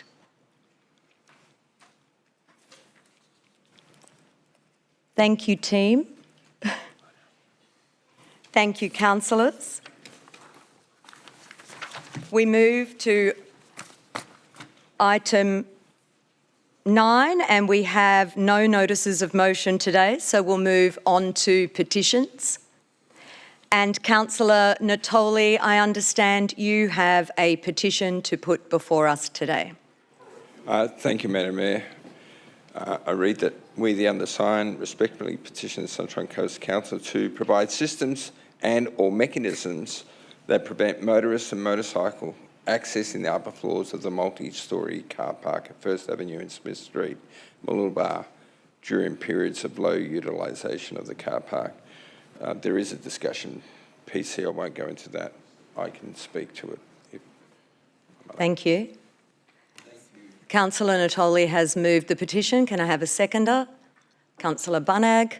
Councillor Natoli, would you like to speak to the petition? Thank you, Madam Mayor. Obviously, the building of the car park above ground has always been a concern to me, and I think my fears have been realised that we have access into that car park by a whole range of different people during the holidays. It's fun to be throwing things off the top onto to people below. It's fun to be in there hooning, making sounds, and obviously there's residential apartments all the way around that are impacted by this noise. So we're looking at all sorts of solutions. The solution would have been great to have had the police beat located down there. I'm still exploring an option, but it's very expensive to do the sorts of things that they want to do, but somehow we've got to deal with the problems that we've come up with a design where the car park should have been underground and would never cause this issue. Thank you. Councillor Natoli is delivering that to the CEO. Okay, I'll put the motion to the vote. Those in favour? Councillor Burns? Yes. Yes, and the motion is carried unanimously. Thank you, councillors. Thank you, Councillor Natoli. Now, councillors, as we have no further items on today's agenda,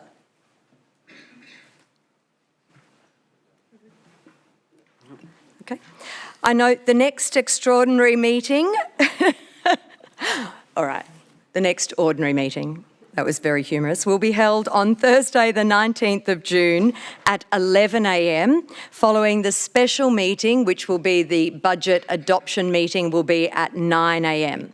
So with that, I declare this meeting closed at 1:43. Thank you, councillors.